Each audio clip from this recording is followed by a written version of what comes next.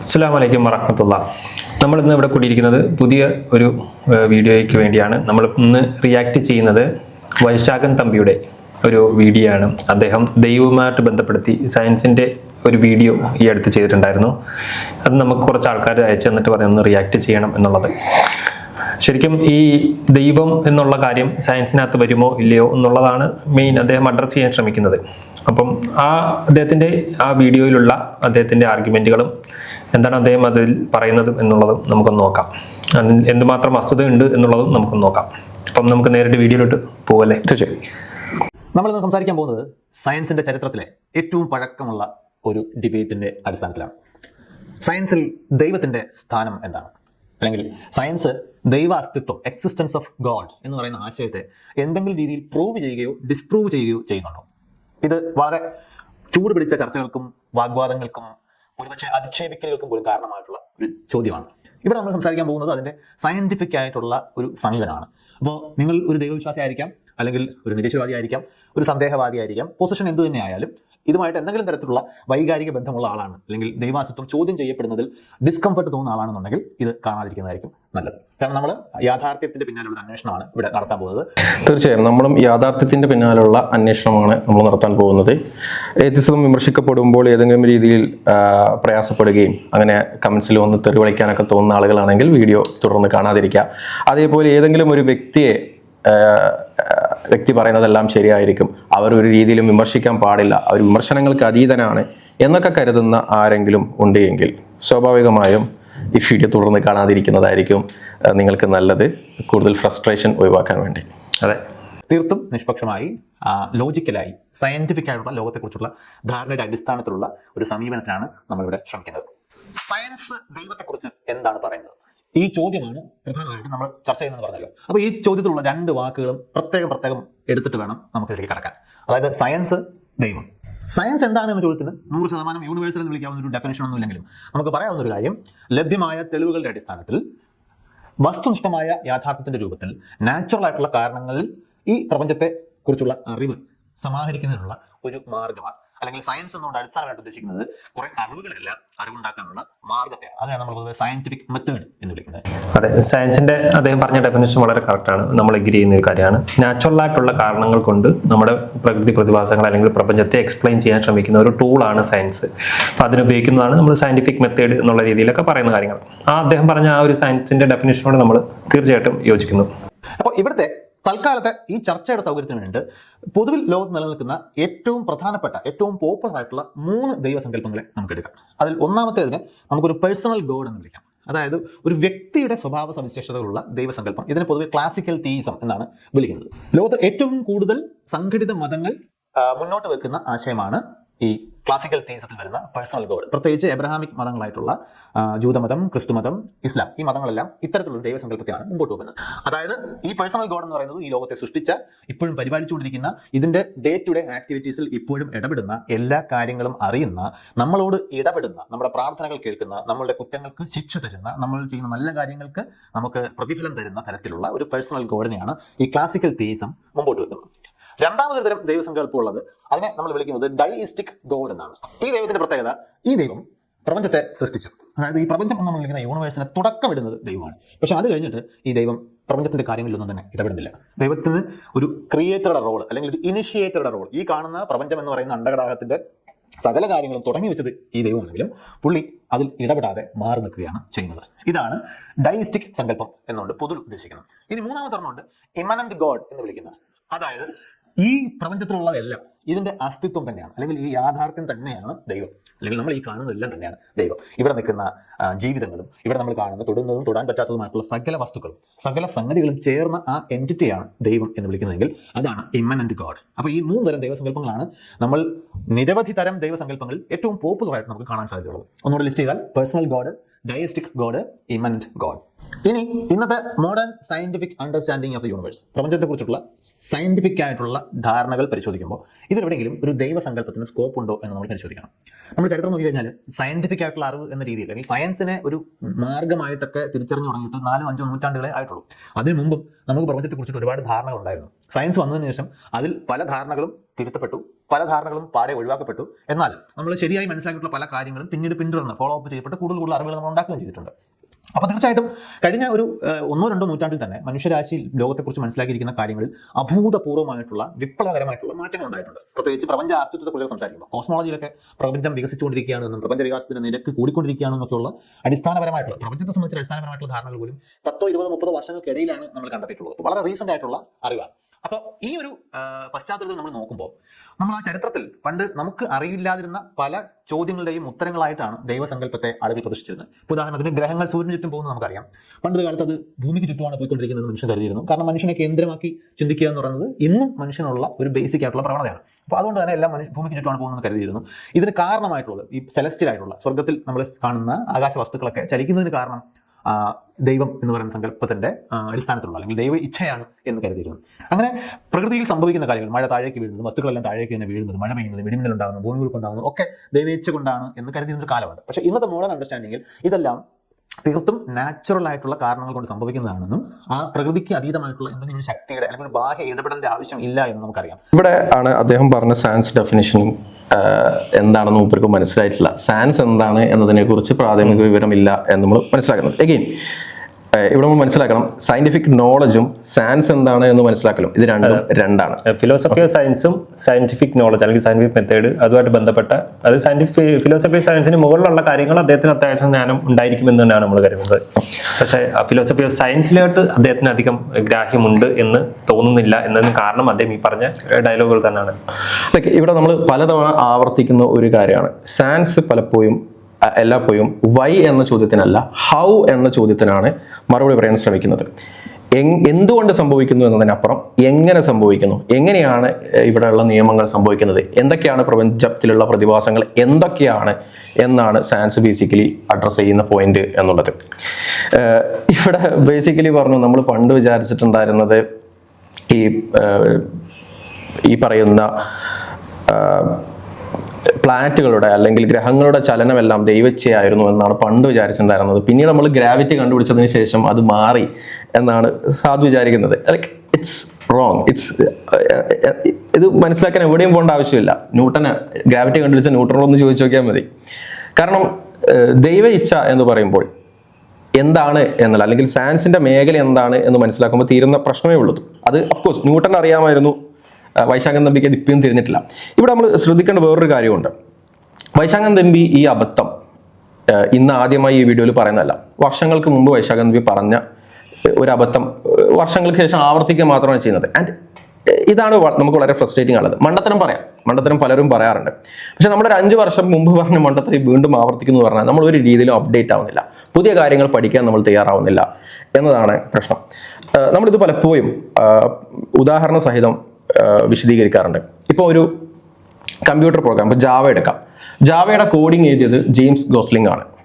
Okay, James Gosling ആണ് ജാവയുടെ coding തയ്യാറാക്കിയത്. പക്ഷേ അതിനർത്ഥം നമ്മളൊരു പുതിയ കോഡിങ് കണ്ടെടുത്ത് അല്ലെങ്കിൽ ജാവയിൽ ഒരു ഇൻപുട്ട് കൊടുക്കുമ്പോൾ നമുക്കൊരു ഔട്ട്പുട്ട് കിട്ടി. ഈ ഔട്ട്പുട്ട് കിട്ടാനുള്ള കാരണം അതിന് പിന്നിൽ ഇങ്ങനൊരു കോഡിങ് ഉള്ളത് കൊണ്ടാണ് എന്നറിഞ്ഞതുകൊണ്ട് ആ ജാവയുടെ കോഡിങ് ആരും എഴുതിയില്ല എന്ന് വരില്ല. ഇത് ബേസിക് ആണ്. നമ്മൾ സയൻസിലും ബേസിക്കലി ചെയ്യുന്നതും ഇതേ കാര്യമാണ്. ഹൗ എന്ന ചോദ്യത്തിനാണ് മറുപടി പറയുന്നത്. ഇപ്പോൾ ഉദാഹരണം പറയുകയാണെങ്കിൽ വൈശാഖൻ തമ്പി തന്നെ മുമ്പ് ചെയ്തൊരു വീഡിയോയിൽ ചോദിക്കുന്ന ഒരു ചോദ്യമുണ്ട്, ഭൂമിയെ കറക്കുന്നത് ആരാണ്? ഭൂമിയെ കറക്കുന്നത് ആരാണ് അല്ലെ എന്ന് ചോദിച്ചിട്ട് അദ്ദേഹം പറയുന്നു, ഭൂമിയെ കറക്കുന്നതിന് ഒരു റീസൺ വേണ്ട ആവശ്യമില്ല. കാരണം every object continues in the state of rest or uniform motion in a straight line unless compelled by an external force എന്നൊരു ലോ ഉണ്ട്. അതുകൊണ്ട് തന്നെ ഭൂമി കറങ്ങിക്കൊണ്ടേയിരിക്കും. എന്ത് ചെയ്യേണ്ട ആവശ്യമില്ല, അവിടെ ഒരു പുറത്തുനിന്നുള്ളൊരു ബലത്തിന്റെ ആവശ്യം ഇല്ല, ഒരു കാരണം ആവശ്യമില്ല എന്നുള്ളത്. ഇവിടെ വൈശാഖൻ തമ്പി മനസ്സിലാക്കേണ്ടത് എന്താന്ന് വെച്ചാൽ നിയമം എന്താണ് എന്നതിനെ കുറിച്ച് ഒരു ബേസിക് ആയിട്ട് ചാറ്റ്ജിപിറ്റിയെങ്കിലും ചോദിച്ചു നോക്കിയാൽ മനസ്സിലാക്കുന്ന ഒരു കാര്യമാണ്. നിയമം, ലോസ് എന്ന് പറയുന്നത് സയൻസിൽ compatible descriptions of what happens, patterns, compatible descriptions of patterns in the universe ആണ്. യൂണിവേഴ്സിൽ എന്ത് സംഭവിക്കുന്നു എന്നതിന്റെ ഡിസ്ക്രിപ്ഷൻ ആണ്. അപ്പം എന്തുകൊണ്ട് ഇത് സംഭവിക്കുന്നു എന്ന ചോദ്യത്തിന് ഇങ്ങനെ ഒരു ഡിസ്ക്രിപ്ഷൻ ഉള്ളതുകൊണ്ട് സംഭവിക്കുന്നു എന്ന് പറഞ്ഞിട്ട് കാര്യമില്ല. കാരണം എന്ത് സംഭവിക്കുന്നു എന്നതിന്റെ റെക്കോർഡാണത്. അത് തന്നെ എന്തുകൊണ്ട് സംഭവിക്കുന്നതിന് മറുപടി ആയിട്ട് പറയാൻ പറ്റില്ല. ഓക്കെ, ഇതാണ് പ്രോബ്ലം ഓഫ് ഇൻഡക്ഷൻ ബേസിക്കലി പറയുന്നത്. പ്രോബ്ലം ഓഫ് ഇൻഡക്ഷൻ എന്തുകൊണ്ടാണ് കാര്യങ്ങൾ സംഭവിക്കുന്നത് എന്നുള്ളതിന് നമുക്ക് ഉത്തരവില്ല. സയൻസിന്റെ ഉത്തരവില്ല, സയൻസിന്റെ മേഖലയല്ല അത്. അതെ, സയൻസ് ബേസിക്കലി എന്താണ് സംഭവിക്കുന്നത്, എങ്ങനെയൊക്കെയാണ് സംഭവിക്കുന്നത്, എന്തൊക്കെ കോറിലേഷൻസ് ആണ് യൂണിവേഴ്സിലുള്ളത് എന്നത് മാത്രമാണ് സയൻസ് നോക്കുന്നത്. ഈ കോറിലേഷൻസ് ഒരു ലോ ലൈക്ക് ഫോമിൽ എന്തുകൊണ്ട് സംഭവിക്കുന്നു എന്നത് സയൻസിന് ഇപ്പോഴും അറിയില്ല. ഐ മീൻ അത് സയൻസിന്റെ മേഖലയല്ല, സയൻസിന്റെ പുറത്ത് അതിനെക്കുറിച്ച് ഡിസ്കഷൻ നടന്നുകൊണ്ടിരിക്കുന്നുണ്ട്. അതിന് ഒരുപാട് പ്രപ്പോസ്ഡ് ആയിട്ടുള്ള സൊല്യൂഷൻസ് ഉണ്ട്. ഇപ്പം തീസ്റ്റിക് മോഡൽസ് ആയിട്ടുള്ള ഒക്കേഷണലിസം ഉണ്ട്, അതേപോലെ കോൺഗ്രന്റിസം ഉണ്ട്, അതേപോലെ നമ്മൾ പറയുകയാണെങ്കിൽ നാച്ചുറലിസ്റ്റിക് മോഡലായിട്ടുള്ള ഡിസ്പോസിഷണലിസം പോലെയുള്ള വ്യൂസ് ഉണ്ട്, അതേപോലെ ഗവേണിംഗ് ലോസ് വ്യൂസ് ഉണ്ട്. ഇങ്ങനെയുള്ള പല മെറ്റാഫിസിക്കൽ വ്യൂസ് ഉണ്ട്. ഇതൊക്കെ മെറ്റാഫിസിക്കൽ വ്യൂസ് ആണ്. അപ്പം ഇതിൻ്റെ അടിസ്ഥാനത്തിലാണ് ബേസിക്കലി എന്ത് ചെയ്യുന്നത്, നമ്മൾ ദൈവമാണ് എല്ലാം ഇച്ഛിക്കുന്നത്, ദൈവമാണ് എല്ലാം നിർണ്ണയിക്കുന്നത് എന്ന് പറയുന്നത്. ഇതുകൊണ്ടാണ് ന്യൂട്ടനെ സംബന്ധിച്ചിടത്തോളം ന്യൂട്ടൻ ഗ്രാവിറ്റി കണ്ടെത്തിന് ശേഷം ഈ ഗ്രാവിറ്റി കണ്ടെത്തി ഇനിയിപ്പം എന്തിനാ ദൈവം എന്നല്ല ന്യൂട്ടൻ ചോദിച്ചത്. ന്യൂട്ടനെ സംബന്ധിച്ചിടത്തോളം അത് ദൈവത്തിന്റെ ഇച്ഛയാണ്, ദൈവമാണത് നിർണ്ണയിക്കുന്നത് തന്നെയാണ് ന്യൂട്ടൻ്റെ അടുത്തുള്ളത്. സയൻസിൽ ഇന്ന് 2025 വരെ അതിനെ നിഷേധിക്കുന്ന ഒരു കണ്ടുപിടുത്തവും സയൻസിൽ നടന്നിട്ടില്ല, ഇനി നടക്കാനും പോകുന്നില്ല. കാരണം അത് സയൻസിന്റെ മേഖലയല്ല. അതിന് എന്താണ് ഇവിടെ യഥാർത്ഥത്തിൽ സംഭവിച്ചിരിക്കുന്നത്, ദൈവത്തിന്റെ റോൾ ഉണ്ടോ ഇല്ലേ എന്നുള്ളത് ബേസിക്കലി ഡിസ്പോസിഷണലിസം, ഈ പറയുന്ന ഗവേണിംഗ് ലോസ്, ഒക്കേഷണലിസം, ഈ ഒരു ഡിസ്കഷൻ, ആ ഒരു കമ്പീറ്റിംഗ് തിയറീസ് അതാണ്. അല്ലാതെ സയൻസിലുള്ള ഡിസ്കവറീസ് അല്ലത് വരുന്നത്. അത് സയൻസിനെ കുറിച്ചുള്ള ഒരു പ്രാഥമിക വിവരം ഉണ്ടെങ്കിൽ ഈ അബദ്ധം പറയില്ല. അഗൈൻ വൈശാഖൻ തമ്പി ഈ അബദ്ധം എന്നോ പറയുന്നതാണ്. And he's repeating this nonsense over and over again. അതാണ് പ്രധാനമായിട്ടുള്ളൊരു പ്രശ്നമായി തോന്നുന്നത്. പിന്നെ പേഴ്സണൽ ഗോഡിനെ കുറിച്ച് പറഞ്ഞു. അഗെയിൻ പേഴ്സണൽ എന്നുള്ള വേർഡ് ഇറ്റ്സ് കൺഫ്യൂസിങ്. കാരണം it can mean variety of things, different things അതുകൊണ്ട് അർത്ഥമാക്കാം. പേഴ്സണൽ ഗോഡിന് ഇമോഷൻസ് ഉണ്ട് എന്നുള്ളത് ഇസ്ലാമിൽ ആരും വിശ്വസിക്കുന്നില്ല. We don't believe that. Okay, and again classical തീസത്തിലുള്ള ഇപ്പം ക്ലാസിക്കൽ തീസത്തിലുള്ള ഡിവൈൻ സിംപ്ലിസിറ്റി അഫോം ചെയ്യുകയാണെങ്കിൽ, ഇംപാസിബിലിറ്റി അഫോം ചെയ്യുകയാണെങ്കിൽ, ബേസിക്കലി ക്ലാസിക്കൽ തീസം എന്ന് പറഞ്ഞു. ക്ലാസിക്കൽ തീസത്തിൽ one of the core doctrine ആണ് impassibility. Impassibility is clearly denying on emotion and human like emotion. Okay, human like emotions ഉണ്ട് എന്നുള്ളത് literally everyone denies it. And emotions ഉണ്ട് എന്നുള്ളത് those who say ഇംപാസിബിൾ ആണ്, God ഇംപാസിബിൾ ആണെന്ന് പറയുന്നവർ വിവരം ചെയ്യുന്നുണ്ട്. ഇംപാസിബിൾ എന്നുള്ളത് one of the core doctrine of classical തീസമാണ്. സോ ഓഫ് കോഴ്സ് ഇംപാസിബിൾ എന്നുള്ള വ്യൂ എടുക്കാത്ത തീസ്റ്റുകളുണ്ട്. Like that is not monolithic. അതുകൊണ്ട് തന്നെ പേഴ്സൺ എന്നുള്ളത് കൊണ്ട് എന്താണ് ഉദ്ദേശിക്കുന്നത് എന്നുള്ളത് it's confusing and it's not monolithic എന്നുള്ളതാണ് ആ വിഷയത്തിൽ പറയാനുള്ളത്. സോ പേഴ്സൺ എന്നുള്ള വേർഡ് യൂസ് ചെയ്യുന്നത് എത്രത്തോളം അക്യുറേറ്റ് ആണ്, that need to be examined. Like let's ignore for the sake of argument. നമുക്ക് തൽക്കാലം ചില പ്രോപ്പർട്ടീസ് എടുക്കാം. കാരണം പേഴ്സണൽ എന്നുള്ള ഒരൊറ്റ വേർഡ് ഉപയോഗിച്ചുകൊണ്ട് ഡിസ്ക്രൈബ് ചെയ്യുന്നതിന് പകരം let's go for properties, attributes വെച്ചിട്ട് അങ്ങനെ ആകുമ്പോൾ ആ ക്ലാരിറ്റി കിട്ടും, കൺഫ്യൂഷൻസ് ഒഴിവാകും. കാരണം പേഴ്സണൽ അതുകൊണ്ട് പേഴ്സൺഹുഡ് എന്താണ് എന്ന വിഷയത്തിലൊക്കെ ഒരുപാട് ഡിസ്കഷൻസും കോമ്പീറ്റിംഗ്സ് ഉണ്ട്. ഇംപാസിബിലിറ്റി ഉണ്ടെങ്കിൽ മാത്രമാണോ പേഴ്സൺഹുഡ് ഉണ്ടാവുക, അല്ലാതെ പേഴ്സൺഹുഡ് ഉണ്ടാവുകയോ, ഇമ്മ്യൂട്ടബിൾ ആണെങ്കിൽ പേഴ്സൺഹുഡ് ഉണ്ടാവുകയോ, that's a complete different discussion ആണ്. ആൻഡ് വൈശാഖൻ നബിക്ക് സയൻസ് എന്താണെന്ന് പോലും അറിയാത്ത വൈശാഖൻ നബിക്ക് ഇതൊന്നും പറഞ്ഞാൽ ചിലപ്പോൾ മനസ്സിലായിക്കൊള്ളുന്നില്ല. So we don't want make it more complicated. So let's focus on attributes. അപ്പോൾ നമ്മൾ ദൈവം ഉണ്ട് എന്ന് പറയുമ്പോൾ ബേസിക്കലി പറയുന്ന ആട്രിബ്യൂട്ട് ഉണ്ട്. നെസസറി ബീയിങ് ആണ്, ഓൾ പവർഫുൾ ആണ്, ഓൾ നോയിങ് ആണ്, ഓംനിബെനവലന്റ് ആണ്. ഓക്കെ, അതെ. ഈ വൈശാഖൻ തമ്മിക്ക് ഇനി ഇതിനകത്ത് കൂടുതൽ ചർച്ചകൾ ചെയ്യാൻ താല്പര്യമാണെങ്കിൽ നമ്മൾ റെഡിയാണ് കേട്ടോ. തീർച്ചയായും വൈശാഖൻ തമ്പി ബേസിക്കലി ചെയ്യുന്നത് എന്താണെന്ന് വെച്ചാൽ പണ്ട് നമ്മൾ മറുപടി പറഞ്ഞ കാര്യം പിന്നെയും ആവർത്തിച്ചുകൊണ്ടിരിക്കുകയാണ്. അതാണ് ഇതിലെ ബേസിക് ആയിട്ടുള്ള ഒരു പ്രോബ്ലം ആയിട്ട് ഞാൻ മനസ്സിലാക്കുന്നത്. അതായത് പുള്ളിയുടെ ഒരു ഓഡിയൻസിനെ സാറ്റിസ്ഫൈ ചെയ്യിക്കാൻ വേണ്ടി അത് വീണ്ടും റിപ്പീറ്റ് ചെയ്യുക എന്നുള്ളതല്ലാതെ അതിന്റെ ഇൻഡെപ്ത് കാര്യങ്ങളിലേക്ക് കടക്കുന്നില്ല എന്നുള്ളതാണ് ഒരു പോരായ്മ ശരിക്കും. അതാണ് നമ്മൾ ഡിസ്കഷന് വേണ്ടി ആവർത്തിച്ച് ക്ഷണിക്കുന്നത്. പക്ഷെ അദ്ദേഹം അതിന് ഇതുവരെ റെഡി ആയിട്ടില്ല എന്നുള്ളതാണ്. നമുക്ക് വീഡിയോ കണ്ടിന്യൂ ചെയ്ത് കാണാം. അത് ഒരുവിധപ്പെട്ട സ്കൂൾ കുട്ടികൾ പോലും പഠിക്കുന്ന അറിവിന്റെ ഭാഗമായി കഴിഞ്ഞു. അപ്പോൾ അതിൻ്റെ അർത്ഥം ലോകത്തെക്കുറിച്ചുള്ള സയൻസിന്റെ ധാരണകൾ പൂർണ്ണമാണ് എന്നല്ല. നമുക്ക് ഇപ്പോഴും ഉത്തരം കിട്ടാത്ത, അല്ലെങ്കിൽ നമുക്ക് ഇപ്പോഴും മിസ്റ്റീരിയസ് എന്ന് തോന്നുന്ന, നിഗൂഢത ഉണ്ട് എന്ന് പറയാവുന്ന ഒരുപാട് കാര്യങ്ങൾ ലോകത്തെ സംബന്ധിച്ച് ഇപ്പോഴും ഉണ്ട്. ഉദാഹരണത്തിന് പ്രപഞ്ചം ഉണ്ടായത് എങ്ങനെയെന്ന ചോദ്യത്തിന് ഫിസിക്സിൽ ഏറ്റവും പരക്കെ ഇന്ന് അംഗീകരിക്കപ്പെട്ടുള്ള ഏറ്റവും കൂടുതൽ തെളിവുകളുള്ള സിദ്ധാന്തം എന്ന് പറയുന്നത് നമുക്കറിയാം ബിഗ് ബാങ് സിദ്ധാന്തമാണ്. പക്ഷേ ബിഗ് ബാങ് സിദ്ധാന്തം പ്രപഞ്ചം എങ്ങനെ ഈ രൂപത്തിലേക്ക് എത്തി, അത് എവിടെ നിന്ന് തുടങ്ങി, എങ്ങനെയുള്ള കാര്യങ്ങളിൽ കൃത്യമായ ഒരു സൂചന നൽകുന്നുണ്ടെങ്കിൽ പോലും എങ്ങനെയാണ് ബിഗ് ബാങ് ഉണ്ടായത് എന്നോ ബിഗ് ബാങ്ങിന് മുമ്പ് ഇതൊരു അവസ്ഥ ഉണ്ടായിരുന്നു എന്നോ അതിനെക്കുറിച്ചൊന്നും നമുക്കിപ്പോഴും ധാരണയില്ല. അപ്പോൾ ഒറിജിൻ ഓഫ് ദി യൂണിവേഴ്സ്, എവിടെ നിന്ന് പ്രപഞ്ചം ഉണ്ടായി, ഇങ്ങനെയൊക്കെയുള്ള ചോദ്യങ്ങൾക്ക് ഇപ്പോഴും നമുക്ക് കൃത്യമായ ഉത്തരങ്ങൾ കണ്ടെത്താൻ കഴിഞ്ഞിട്ടില്ല. കാരണം പ്രകൃതിയെ മനസ്സിലാക്കാൻ നമ്മൾ ഉപയോഗിക്കുന്ന പ്രകൃതി നിയമങ്ങളെല്ലാം പ്രപഞ്ചത്തിന്റെ തുടക്കത്തെ ഏതാനും ഒരു നിമിഷത്തിന്റെ വളരെ വളരെ വളരെ ചെറിയൊരു അംശം സമയമാണെങ്കിൽ പോലും ആ സമയത്ത് നമ്മളുടെ നിലവിലുള്ള ഭൗതിക ശാസ്ത്രത്തിലെ അറിവുകൾ ബ്രേക്ക് ആവുന്ന ഒരു സാഹചര്യമുണ്ട്. അപ്പോൾ അതിന് പിന്നിലേക്ക് നമുക്ക് ഈ അറിവ് പ്രോബ് ചെയ്ത് പോകാനുള്ള സാഹചര്യം നിലവിലില്ല. അത് ഒരു പോയിന്റാണ്. ഇനി അതുപോലെ തന്നെ നമ്മൾ യൂണിവേഴ്സിൽ ഉള്ള പല ഭൗതിക കോൺസ്റ്റന്റുകൾ, സ്ഥിരാംഗങ്ങളുണ്ട്. ഇപ്പോൾ ഇലക്ട്രോണിന്റെ ചാർജ് ആയാലും പ്ലാങ്ക്സ് കോൺസ്റ്റന്റ് എന്നൊക്കെ വിളിക്കുന്ന നാച്ചുറൽ കോൺസ്റ്റന്റ്സ് ഒക്കെ ഉണ്ട്.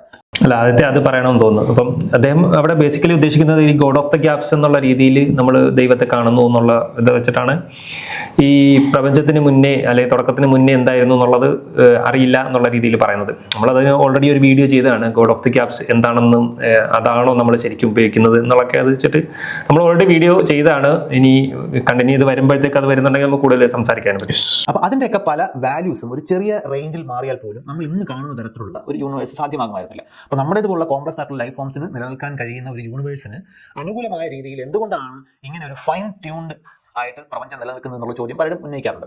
ഇതേ ചാനലിൽ മുമ്പ് നമ്മൾ ഫൈൻ ട്യൂൺഡ് യൂണിവേഴ്സ് എന്ന് പറയുന്ന സങ്കല്പത്തെക്കുറിച്ച് വിശദമായിട്ട് സംസാരിച്ചിട്ടുണ്ട്. താല്പര്യമുള്ളവർക്ക് ആ വീഡിയോ കാണാം. ഇത് ഒരുപാട് മറുവാദങ്ങളുള്ള ഒരു ആർഗ്യുമെന്റ് ആണെങ്കിൽ പോലും എന്തുകൊണ്ട് അങ്ങനെയായി എന്ന ചോദ്യത്തിന് വേണമെങ്കിൽ നമുക്കൊരു നിഗൂഢതയായിട്ട് വിശേഷിപ്പിക്കാം. ഇനി പ്രകൃതി നിയമങ്ങൾ എന്ന് നമ്മൾ വെച്ച നിയമങ്ങൾ, അത് നമുക്ക് എങ്ങനെയാണ് പ്രവർത്തിക്കുന്നതെന്നും അവയുടെ രൂപം എന്താണെന്നൊക്കെ സാമാന്യം നന്നായിട്ട് അറിയാമെങ്കിലും എന്തുകൊണ്ടാണ് ഈ പ്രപഞ്ചത്തിൽ ഇത്തരം പ്രപഞ്ച നിയമങ്ങൾ നിലനിൽക്കുന്നത്, എന്തുകൊണ്ടാണ് പ്രപഞ്ചം ചില ക്രമങ്ങൾ പാലിക്കുന്നതായിട്ട് നമ്മൾ കാണുന്നത്, ആ ചോദ്യത്തിന് നമുക്ക് വേണമെങ്കിൽ ഒരു നിഗൂഢമായിട്ടുള്ള ചോദ്യമായിട്ട് പറയാം. കാരണം അതിന് നമുക്ക് ഉത്തരവില്ല. പ്രപഞ്ചം എന്തിന് ചില നിയമങ്ങൾ അനുസരിക്കണം, ആ ചോദ്യത്തിന് നമുക്ക് ഉത്തരവില്ല. അതുപോലെ ബോധം എന്ന് പറയുന്ന പ്രതിഭാസം മസ്തിഷ്ക പ്രവർത്തനങ്ങളുടെ ഫലമാണ് എന്ന് നമുക്കറിയാമെങ്കിലും മസ്തിഷ്ക പ്രവർത്തനങ്ങളെ നമുക്ക് ന്യൂറോ സയൻസിലൂടെ വിശദീകരിക്കാൻ കഴിയുമ്പോഴും അതിൽ നിന്നും എങ്ങനെയാണ് ബോധം എന്ന് പറയുന്ന സംഗതി ഉണ്ടാകുന്നത്, ഇതിന് നമ്മൾ ഹാർട്ട് പ്രോബ്ലം ഓഫ് കോൺഷ്യസ്നസ് എന്നൊക്കെ പറഞ്ഞ് പല സ്ഥലങ്ങളിലും ചർച്ച ചെയ്യാറുണ്ട്. ഇതും നമുക്കിന്ന് കൃത്യമായി ഒരു സയന്റിഫിക് അണ്ടർസ്റ്റാൻഡിങ് ഇല്ലാത്ത ചോദ്യമാണ്. അപ്പോൾ ഇതുപോലെ നമ്മൾ സയന്റിഫിക് അണ്ടർസ്റ്റാൻഡിങ്ങിലെ ഗ്യാപ്പുകൾ, വിടവുകൾ അന്വേഷിച്ച് പോയി കഴിഞ്ഞാൽ ഒരുപാടെണ്ണം നമുക്ക് കണ്ടെത്താൻ സാധിക്കും. മൂപ്പര് പറയുന്നത് എങ്ങനെയാണ് ബ്രെയിനിൽ നിന്ന് നമ്മുടെ കോൺഷ്യസ്നസ് ഉണ്ടാകുന്നത് എന്നതിന് ഹാർഡ് പ്രോബ്ലം ഓഫ് കോൺഷ്യസ്നസ് എന്നാണ്, അങ്ങനെ ഒരു പ്രോബ്ലം ഉണ്ടെന്നാണ്. അതല്ല ഹാർഡ് പ്രോബ്ലം ഓഫ് കോൺഷ്യസ്നസ്, അത് ഈസി പ്രോബ്ലം ഓഫ് കോൺഷ്യസ്നസ് ആണ്. എങ്ങനെയാണ് നമ്മുടെ ബ്രെയിൻ പ്രോസസ്സ് അല്ലെങ്കിൽ ബ്രെയിനിലുള്ള ഫങ്ഷൻസ്, കോൺഷ്യസ്നസ് ഉണ്ടാവുക, അതിൻ്റെ ഫർദർ ഫങ്ഷനെ കുറിച്ച് ഭാവിയിൽ പഠിക്കുക എന്നത് it's easy problem of consciousness. Hard problem of consciousness basically ഒരു പോസിറ്റീവ് സ്റ്റേറ്റ്മെന്റ് ആണ് വെക്കുന്നത്. നമ്മുടെ മെന്റൽ സ്റ്റേറ്റ് അഥവാ മെന്റൽ സ്റ്റേറ്റും ബ്രെയിൻ സ്റ്റേറ്റും എന്ന് പറയുന്നത് എന്താണ്, കംപ്ലീറ്റ്ലി ഡിഫറെൻറ്റ് കാറ്റഗറി ആണെന്നും അതുകൊണ്ട് തന്നെ മെന്റൽ സ്റ്റേറ്റ് ഒരിക്കലും ബ്രെയിൻ സ്റ്റേറ്റിലേക്ക് റെഡ്യൂസബിൾ അല്ല എന്നാണ് പറയുന്നത്. അഥവാ ഒന്നെങ്കിൽ ഡ്യൂവലിസമാണ്, അതല്ലെങ്കിൽ ബ്രെയിൻ സ്റ്റേറ്റിൽ നിന്ന് മെന്റൽ സ്റ്റേറ്റ് സ്ട്രോങ് എമർജൻസ് ആണ് ഉണ്ടാകുന്നത്. സ്ട്രോങ് എമർജൻസ് എന്താണെന്നുള്ളത് you can Google it. I don't want spoon feed you everything. So ഇതും അസംബന്ധമാണ്. Like hard problem of consciousness എന്ന് പറയുന്നത് നമുക്കിപ്പം എങ്ങനെയാണ് ബോധം ഉണ്ടാവുന്നത് എന്നറിയില്ല എന്നതല്ല. ബോധം എന്ന് പറയുന്നത് ഡിഫറെൻ്റ് ആയിട്ടുള്ള കാര്യം, അതിന് ആർഗ്യുമെന്റ്സ് പോലും ഉണ്ട്. എന്താണ്, വാഗിനസ് ആർഗ്യുമെന്റ് ഉണ്ട്, അതേപോലെ മേരീസ് നോളജ് ആർഗ്യുമെന്റ് ഉണ്ട്, ഫിലോസഫിക്കൽ സോംബി ആർഗ്യുമെന്റ് ഉണ്ട്. ഈ കൈൻഡ് ഓഫ് ഡിഫറെൻറ്റ് ആർഗ്യുമെന്റ്സ് വെച്ചിട്ട് ഒരിക്കലും മെന്റൽ സ്റ്റേറ്റ് ബ്രെയിൻ സ്റ്റേറ്റിലേക്ക് റെഡ്യൂസ് ചെയ്യാൻ പറ്റില്ല എന്നൊരു പോസിറ്റീവ് ക്ലെയിമാണ് ഹാർഡ് പ്രോബ്ലം ഓഫ് കോൺഷ്യസ്നസ് വെക്കുന്നത്. അപ്പോൾ ഹാർഡ് പ്രോബ്ലം ഓഫ് കോൺഷ്യസ്നസ് വെക്കുന്നത് ഒരിക്കലും ബ്രെയിൻ സ്റ്റേറ്റ് വെച്ചിട്ട് മെന്റൽ സ്റ്റേറ്റ് മനസ്സിലാക്കാൻ കഴിയില്ല എന്നുള്ളതാണ്. അങ്ങനെ ഒരു പ്രോബ്ലം ഉണ്ട് എന്ന് സമ്മതിക്കുന്ന ഒരാൾ ഭാവിയിൽ ആ പ്രോബ്ലം സയൻസ് സോൾവ് ചെയ്യുന്നു പറയുന്നത് മണ്ടത്തരാണ്. ഒന്നെങ്കിൽ അങ്ങനെ ഒരു പ്രോബ്ലം ഇല്ല എന്ന് പറയണം, ഈസി പ്രോബ്ലം മാത്രമേ ഉള്ളൂ എന്ന് പറയണം. അങ്ങനെയാണെങ്കിൽ മാത്രമാണ് ഭാവിയിൽ അത് സോൾവ് ചെയ്യാൻ പറ്റും എന്ന് പറയുള്ളൂ. കാരണം ഹാർഡ് പ്രോബ്ലം എന്ന് വിളിക്കുന്നത് തന്നെ അത് സോൾവബിൾ അല്ല, ഇൻ പ്രിൻസിപ്പിൾ സോൾവബിൾ അല്ലാത്തത് കൊണ്ടാണ്. അതെ. കാരണം സയൻസിലെ അറിവ് അന്വേഷണം ഒരിക്കലും തീരാത്ത ഒരു പ്രക്രിയയാണ്. ഓരോ പുതിയ ഉത്തരവും കൂടുതൽ ചോദ്യങ്ങൾ ഉണ്ടാക്കും, നമ്മളത് കൂടുതൽ അന്വേഷിച്ചുകൊണ്ടിരിക്കുകയും ചെയ്യും. പക്ഷേ പല ആളുകളും ഇത്തരം അറിവുകളിലുള്ള വിടവുകളെ ഇതിന് പിന്നിൽ ഒരു ബോധപൂർവമായി പ്രവർത്തിച്ചിട്ടുള്ള ഒരു ഡിസൈനറുടെ സാന്നിധ്യത്തിന്റെ സൂചനയാണ് എന്ന് വാദിക്കാറുണ്ട്. അതായത് നമുക്കറിയാത്ത ഒരുപാട് കാര്യങ്ങൾ ഇതുപോലെ നിഗൂഢമായിട്ടുള്ള കാരണങ്ങൾ കൊണ്ട് പ്രവർത്തിക്കുന്നതാണെങ്കിലും ആ പിന്നിലുള്ള കാരണത്തെയാണ് പല ആളുകളും ദൈവം എന്ന് പറയുന്ന ആ ബാഹ്യ ഏജന്റായിട്ട് വിശേഷിപ്പിക്കുന്നത്. ഇതും വൈശാഖൻ തമ്പി വർഷങ്ങൾക്ക് മുമ്പ് പറഞ്ഞ അതേ അസംബന്ധം. ഇതാണ് ഹീസ് നോട്ട് ലേണിംഗ്. അഫ്കോഴ്സ് വർഷങ്ങൾക്ക് മുമ്പ് വൈശാഖൻ തമ്പി പറഞ്ഞത് നമുക്ക് വേണമെങ്കിൽ വിട്ടുകൊടുക്കാൻ പറഞ്ഞില്ല, മണ്ടത്തരാരും പറയും, നമുക്കത് വിട്ടുകൊടുക്കാം. പക്ഷെ അത് കീപ്പ് ഓൺ റിപ്പീറ്റിംഗ്. ഇതെന്തുകൊണ്ടാണ് കീപ്പ് ഓൺ റിപ്പീറ്റിംഗ് എന്ന് വെച്ചാൽ I think the reason is is in a bubble universe, is in echo chamber. Okay, പറയുന്നത് എന്ത് മണ്ടത്തരമാണെങ്കിലും അത് കൈയടിക്കുന്ന ഒരു ഓഡിയൻസിനോട് ചുറ്റും മാത്രം നിൽക്കുന്നത് കൊണ്ടും പുറമേ ഉള്ള എതിരഭിപ്രായങ്ങളുമായിട്ട് എൻഗേജ് ചെയ്യാത്തതിന്റെ ഒരു പ്രോബ്ലം ആയിട്ടാണ് ഞാൻ ബേസിക്കലി ഇതിനെ കാണുന്നത്. കാരണം അതല്ലെങ്കിൽ ഗോഡ് ഓഫ് ദ ഗ്യാപ്സിനെ പോലെയുള്ള മണ്ടത്തരങ്ങൾ ഇപ്പോഴും ആളുകൾ പറയില്ല. കാരണം സീരിയസ് ആയിട്ടുള്ള എത്ര ഫിലോസഫേഴ്സ് ആണ്, എത്ര ഈ വിഷയത്തെ പഠിക്കുന്ന, ഈ വിഷയത്തെ ഡീലായിട്ട് എടുക്കുന്ന എത്ര ഫിലോസഫേഴ്സ് ആണ് fine tuning argument God of the gaps ആയിട്ട് ക്ലാസിഫൈ ചെയ്യുന്നത്. വൈശാഖൻ തമ്പി പറയണം, അതല്ല വൈശാഖൻ തമ്പിക്ക് മാത്രമേ ഇത് മനസ്സിലായിട്ടുള്ളൂ, വേറെ ആർക്കും മനസ്സിലായിട്ടില്ല എന്നുള്ള മണ്ടത്തിനും പറയേണ്ടി വരും. എന്താണ് ഗോഡ് ഓഫ് ദ ഗ്യാപ്സ് എങ്കിലും ആദ്യം മനസ്സിലാക്കാൻ ശ്രമിക്കണം. ഇപ്പം സപ്പോസ് ഒരു മഴയുടെ എക്സാമ്പിൾ നമ്മൾ പറയാറുണ്ട് പലപ്പോഴും. ഇപ്പം നമുക്കറിയില്ല അതുകൊണ്ട് ദൈവം ഉണ്ട് എന്നുള്ളതാണ്. മഴയുടെ എക്സാമ്പിളും നമുക്ക് അങ്ങനെ വേണമെങ്കിൽ അതിനെ ആ ഒരു ആർഗ്യുമെന്റ് അങ്ങനെ വേണമെങ്കിൽ നമുക്ക് മിസ് ക്യാരക്ടറൈസ് ചെയ്യാം. ഉദാഹരണത്തിന് ഞാൻ പുറത്തു പോയ സമയത്ത് അവിടെ എന്ത് ചെയ്തു, ഒരുപാട് വെള്ളം, ചുറ്റും ഒരുപാട് വെള്ളം കണ്ടപ്പം ഞാൻ ആളുകളോട് ചോദിച്ചു എന്താണ് സംഭവിച്ചത്. ഇപ്പം എല്ലാവരും പറഞ്ഞു ഇവിടെ മഴ പെയ്തതാണ്. ഇപ്പം നോക്കുമ്പോൾ എല്ലായിടത്തും ഉണ്ട്, വളരെ വൈഡായിട്ട് വെള്ളം പെയ്തിട്ട് വെള്ളമുണ്ട്. അപ്പം അത് സ്വാഭാവികമായി അത് സംഭവിച്ചിട്ടുണ്ട്. ആളുകൾ പറഞ്ഞു മഴ പെയ്തതാണെന്ന് പറഞ്ഞു. അപ്പം മഴ പെയ്തിട്ടില്ല എന്നുള്ള ഹൈപ്പോസിസ് പ്രകാരം എനിക്ക് ഈ ഡാറ്റ എക്സ്പ്ലെയിൻ ചെയ്യാൻ പറ്റില്ല. എനിക്കിവിടെ 2 ഡാറ്റ ഉണ്ട്. ഒന്ന് ആളുകളുടെ ടെസ്റ്റിമോണി, സാക്ഷിമൊഴി ഉണ്ട്. 2 ഞാൻ കാണുന്ന വെള്ളമുണ്ട്. ഇത് രണ്ടും എങ്ങനെ സംഭവിച്ചു എന്ന് മഴ പെയ്തിട്ടില്ല എങ്കിൽ എനിക്ക് എക്സ്പ്ലെയിൻ ചെയ്യാൻ കഴിയില്ല. അപ്പൊ ഞാൻ എന്ത് ചെയ്യുന്നു, മഴ പെയ്തിട്ടുണ്ട് എന്ന് മനസ്സിലാക്കുന്നു. അതിനെ വൈശാഖൻ തമ്പി മഴ ഓഫ് ദ ഗ്യാപ്സ് എന്ന് വിളിക്കോ? അതാണ് വൈശാഖൻ തമ്പി പറയേണ്ടത്.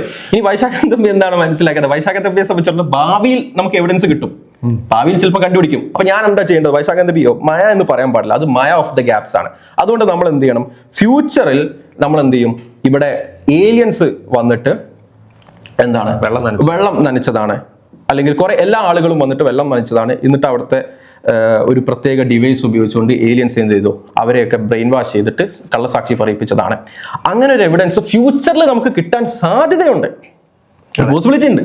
അതുകൊണ്ട് ഇത് മഴ അല്ല എന്ന് കരുതണം എന്നാണ് വൈശാഖൻ തമ്പിയുടെ വാദം എന്നുള്ളത്. അതേപോലെ നമുക്കൊരു കോർട്ട് കേസ് വേണമെങ്കിൽ എടുക്കാം. ഒരാൾക്കെതിരെ ഒരുപാട് സാക്ഷിമൊഴികളും തെളിവുകളും ഒക്കെ ഉണ്ട്, ഈവൻ CCTV വിഷ്വൽസ് അടക്കം ഉണ്ട്. എഗെയിൻ നമ്മളെന്താ മനസ്സിലാക്കുക, ഇയാൾ കൊന്നിട്ടില്ല എങ്കിൽ ഈ എവിഡൻസുകളൊക്കെ എങ്ങനെ വന്നു എന്ന് നമുക്ക് എക്സ്പ്ലെയിൻ ചെയ്യാൻ കഴിയില്ല. അതുകൊണ്ട് ആൾ കൊന്നു എന്ന് നമ്മൾ പറഞ്ഞാൽ അതിനെ കൊലപാതകം ഓഫ് ദ ഗ്യാപ്സ് എന്ന് വിളിക്കുക, അല്ലെങ്കിൽ ക്രിമിനൽ ഓഫ് ദ ഗ്യാപ്സ് എന്നാണോ വൈശാഖൻ തമ്പി വിളിക്കുക? എനിക്കറിയില്ല. ആ ഗ്യാപ്പിൽ കൊണ്ടുപോയി കൊലയാളിയെ വെച്ചു എന്നാണോ വൈശാഖൻ തമ്പി പറയാം? എനിക്കറിയില്ല. എഗെയിൻ ഇവിടെയും നമുക്ക് പറയാം, ഭാവിയിൽ എന്താണ്, ഇവിടെ ഏലിയൻസ് വന്നിട്ട് ഇവരെല്ലാം ബ്രെയിൻ വാഷ് ചെയ്തിട്ട് അവരുടെ സാക്ഷിമൊഴി മാറ്റിച്ചതാണ്. ഏലിയൻസ് എന്ത് ചെയ്തതാണ്, ഏലിയൻസ് വന്നിട്ട് ഈ വിഷ്വൽ അവരുടെ കയ്യിൽ എന്താണ് അഡ്വാൻസ്ഡ് ടെക്നോളജി ഉണ്ട്. അഡ്വാൻസ്ഡ് ടെക്നോളജി വെച്ചിട്ട് എന്ത് ചെയ്തു, നമുക്ക് ഡിക്റ്റ് ചെയ്യാൻ പറ്റാത്ത രീതിയിൽ CCTV വിഷ്വൽസ് അവർ മാനിപ്പുലേറ്റ് ചെയ്തതാണ് എന്ന് ഭാവിയിൽ നമുക്ക് എവിഡൻസ് കിട്ടാൻ സാധ്യതയുണ്ട്. അങ്ങനെ ഒരു എവിഡൻസ് കിട്ടാൻ സാധ്യതയുള്ളത് കൊണ്ട്, അങ്ങനത്തെ എവിഡൻസ് കിട്ടിയാൽ നമ്മൾ എന്ത് ചെയ്യും, ഇത് മാറ്റി പറയേണ്ടി വരും. അതുകൊണ്ട് നമ്മൾ എന്ത് ചെയ്യണം, അങ്ങനെ ഒരു എവിഡൻസും കാത്തിരിക്കണം. ആ എവിഡൻസ് കിട്ടുന്നത് വരെ നമ്മളൊരു കൺക്ലൂഷനിലേക്ക് എത്താൻ പാടില്ല, നമ്മൾ അറിയില്ല എന്ന് പറയണം എന്നതാണ് വൈശാഖൻ തമ്പിയുടെ മണ്ടൻ വാദം. ഇപ്പൊ സയൻസിലുള്ള ഏതൊരു വിഷയത്തിലും ഭാവിയിൽ എവിഡൻസ് കിട്ടും എന്ന് പ്രതീക്ഷിച്ചുകൊണ്ട് നിലവിലുള്ള എവിഡൻസിനെ തള്ളിക്കളയുന്നത് മണ്ടത്തരമാണ്. മാത്രമല്ല വൈശാഖൻ തമ്പി മനസ്സിലാക്കേണ്ടത്, ഒരു ഫാലസി ചുമ്മാ ഗോഡ് ഓഫ് ദ ഗ്യാപ്സ് എന്ന് പറയുന്ന ഒരു നെയിം ഇട്ട് പോയാൽ പോരാ. അതിന് വേണമെങ്കിൽ നെയിം കോളിംഗ് ഫാലസി എന്ന് നമുക്ക് വിളിക്കാം. ചുമ്മാ ഒരു റെട്രിക് യൂസ് ചെയ്ത് പോയാൽ പോരാ. ഒരു ഫാലസി എങ്ങനെയാണ്, കാരണം പലപ്പോഴും ഫാലസി, ഞാനൊക്കെ പണ്ട് ഫാലസി ഉപയോഗിക്കാറുണ്ടായിരുന്നു. പിന്നെ അണ്ടനും അടകോടനും ഒക്കെ അസ്ഥാനത്ത് കയറി ഈ വേർഡ് യൂസ് ചെയ്യുന്നതുകൊണ്ടാണ് നമ്മൾ പലപ്പോഴും അത് യൂസ് ചെയ്യുന്നത് കുറയ്ക്കുന്നത്. അപ്പോൾ അതുകൊണ്ട് തന്നെ ഫാലസി എന്ന് ചുമ്മാ വിളിച്ച് പറയാം, അല്ലെങ്കിൽ ഗോഡ് ഓഫ് ദ ഗ്യാപ്സ് എന്ന് ചുമ്മാ വിളിച്ച് പറയാം. ഒരു റീസണിങ്ങിലുള്ള അബദ്ധം കൃത്യമായി ചൂണ്ടിക്കാണിക്കാൻ പഠിക്കണം. ഇവിടെ ഫൈൻ ട്യൂണിങ് ആർഗ്യുമെന്റ് നമ്മൾ റൺ ചെയ്യുന്നത് എങ്ങനെയാ, probability of life permitting universe given naturalism is extremely low. Premise number 1, probability of life permitting constant given theism is not extremely low. Conclusion, life permitting constant is evidence for theism over naturalism. ഇതിലെ conclusion എന്ന് പറയുന്നത് ഈ 2 പ്രിമൈസുകളും ശരിയാണെങ്കിൽ conclusion 100% ശരിയായിരിക്കും. ഇത് pure mathematics ആണ്. Okay, ഈ mathematics, ഈ സ്ട്രക്ചറിനെയാണോ ഗോഡ് ഓഫ് ദ ഗ്യാപ്സ് എന്ന് വിളിക്കുന്നത് എങ്കിൽ അത് പറയണം. ഇനി അതല്ല ഇതിൽ നമ്മൾ യൂസ് ചെയ്തിരിക്കുന്ന പ്രിമൈസുകളെയാണോ പ്രശ്നം, ഈ പ്രിമൈസുകളെയാണോ ഗോഡ് ഓഫ് ദ ഗ്യാപ്സ് എന്ന് വിളിക്കുന്നത് എന്ന് വളരെ കൃത്യമായി പറയണം. അല്ലാതെ ഒരു ആർഗ്യുമെന്റിന്റെ പ്രിമൈസിനെ തൊടാതെ,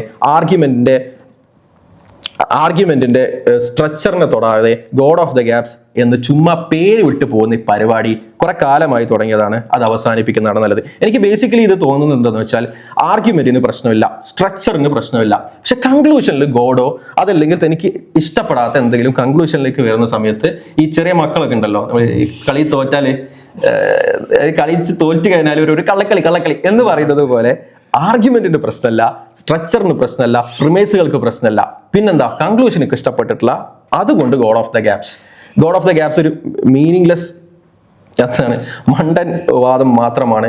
ലൈക്ക് ആരാണ് സീരിയസ്ലി ആരാണ് ഞാൻ പറയില്ല ഏതൊരു ഫീൽഡിലും നമ്മൾ ഫീൽഡിലുള്ള ആൾക്കാരാണല്ലോ നോക്കേണ്ടത്.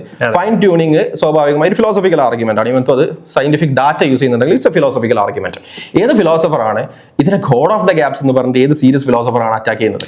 ഇല്ല, നമുക്ക് ഇത് ജസ്റ്റ് നമുക്ക് ഇവർക്ക് ഇപ്പോൾ AI ഒക്കെ ഉണ്ടല്ലോ ഇഷ്ടം പോലെ. ജസ്റ്റ് ഞാൻ ഗൂഗിൾ ചെയ്ത് അല്ലെങ്കിൽ AI വഴി അടിച്ചു നോക്കിയാൽ ഈ argument of God of the gaps എന്ന് ചോദിച്ചാൽ തീർച്ചയായിട്ടും വൈശാഖ് തമ്പി പറഞ്ഞ ഒരു പോയിന്റ് അവിടെ പറയുന്നുണ്ട്. Scientific gap often get filled later when the gap closes the argument collapses. അപ്പം അവർ ബേസിക്കലി പറയുന്നത് God of the gap argument എന്ന് പറഞ്ഞാൽ we don't currently know the scientific explanation for X so therefore God did it. അങ്ങനെ ഒരു argument ഒരിടത്തും ഒരു തീർച്ചയായും ഉപയോഗിക്കാറില്ല. പണ്ട് ഉപയോഗിച്ചിട്ടുണ്ടായിരിക്കാം, പക്ഷെ ഇപ്പോൾ ആരും അത് ഉപയോഗിക്കാറില്ല. അപ്പം 99.99% ഉപയോഗിക്കാറില്ല. അതെ, അത്രേ പറയാനുള്ളൂ. വൈശാഖൻ തമ്പിയുടെ വീട്ടിലെ കൊച്ചുമോന്റെ എളാപ്പന്റെ കുട്ടി ചെയ്തിട്ടുണ്ടെങ്കിൽ we are so sorry for that.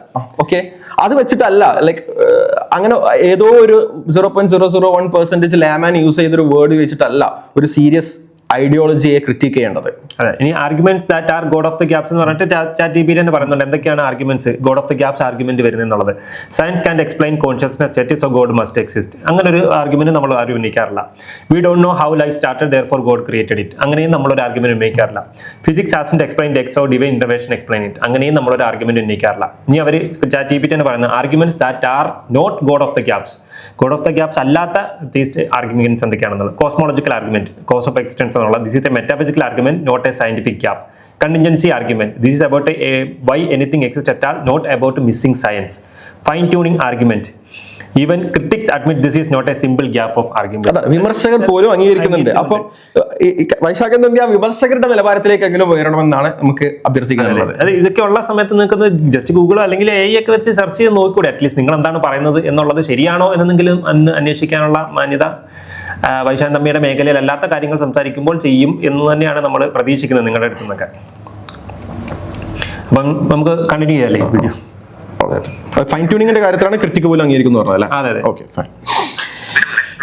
എന്നാൽ വേറെ കുറെ ആളുകൾ ഇത്തരം വിടവുകളെ നിലവിൽ നമുക്ക് ഇനിയും അറിയാൻ സാധിച്ചിട്ടില്ലാത്ത ചോദ്യങ്ങൾ എന്ന രീതിയിൽ മാത്രമാണ് കാണുന്നത്. അതായത് ഇപ്പോൾ അത് അൺനോൺ ആണെങ്കിലും അത് അൺനോവബിൾ ആണെന്ന് അർത്ഥമില്ല. ഇപ്പം നമുക്കറിയില്ല, പക്ഷേ നാളെ അറിഞ്ഞുകൂടുന്നില്ല. ഇപ്പോൾ എന്തുകൊണ്ടാണ് മഴ ഉണ്ടാകുന്നത് നമുക്കറിയാത്തൊരു കാലം ഉണ്ടായിരുന്നു. എങ്ങനെയാണ് ഭൂമി കുലുക്കുന്നത് ഉണ്ടാകുന്നത് നമുക്കറിയാത്ത കാര്യം ഉണ്ടായിരുന്നു.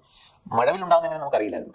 അപകടങ്ങളുടെ ദുസ്സൂചനകളാണ് ആകാശത്ത് പ്രത്യക്ഷപ്പെടുന്ന വായു നക്ഷത്രങ്ങൾ എന്ന് കരുതിയ ഒരു കാലം ഉണ്ടായിരുന്നു. അപ്പോൾ അന്ന് നമ്മളിതെല്ലാം മിസ്റ്റീരിയസ് ആയിട്ടുള്ള കാരണങ്ങളായിട്ട് കരുതിയിരുന്നെങ്കിലും ഇന്ന് അവയ്ക്കെല്ലാം വളരെ കൃത്യമായിട്ടുള്ള ഉത്തരം സയൻസിലൂടെ നമുക്ക് ലഭ്യമാണ്. അതുപോലെ ഇന്ന് നമ്മൾ അറിയില്ല എന്ന് കരുതുന്ന പല കാര്യങ്ങൾക്കും നാളെ ഉത്തരം കണ്ടെത്തിയേക്കാം എന്ന് പ്രതീക്ഷിക്കുന്നവരുണ്ട്. അവരെ സംബന്ധിച്ചിടത്തോളം ഈ ദൈവസങ്കല്പത്തിന് അവിടെ റോളില്ല.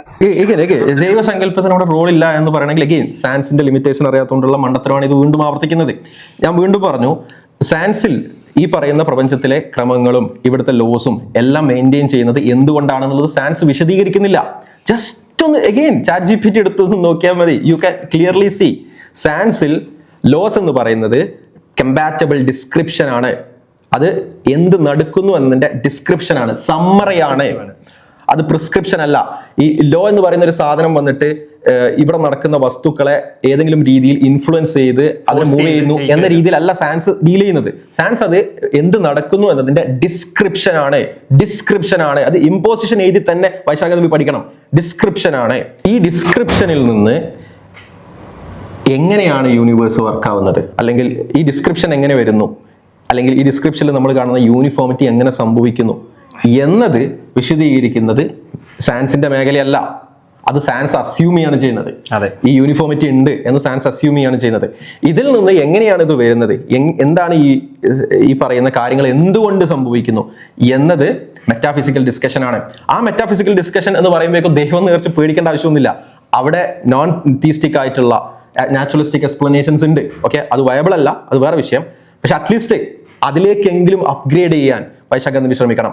ഒന്ന് റെഗുലാരിറ്റി തിയറിയാണ്. ഓക്കെ, റെഗുലാരിറ്റി തിയറി ബേസിക്കലി പറയുന്നത് ഇതെല്ലാം വെറും കോയിൻസിഡൻസ് ആണ്. ഈ പറയുന്ന യൂണിഫോമിറ്റി ഒക്കെ ജസ്റ്റ് എ കോസ്മിക് കോയിൻസിഡൻസ് ആണ്.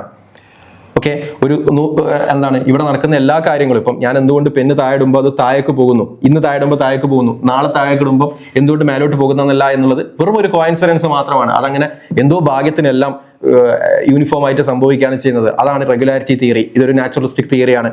രണ്ടാമത്തത് പ്ലാറ്റോണിക് വ്യൂ ആണ്. പ്ലാറ്റോണിക് വ്യൂ അല്ലെങ്കിൽ ലോസ് എന്ന് പറയുന്നത്, പ്ലാറ്റോണിക് വേൾഡിൽ ഒരു ലോസ് ഉണ്ട്. ഈ ലോസ് എന്ത് ചെയ്യുന്നു, ഇതിനെ കൺട്രോൾ ചെയ്യുകയാണ് ചെയ്യുന്നത് എന്നുള്ളത്. മറ്റൊന്ന് ഡിസ്പോസിഷൻ ആണ്, പ്രോപ്പർട്ടീസ്, പവേഴ്സ് ഉണ്ട് എന്നുള്ളത്. ഇതും മെറ്റാഫിസിക്കൽ തിയറിയാണ്. സയൻസ് ഇതിനെ കുറിച്ച് മിണ്ടുന്നില്ല. നാലാമത്തത് തീസ്റ്റിക് തിയറി. തീസ്റ്റിക് തിയറിയിൽ തന്നെ പല വേർഷൻസ് ഉണ്ട്. ഒന്ന് ഒക്കേഷണലിസം ഉണ്ട്, കോൺകറിന്റിസം ഉണ്ട്, അങ്ങനെ ഡിഫറെന്റ് വ്യൂസ് ഉണ്ട് എന്നുള്ളതാണ്.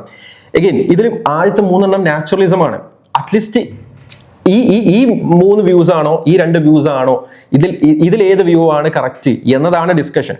ഇതിൽ ഈ രണ്ട് വ്യൂവിനേക്കാളും വയബിൾ ഈ രണ്ട് വ്യൂ ആണ് എന്ന് കാണിക്കുമ്പോഴാണ് ദൈവത്തെ നിങ്ങൾക്ക് പിക്ചറിന് പുറത്താക്കാൻ കഴിയുള്ളൂ. വൈശാഖൻ തമ്പി, ഈ 5 ഏതാണ് സെലക്ട് ചെയ്യേണ്ടത് എന്നുള്ളത് സയൻസിന്റെ മേഖലയുമല്ല. അപ്പൊ ആദ്യം അതിലേക്കൊന്ന് അപ്ഗ്രേഡ് ആവുക.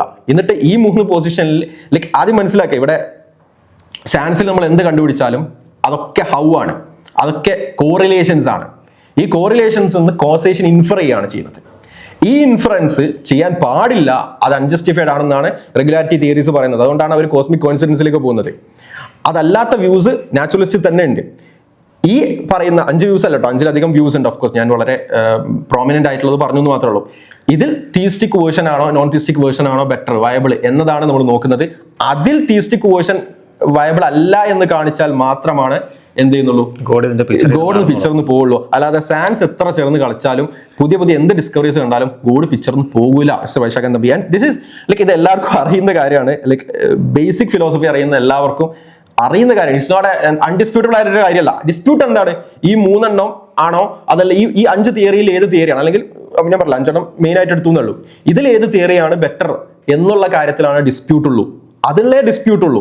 അല്ലാതെ സയൻസ് കണ്ടെത്തുമ്പോഴേക്കും ഈ തിയറിയിൽ അല്ലെങ്കിൽ സയൻസിൽ ഏതെങ്കിലും പുതിയ ഡിസ്കവറി വരുമ്പോൾ ഈ തിയറിയിൽ ഏതെങ്കിലും ഒന്ന് പ്രിഫർ ചെയ്യപ്പെടും എന്ന് ആരും കരുതുന്നില്ല. Okay, continue. അപ്പോഴും നമ്മൾ നേരത്തെ പറഞ്ഞ 3 ദൈവസങ്കല്പങ്ങൾ എടുത്തു കഴിഞ്ഞാൽ അതിൽ ഇമ്മനന്റ് ഗോഡ് എന്ന് പറയുന്ന ഈ കാണുന്ന യാഥാർത്ഥ്യം തന്നെയാണ് ദൈവം എന്ന് വാദിക്കുന്ന ഒരു കൂട്ടമുണ്ടല്ലോ. അവരുടെ ദൈവസങ്കല്പത്തിന് ഈ സയന്റിഫിക് ആയിട്ടുള്ള ലോകധാരണയായിട്ട് പ്രത്യേകിച്ച് കോൺട്രഡിക്ഷനോ ക്ലാഷോ ഒന്നും തന്നെ ഇല്ല. കാരണം അതിന് പ്രത്യേകിച്ച് തെളിവിന്റെ ആവശ്യമില്ല. നമ്മൾ ഈ കാണുന്നതൊക്കെ ഇവിടെ ഉണ്ട് എന്നുള്ളതിന് നമുക്ക് തെളിവുണ്ടല്ലോ. അപ്പോൾ ഈ കാണുന്നതൊക്കെ തന്നെയാണ് ദൈവമാണെന്നുണ്ടെങ്കിൽ അതൊക്കെ തന്നെയാണ് ദൈവത്തിന്റെ തെളിവ്. അപ്പോൾ സ്വാഭാവികമായിട്ടും ഈ ഇമ്മനന്റ് ഗോഡ് വേണമെങ്കിൽ നമുക്ക് സത്യമാണെന്ന് വാദിക്കാം. പക്ഷെ ഒരു കുഴപ്പമുണ്ട്, ഈ കാണുന്നതൊക്കെയാണ് ദൈവം എന്ന് പറയുന്നുണ്ടെങ്കിൽ നമ്മൾ ഈ കാണുന്ന വസ്തുക്കളുടെ ഒരു പുതിയ ലേബൽ മാത്രമായിട്ട് ദൈവം മാറും. അതിന് പ്രത്യേകിച്ച് സയന്റിഫിക് റെലവൻസ് ഇല്ലാതെ. പക്ഷേ നബി ഈ വീഡിയോയിൽ പറഞ്ഞ ആദ്യത്തെ സത്യം മാത്രമാണ് ഇത്.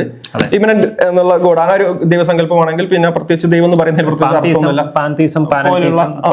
പോലുള്ള ഒരു വ്യൂ ആണ്. ലൈക് എവറിത്തിങ് ഇസ് ഗോഡ് എന്നുള്ള ഒരു വ്യൂ ആണ്. അപ്പം അതിനൊരു പുതിയ ലേബിൾ ഇടുന്നു എന്ന് മാത്രമേ ഉള്ളൂ. And he is absolutely right on that point. കാരണം നമ്മൾ പല പേരിൽ വിളിക്കുന്ന സംഗതി എല്ലാം ചേരുമ്പോൾ നമ്മൾ യൂണിവേഴ്സിൽ വിളിച്ചുകൊണ്ടിരുന്ന ഒരു സംഗതിയെ നമ്മൾ വേറെ പേരിട്ട് വിളിക്കുന്നു, അത്രേ ഉള്ളൂ.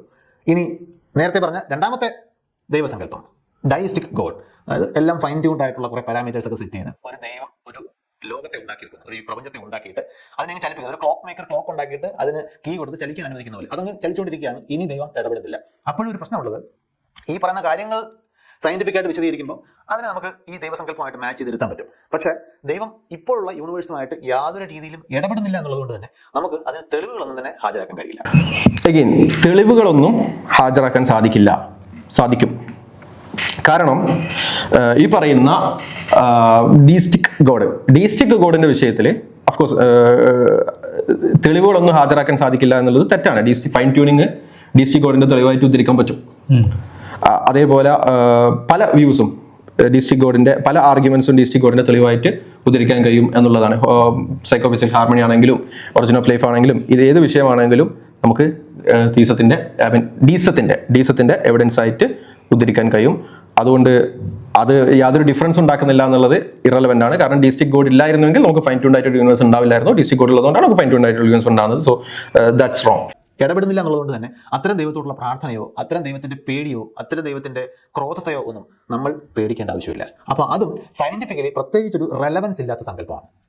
മൂന്നാമത്തെ ആശയമായിട്ടുള്ള ആ ബാക്കിയുള്ള പേഴ്സണൽ ഗോഡ് എന്ന് പറയുന്ന സങ്കല്പത്തിലാണ് പലപ്പോഴും നമുക്ക് പ്രശ്നം കാണേണ്ടി വരുന്നത്. അതായത് അത് ഇപ്പോഴും പ്രപഞ്ചത്തിൽ ഇടപെട്ടുകൊണ്ടിരിക്കുന്ന ഇമോഷൻസ് ഉള്ള ദേഷ്യവും പ്രീതിയും അങ്ങനെയുള്ള മനുഷ്യ സഹജമായിട്ടുള്ള വികാരങ്ങൾ ബാധകമായിട്ടുള്ള ഒരു വ്യക്തിയുടെ ഗുണങ്ങളുള്ള ദൈവമാണ്. ആ ദൈവം പ്രാർത്ഥന കേൾക്കും, ആ ദൈവം ദിവ്യ അത്ഭുതങ്ങൾ പ്രവർത്തിക്കും. ദിവ്യ അത്ഭുതങ്ങൾ എന്ന് പറയുന്നത് നിലവിലുള്ള നാച്ചുറൽ ലോസിന്റെ വയലേഷനാണ്. പ്രകൃതി നിയമങ്ങൾ തെറ്റിക്കുമ്പോഴാണ് നമ്മൾ അതിനെ ദിവ്യ അത്ഭുതം എന്ന് വിളിക്കുന്നത്. അതിന് സയൻസുമായിട്ട് ഒരു കോൺട്രഡിക്ഷൻ വരും. കാരണം നമ്മൾ മനസ്സിലാക്കിയിരിക്കുന്ന പ്രപഞ്ച നിയമങ്ങൾ ലോകത്തെ എല്ലായിടത്തും ഒരുപോലെയാണ് പ്രവർത്തിക്കുന്നത്. They are universal. ഒരേ സാഹചര്യത്തിൽ ഒരേ കാര്യങ്ങൾക്ക് ഒരേ ഫലമാണ് ഉണ്ടാകാൻ പോകുന്നത്. അപ്പോൾ അതിനെ വയലേറ്റ് ചെയ്യുന്നതായിട്ട് അല്ലെങ്കിൽ അതിന് സ്പെഷ്യൽ കേസുകൾ ഉള്ളതായിട്ട് നമ്മളെങ്ങും കാണുന്നില്ല. ഓക്കെ, ഒന്നാമത്തെ കാര്യം എന്ന് പറഞ്ഞാൽ അഗൈൻ പേഴ്സണൽ എന്നുള്ള വേർഡ് അഗൈൻ യൂസ് ചെയ്യുന്നത് ലൈക്ക് എന്താണ് പേഴ്സണൽ കൊണ്ട് ഉദ്ദേശിക്കുന്നത്, പേഴ്സൺഹുഡ് എന്താണ് ഉദ്ദേശിക്കുന്നത്, ഒരു ഡീറ്റെയിൽഡ് ഡിസ്കഷൻ ഇല്ലാതെ പേഴ്സണൽ എന്ന് പറയാൻ പറ്റില്ല. കാരണം പേഴ്സണൽ ഗോഡിൽ വിശ്വസിക്കുന്നു എന്ന് പറയുന്നവർക്കിടയിൽ തന്നെ ഡിഫറെൻറ്റ് കൺസെപ്ഷൻസ് ഉണ്ട്. They are not monolithic. അപ്പം പേഴ്സണൽ ഗോഡ് വിശ്വസിക്കുന്നു എന്ന് പറയുന്ന രണ്ടുപേരിൽ ഒരാൾ പറയും നിങ്ങളുടെ വേർഡ് പേഴ്സൺഹുഡിനെ സാറ്റിസ്ഫൈ ചെയ്യുന്നില്ല. അപ്പം ലൈക്ക് അതിനേക്കാളും കുറച്ചുകൂടി ബെറ്റർ ഇംപാസിബിൾ, ഇമ്മ്യൂട്ടബിൾ എന്നുള്ള കുറച്ചും കൂടി എന്താണ് ഡിസ്ക്രിപ്റ്റീവ് ആയിട്ടുള്ള അല്ലെങ്കിൽ കുറച്ചുകൂടി ക്ലിയർ ആയിട്ടുള്ള പ്രോപ്പർട്ടീസും ആട്രിബ്യൂട്ട്സും പറയുന്നതായിരിക്കും. കാരണം വാട്ട് കോൺസ്റ്റിറ്റ്യൂട്ട് പേഴ്സൺ എന്നുള്ളത് is a kind of debate. So we don't want to use that word. And ആ കൈൻഡ് ഓഫ് ഗോഡിന് എന്താ പ്രശ്നം എന്ന് പറഞ്ഞാൽ അത് സയൻസിന്റെ അദ്ദേഹം പറയുന്നതെന്ന് വെച്ചാൽ നമ്മുടെ സയൻസിന്റെ ലോസിനെ കോൺട്രഡിക്റ്റ് ചെയ്യുന്ന രീതിയിലുള്ള ഇടപെടലുകൾ അത് ദൈവം നടത്തും എന്നുള്ളത്. അതായത് ഈവൻ മിറക്കിൾസ് മാതിരിയുള്ള കാര്യങ്ങൾ. പേഴ്സണൽ ഗോഡ് എന്ന് പറഞ്ഞ ആശയം ഇതിന് കോൺട്രഡിക്ടറി ആണ്. കാരണം ഈ പറയുന്നത് പോലെ നിരന്തരം ഇടപെടുകയും നിങ്ങൾ ആവശ്യപ്പെടുന്നതിനനുസരിച്ചിട്ട് നിങ്ങളുടെ പ്രാർത്ഥനയിൽ സംപ്രീതനായി നിങ്ങൾക്കനുസരിച്ചിട്ട് നാച്ചുറൽ കോഴ്സ് നടക്കേണ്ട ഒരു കാര്യത്തെ മാറ്റിമറിക്കുക എന്ന് പറയുന്നത് സ്വാഭാവികമായിട്ടും പ്രകൃതി നിയമങ്ങൾക്കെതിരാവും. അതായത് പേഴ്സണൽ ഗോഡിന് സത്യത്തിൽ ലോകത്തെക്കുറിച്ചിട്ടുള്ള സയന്റിഫിക് അണ്ടർസ്റ്റാൻഡിങ്ങിൽ ഇരിക്കാൻ സ്ഥലമില്ല. അതായത് ലോകത്തെക്കുറിച്ച് നമുക്ക് അറിയാത്ത ഒരുപാട് കാര്യങ്ങൾ ഉണ്ടെങ്കിൽ പോലും ദൈവസങ്കല്പം, ഈ പേഴ്സണൽ ഗോഡ് എന്ന് പറയുന്ന സങ്കല്പം പ്രപഞ്ചത്തെക്കുറിച്ച് നമുക്ക് അറിയാവുന്ന കാര്യങ്ങൾക്ക് കടകവിരുദ്ധമാണ്, കോൺട്രഡിക്ടറിയാണ്. ഓക്കെ, ഒരേ സമയം ശരിയാവില്ല. പക്ഷേ വൈശാഖൻ തമ്പി പറയേണ്ടത് എന്താന്ന് വെച്ചാൽ ഇപ്പം മിറാക്കിൾസ് സംഭവിക്കുന്നു എന്നുള്ളത് അല്ലെങ്കിൽ നിയമങ്ങൾക്ക് വിരുദ്ധമായി സംഭവിക്കുന്നു എന്നുള്ളത് ഈ പറയുന്ന നമ്മുടെ സയന്റിഫിക് അണ്ടർസ്റ്റാൻഡിങ് എതിരാണെങ്കിൽ ഏത് ഒബ്സർവേഷനാണ് അല്ലെങ്കിൽ ഏത് സെറ്റ് ഓഫ് ഒബ്സർവേഷനാണ് അത്തരം ഗോഡിന് വിരുദ്ധമാകുന്നത് എന്ന് വൈശാഖൻ തമ്പി പറയണം. ഒബ്വിയസ്ലി എല്ലാ ഞായറാഴ്ചയും ദൈവം മിറാക്കിൾ സംഭവിക്കുന്നു, എല്ലാ ഇവന്റിലും മിറാക്കിൾ സംഭവിക്കുന്നു എന്ന് നമ്മൾ വാദിക്കുന്നില്ല. അങ്ങനെ വാദിക്കുന്നുണ്ടെങ്കിൽ മാത്രമാണ് നമ്മുടെ ഒബ്സർവേഷൻ അതിന് എതിരാണ് എന്ന് പറയുള്ളൂ. മിറാക്കിൾസ് വളരെ റയർ ആയിട്ടുള്ള ഇവന്റ് ആണ്. റയർ ആയിട്ടുള്ള ഇവന്റ് ആയതുകൊണ്ട് തന്നെ ഒബ്വിയസ്ലി അത് ഒബ്സർവേഷനിലൂടെ മനസ്സിലാക്കാൻ സാധിക്കില്ല. ഇനി വൈശാഖൻ തമ്പി പറയുന്നത് നമ്മൾ നമ്മൾ ഒബ്സർവ് ചെയ്യുന്നിടത്ത് ഒന്നും മിറാക്കിൾ കണ്ടിട്ടില്ല, അതുകൊണ്ട് മിറാക്കിൾ ഇല്ല എന്നുള്ളതാണെങ്കിൽ ഇത് ബേസിക്കലി ഇൻഡക്ഷൻ ആണ്. And induction is unjustified. Induction എങ്ങനെ ജസ്റ്റിഫൈ ചെയ്യുന്നു, നാച്ചുറലിസ്റ്റിക് മീനിലൂടെ എങ്ങനെയാണ് ജസ്റ്റിഫൈ ചെയ്യുന്നുള്ളത് വൈശാഖൻ തമ്പി വിശദീകരിച്ചതിന് ശേഷം വൈശാഖൻ തമ്പി ഇത് പറഞ്ഞാൽ ഇതൊക്കെയാണ്. അല്ല, വൈശാഖൻ തമ്പി പറയുന്നത് അൺജസ്റ്റിഫൈഡ് ആയിട്ടുള്ള ഒരു പ്രിൻസിപ്പിളുമായിട്ട് ഇത് കോൺട്രഡിക്ടറി ആണ് എന്നാണ് വൈശാഖൻ തമ്പിയുടെ വാദമെങ്കിൽ ഫൈൻ. അപ്പോൾ ഇതിനകത്ത് അദ്ദേഹത്തിന് ഒരു കാര്യം കൂടെ മനസ്സിലായിട്ടില്ല എന്ന് തോന്നുന്നു. അദ്ദേഹം പറയുന്നത് ഇതൊരു ലോജിക്കൽ പ്രശ്നമാണെന്നുള്ളതാണ്. ലോജിക്കൽ കോൺട്രഡിക്ഷൻ അവർ വരുന്നുണ്ട് ദൈവ പേഴ്സണൽ കോഡിന് ഇതായിട്ട്. പക്ഷെ അവിടെ അദ്ദേഹം മനസ്സിലാക്കേണ്ടതെന്ന് വെച്ചാൽ ലോസ് ഓഫ് നേച്ചർ എന്ന് പറയുന്നത് ഒരു ലോജിക്കൽ നെസസിറ്റി അല്ല, അതൊരു നോമോളജിക്കൽ നെസസിറ്റി എന്നുള്ളൊരു കൺസെപ്റ്റ് വരുന്നതാണ്. അപ്പം ലോജിക്കൽ നെസസിറ്റിക്ക് ഇത് യാതൊരു പ്രശ്നം ഉണ്ടാക്കുന്നില്ല. ഗോഡ് ഉണ്ടെന്നുള്ളതോ God laws of nature violate ചെയ്യുന്നോ എന്നുള്ള ലോജിക്കിന് യാതൊരു പ്രശ്നം ഉണ്ടാക്കുന്നില്ല. പക്ഷേ അത് നോമോളജിക്കൽ നെസസിറ്റി എന്നുള്ള ഒരു കൺസെപ്റ്റിന് അത് പ്രശ്നം ഉണ്ടാക്കുന്നുണ്ട്. അപ്പം എന്താണ് നോമോളജിക്കൽ നെസസിറ്റി, എന്താണ് ലോജിക്കൽ നെസസിറ്റി എന്നൊക്കെ ഒന്ന് വൈശാഖൻ തമ്പി ഒന്ന് ഗൂഗിൾ ചെയ്ത് പഠിക്കുകയാണെങ്കിൽ നന്നായിരിക്കും. ലോസ് ഓഫ് നേച്ചറുമായിട്ട് ബന്ധപ്പെട്ട നെസസിറ്റികളെയാണ് നോമോളജിക്കൽ നെസസിറ്റി എന്ന് പറയുന്നത്. ലോസ് ഓഫ് ലോജിക്കുമായിട്ട് ബന്ധപ്പെട്ട കാര്യത്തെയാണ് നമ്മൾ ലോജിക്കൽ നെസസിറ്റി എന്ന് പറയുന്നത്. ഈ ലോസ് ഓഫ് നേച്ചറുമായിട്ട് ബന്ധപ്പെട്ട കാര്യങ്ങൾ എല്ലാ വേൾഡിലും ഒരുപോലെയാണെന്ന് നിർബന്ധമില്ല. അതേ ലോസ് ഫോളോ ചെയ്യുന്ന വേൾഡുകൾ മാത്രമേ അതുമാതിരി ആവുള്ളൂ. അതുപോലെ തന്നെ ലോജിക്കൽ നെസസിറ്റി എന്ന് പറയുന്നത് എല്ലാ പോസിബിൾ വേൾഡുകളിലും ഒരുപോലെ തന്നെ ആയിരിക്കും നിയമം ഉണ്ടാവുക. അതാണ് അതിൻ്റെ ഒരു ബേസിക് ഡിഫറൻസ്. അപ്പം അത് കുറച്ചുകൂടെ ഒന്ന് ആഴത്തിൽ പഠിക്കാൻ വൈശാഖൻ തമ്പി ശ്രമിക്കണം എന്നുകൂടി ആണ് ഞാൻ പറയുന്നത്. അപ്പോൾ ഇവിടെ വൈശാഖൻ തമ്പി പറഞ്ഞ ആ ഒരു സ്റ്റേറ്റ്മെന്റ് വളരെ തെറ്റാണ്. ലോജിക്കൽ കോൺട്രഡിക്ഷൻ അവിടെ വരുന്നില്ല, അവിടെ നോമോളജിക്കൽ കോൺട്രഡിക്ഷൻ ആണ് വരുന്നത്. അത് ഗോഡിനോ സയൻസിന്റെ ലോസ് ഗോഡിനും വയലേറ്റ് ചെയ്യാൻ പറ്റുമെന്നോ എന്നുള്ളതൊന്നും യാതൊരു പ്രശ്നവും അവിടെ ഉണ്ടാക്കുന്നില്ല, ഒരു ലോജിക്കൽ കോൺട്രഡിക്ഷനും അവിടെ ഉണ്ടാക്കുന്നില്ല. നമുക്ക് രണ്ട് കാര്യങ്ങൾ ഒരേ സമയം ശരിയാകണമെന്നുണ്ടെങ്കിൽ അവ കോൺട്രഡിക്റ്റിംഗ് ആവാൻ സാധ്യതയില്ല. അതൊരു ബേസിക് ലോജിക്കൽ പ്രശ്നമാണ്. അതായത് നിങ്ങൾക്ക് രണ്ട് കാര്യങ്ങളെ അംഗീകരിക്കണം. ഈ രണ്ടും പരസ്പരം മാച്ചിങ് അല്ല എന്നുണ്ടെങ്കിൽ ഒന്നുകിൽ അവയിൽ ഏതെങ്കിലും ഒന്ന് തെറ്റാണ്, അല്ലെങ്കിൽ ഇത് രണ്ടും തെറ്റാണ്. ഇത് രണ്ടും കൂടി ശരിയാകുമ്പോൾ അവർക്ക് തമ്മിൽ കോൺട്രഡിക്ഷൻ ഉണ്ടാകാൻ സാധ്യതയില്ല. അപ്പോൾ ലോകത്തെക്കുറിച്ചിട്ടുള്ള സയന്റിഫിക് ആയിട്ടുള്ള അണ്ടർസ്റ്റാൻഡിങ്ങിൽ ഈ പേഴ്സണൽ ഗോഡ് എന്ന് പറയുന്ന ആശയത്തിന് ഒരുപാട് കാര്യങ്ങൾ കോൺട്രഡിക്റ്റ് ചെയ്യുന്നുണ്ട് എന്നുള്ളപ്പോൾ ഇതിൽ രണ്ടിലേതെങ്കിലും ഒന്നേ നമുക്ക് എടുക്കാൻ സാധിക്കും. ഇനി പലപ്പോഴും സംവാദങ്ങൾ ശ്രദ്ധിച്ചു കഴിഞ്ഞാൽ, അതായത് നമ്മൾ സ്ഥിരം കാണുന്നത് ഈശ്വരവിശ്വാസി വേഴ്സസ് നിരീശ്വരവാദി തർക്കങ്ങൾ ശ്രദ്ധിച്ചു കഴിഞ്ഞാൽ പ്രത്യേകിച്ച് സയന്റിഫിക് ആയിട്ടുള്ള അണ്ടർസ്റ്റാൻഡിങ്ങിന്റെ അടിസ്ഥാനത്തിൽ ഒരുപാട് ചർച്ചകളും ഡിബേറ്റുകളും ഒക്കെ നമ്മുടെ നാട്ടിൽ നടക്കാറുണ്ട്. അവിടെ കാണാവുന്ന ഒരു പ്രധാന ട്രെൻഡ് എന്ന് പറയുന്നത് ഈശ്വരനെ റെപ്രസെന്റ് ചെയ്ത് വരുന്ന അല്ലെങ്കിൽ ഈശ്വര വിശ്വാസത്തിന് വേണ്ടി സംസാരിക്കുന്ന ആള്, അത് ആരും ആയിക്കൊള്ളട്ടെ, അതൊരു അഗ്നോസ്റ്റിക് ആയിട്ടുള്ള ദൈവവിശ്വാസിയാകാം, അല്ലെങ്കിൽ ഒരു മതാധിഷ്ഠിതമായിട്ടുള്ള ദൈവത്തിൽ വിശ്വസിക്കുന്ന ആളാകാം. അത്തരം ആളുകൾ പലപ്പോഴും ചർച്ചയ്ക്ക് വരുന്നത് ഡയസ്റ്റിക് ആയിട്ടുള്ള ദൈവത്തിന്റെ പേരിലാണ്. അതായത് ഫൈൻ ട്യൂണിങ് ആർഗ്യുമെന്റ്, ഈ കാണുന്ന ക്രമം എങ്ങനെയുണ്ടായി, ബോധം എങ്ങനെയുണ്ടായി, ഇതിന് പിന്നിൽ നമുക്ക് ഇന്ന് ഉത്തരമില്ലാത്ത ചോദ്യങ്ങളാണ്. അപ്പോൾ അതിന് പിന്നിൽ ദൈവം എന്ന് പറയുന്ന ഒരു ഇനിഷ്യൽ ക്രിയേറ്റർ അല്ലെങ്കിൽ ആ കാര്യങ്ങളെ ചലിപ്പിക്കുന്ന ഒരു ഇന്റലിജന്റ് ഡിസൈനർ ഉണ്ട് എന്ന വാദമായിരിക്കും അവർ മുമ്പോട്ട് വെക്കുക. അദ്ദേഹം വീണ്ടും ആവർത്തിക്കുകയാണ് സെയിം മിസ്റ്റേക്ക്. നമ്മൾ അങ്ങനല്ല, ദൈവത്തിന്റെ അവിടെയുള്ള ഗ്യാപ്പിലല്ല ദൈവത്തെ കൊണ്ടുവരുന്നത്. Like it's an inference to the best explanation, just like any inference of the explanations. Just because the conclusion God വരുന്നത് കൊണ്ട് മാത്രം ഒരു ഫാലസി വരില്ല. ഓക്കെ, കൺക്ലൂഷൻ ഇഷ്ടപ്പെട്ടില്ല എന്നതുകൊണ്ട് ഒരു ഫാലസി ലോകത്തോടെ ഇല്ല. Okay, understand that point. It's എല്ലാ ഇൻഫറൻസ് ഓഫ് എക്സ്പ്ലനേഷൻ എങ്ങനെയാണ് നോക്കുന്നത്, ആ inference of explanation, inference to the best എക്സ്പ്ലനേഷന്റെ എല്ലായിടത്തും നമ്മൾ എങ്ങനെയാണ് യൂസ് ചെയ്യുന്നത് അതേ സംഭവം തന്നെ ഇവിടെ യൂസ് ചെയ്യുന്നുള്ളൂ. കൺക്ലൂഷൻ ഇഷ്ടപ്പെടാത്തത് കൊണ്ട് മാത്രം ഫാലസി വരില്ല എന്നുള്ളത് വളരെ വിനയത്തോടെ ആൻഡ് ഇവിടെ വൈശാഖൻ തമ്പി പറഞ്ഞ വേറൊരു ഇവിടെ വൈശാഖൻ തമ്പിക്ക് എനിക്കൊന്ന് ബയസിയം എപ്പിസ്റ്റമോളജിയെ പറ്റിയൊന്നും അത്ര ധാരണയില്ലാന്ന് തോന്നുന്നു. ഒരു പ്രൊബബിലിസ്റ്റിക് വേയിൽ എങ്ങനെയാണ് റാഷണാലിറ്റി നമുക്ക് അപ്ഡേറ്റ് ചെയ്യാൻ സാധിക്കുക എന്നുള്ളതിൻ്റെ ഒരു മെത്തേഡാണ് ബയസിയം എപ്പിസ്റ്റമോളജി. അപ്പം നമ്മുടെ ഫൈൻ ട്യൂണിങ് ആർഗ്യുമെന്റ് ഒക്കെ അതിനെ ബേസ് ചെയ്തുള്ള ഒരു ആർഗ്യുമെന്റ് ആണ്. ബയസിയൻ എപ്പിസ്റ്റമോളജിയുടെ ബേസ് ചെയ്തിട്ട് അത് പ്രിമേസ് കൺക്ലൂഷൻ ആണ് ബേസിക്കലി വരുന്നത്. സോ ഒന്ന് കൺക്ലൂഷൻ പ്രിമേസിൽ നിന്ന് ഫോളോ ചെയ്യും, അത് പ്യൂർ ബേസ് തിയർ ആണ്, മാത്തമാറ്റിക്സ് ആണ്. അപ്പൊ പിന്നെ പ്രിമേസിനെ അറ്റാക്ക് ചെയ്യാന്നുള്ളതാണ്. ഈ ഗോഡ് ഓഫ് ദ ഗ്യാപ്സ് എന്തിനെ അറ്റാക്ക് ചെയ്യുന്നതെങ്കിലും പറയാൻ നിങ്ങൾ ശ്രമിക്കണം. അല്ലാതെ ഗോഡ് ഓഫ് ദ ഗ്യാപ്സ് എന്ന് കാണാപ്പാടം പഠിച്ച ഒരു റെട്രിക് ഇങ്ങനെ റിപ്പീറ്റ് ചെയ്തിട്ട് കാര്യമില്ല എന്നാണ് എനിക്ക് വിഷയത്തിൽ പറയാനുള്ളത്. ആൻഡ് ഇവിടെ വൈശാഖൻ തമ്പി പറഞ്ഞത് നിരീശ്വരവാദിയുമായിട്ട് സംവാദത്തിലേക്ക് പോകുന്ന സമയത്ത് നമ്മൾ ഡീസ്റ്റിക്കിനുള്ള ആർഗ്യുമെന്റ് ആയിട്ട് പോകുന്നു എന്നുള്ളതാണ്. എന്താണ് ഡീസ്റ്റിക്കിനുള്ള ആർഗ്യുമെന്റ്? ഫൈൻ ട്യൂണിങ് ഡീസ്റ്റിക്കിനുള്ള ആർഗ്യുമെന്റ് അല്ല വൈശാഖൻ തമ്പി.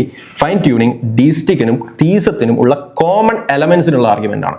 ഓക്കെ, അതാദ്യം മനസ്സിലാക്കാം. അതായത് ഡീസത്തിൽ പറയുന്ന കാര്യം എന്താ? ഗോഡ് റാഷണൽ ആണ്. തീസത്തിലും ഗോഡ് റാഷണൽ എന്ന് പറയുന്നുണ്ട്. തീസത്തിൽ പറയുന്ന ഒരു കാര്യമാണ് ഗോഡിന് വില്ലുണ്ട് എന്നുള്ളത്. ഡീസത്തിലും പറയുന്നുണ്ട് ഗോഡിന് വില്ലുണ്ട് എന്നുള്ളത്. രണ്ടിലും ഇന്റലിജൻസ്, വില്ല്, റാഷണാലിറ്റി, എയിം, ഇന്റൻഷൻ ഇതെല്ലാം ഉണ്ട്. ഈ കോമൺ എലമെന്റ്സ് ആണ് നമ്മൾ പ്രൂവ് ചെയ്യുന്നത്. ഓക്കെ, അതാദ്യം വൈശാഖൻ തമ്പി മനസ്സിലാക്കാം. അപ്പൊ സ്വാഭാവികമായും ഡീസത്തിനുള്ള എവിഡൻസ് കാണിച്ചിട്ട് തീസത്തിന് കൊണ്ടുവരികയല്ല നമ്മൾ ചെയ്യുന്നത്. ഡീസത്തിനും തീസത്തിനുള്ള കോമൺ പോയിന്റ്സ് ആണ്. മാത്രമല്ല ഇത് ഡീസത്തിനുള്ള എവിഡൻസ് ആവൂല. കാരണം പറഞ്ഞുതരാം. കാരണം ഡീസം പറയുന്നത് എന്താ? ക്രിയേറ്റ് ചെയ്തതിന് ശേഷം ഗോഡ് അവിടെ ഇടപെടുന്നില്ല എന്നുള്ളതാണ് ഡീസം പറയുന്നത്. ഇനി ശ്രദ്ധിക്കാം, ഡീസം ഫൈൻ ട്യൂണിങ് ആർഗ്യുമെന്റ് അതിനെക്കുറിച്ച് സൈലന്റ് ആണ്. ഫൈൻ ട്യൂണിങ് തീസത്തെ സപ്പോർട്ട് ചെയ്യുന്നില്ലെങ്കിൽ വരാം. തൽക്കാലം ഫോർ ദ സേക്ക് ബീങ് അത് ഡീസത്തെ എക്സ്ട്രാ ഒന്നും സപ്പോർട്ട് ചെയ്യുന്നില്ല. ഡീസത്തിലുമുള്ള കോമൺ പോയിന്റ്സിനെയാണ് ഫൈൻ ട്യൂണിങ് സപ്പോർട്ട് ചെയ്യുന്നത്, അല്ലാതെ ഡീസത്തെ അത് സപ്പോർട്ട് ചെയ്യുന്നില്ല. ഓക്കെ, അത് ഫൈൻ ട്യൂണിങ് എവിടെയും പറയുന്നില്ല യൂണിവേഴ്സ് ക്രിയേറ്റ് ചെയ്തതിനു ശേഷം ഗോഡ് പിന്നെ അത് നോക്കാതെ മാറി നിൽക്കുകയാണെന്ന് ഫൈൻ ട്യൂണിങ് ആർഗ്യുമെന്റ് എവിടെയും പറയുന്നില്ല. സോ അതുകൊണ്ട് ഡീസത്തിനെതിരെയുള്ള ഡീസത്തിന്റെ ആർഗ്യുമെന്റ് ആണ് അത് എന്ന് പറയുന്നത് മിസ്ലീഡിംഗ് ആണ്. അത് ഡീസത്തിനും തീസത്തിനുള്ള കോമൺ പോയിന്റ്സിനുള്ള ആർഗ്യുമെന്റ് ആണ്.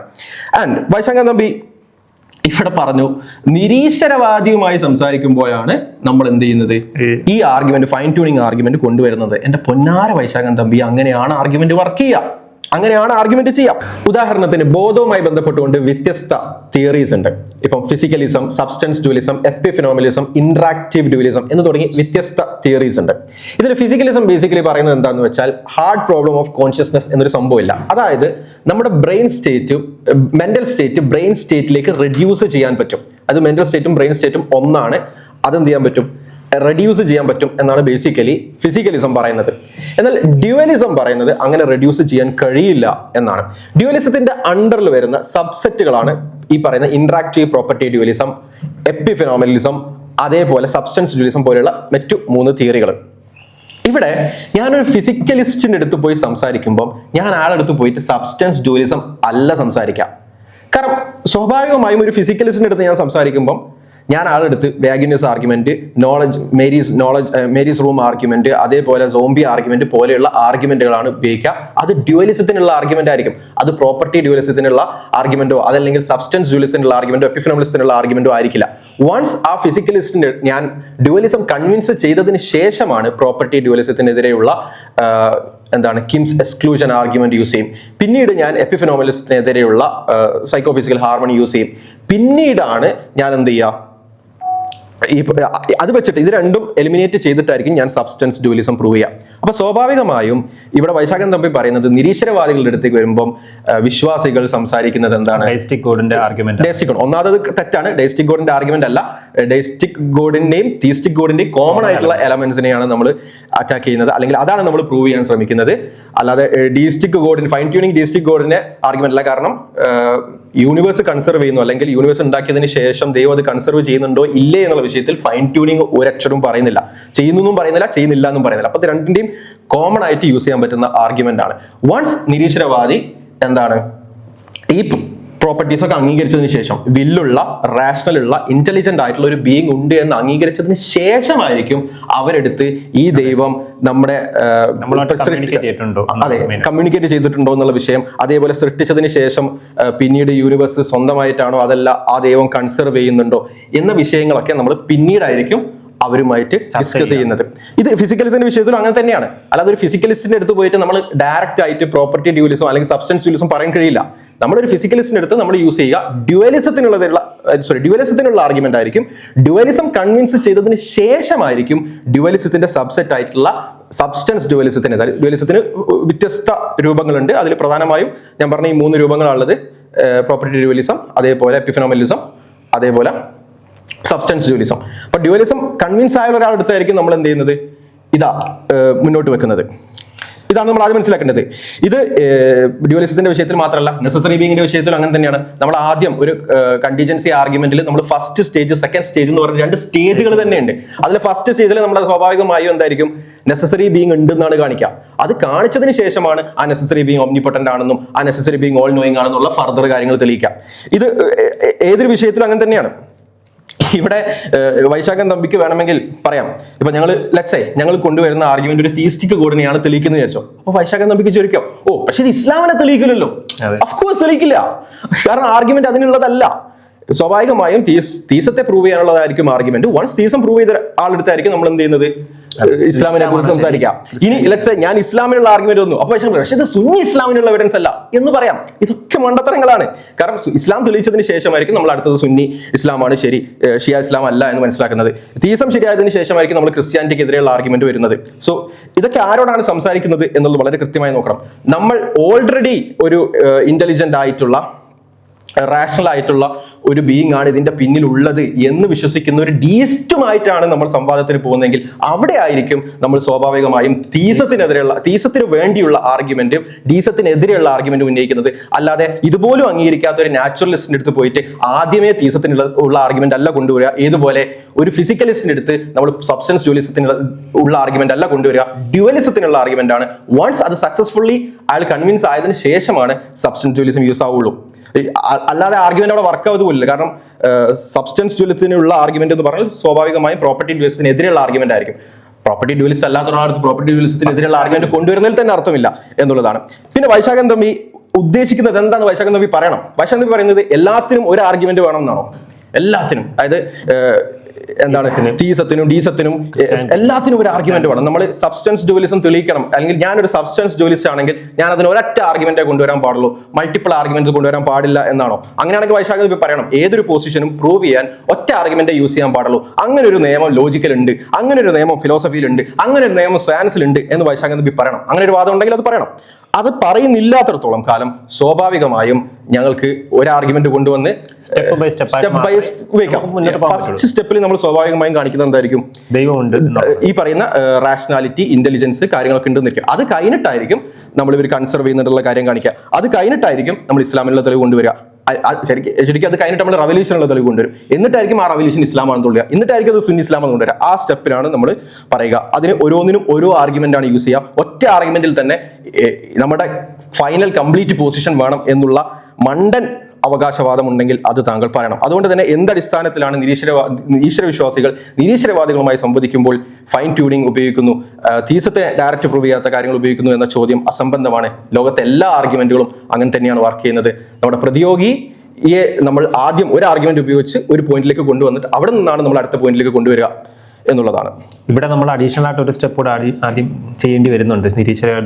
നിരീശ്വരവാദികളായിട്ട് സംബന്ധിക്കുമ്പോൾ ആദ്യം നമുക്ക് അവരുടെ ലോജിക്ക് എന്താണ്, എവിഡൻസ് എന്താണ് എന്നൊക്കെ വിശദീകരിക്കേണ്ടി വരും. എവിഡൻസും ബേസിൻ തിയറിയും ഒക്കെ ഇത് ഞാൻ വെറുതെ പറയുന്നല്ല. ഞാൻ ഒരു ഏത്തിസ്റ്റിന്റെ ഒരു വാട്സപ്പ് ഗ്രൂപ്പിൽ ഇവരുടെ വൈശാഖൻ തമ്പിയുടെ ഒക്കെ ഫാൻ ബോയ്സ് ആയിട്ടുള്ള ആളുകളുടെ ഒരു വാട്സപ്പ് ഗ്രൂപ്പിൽ നമ്മൾ പോയി.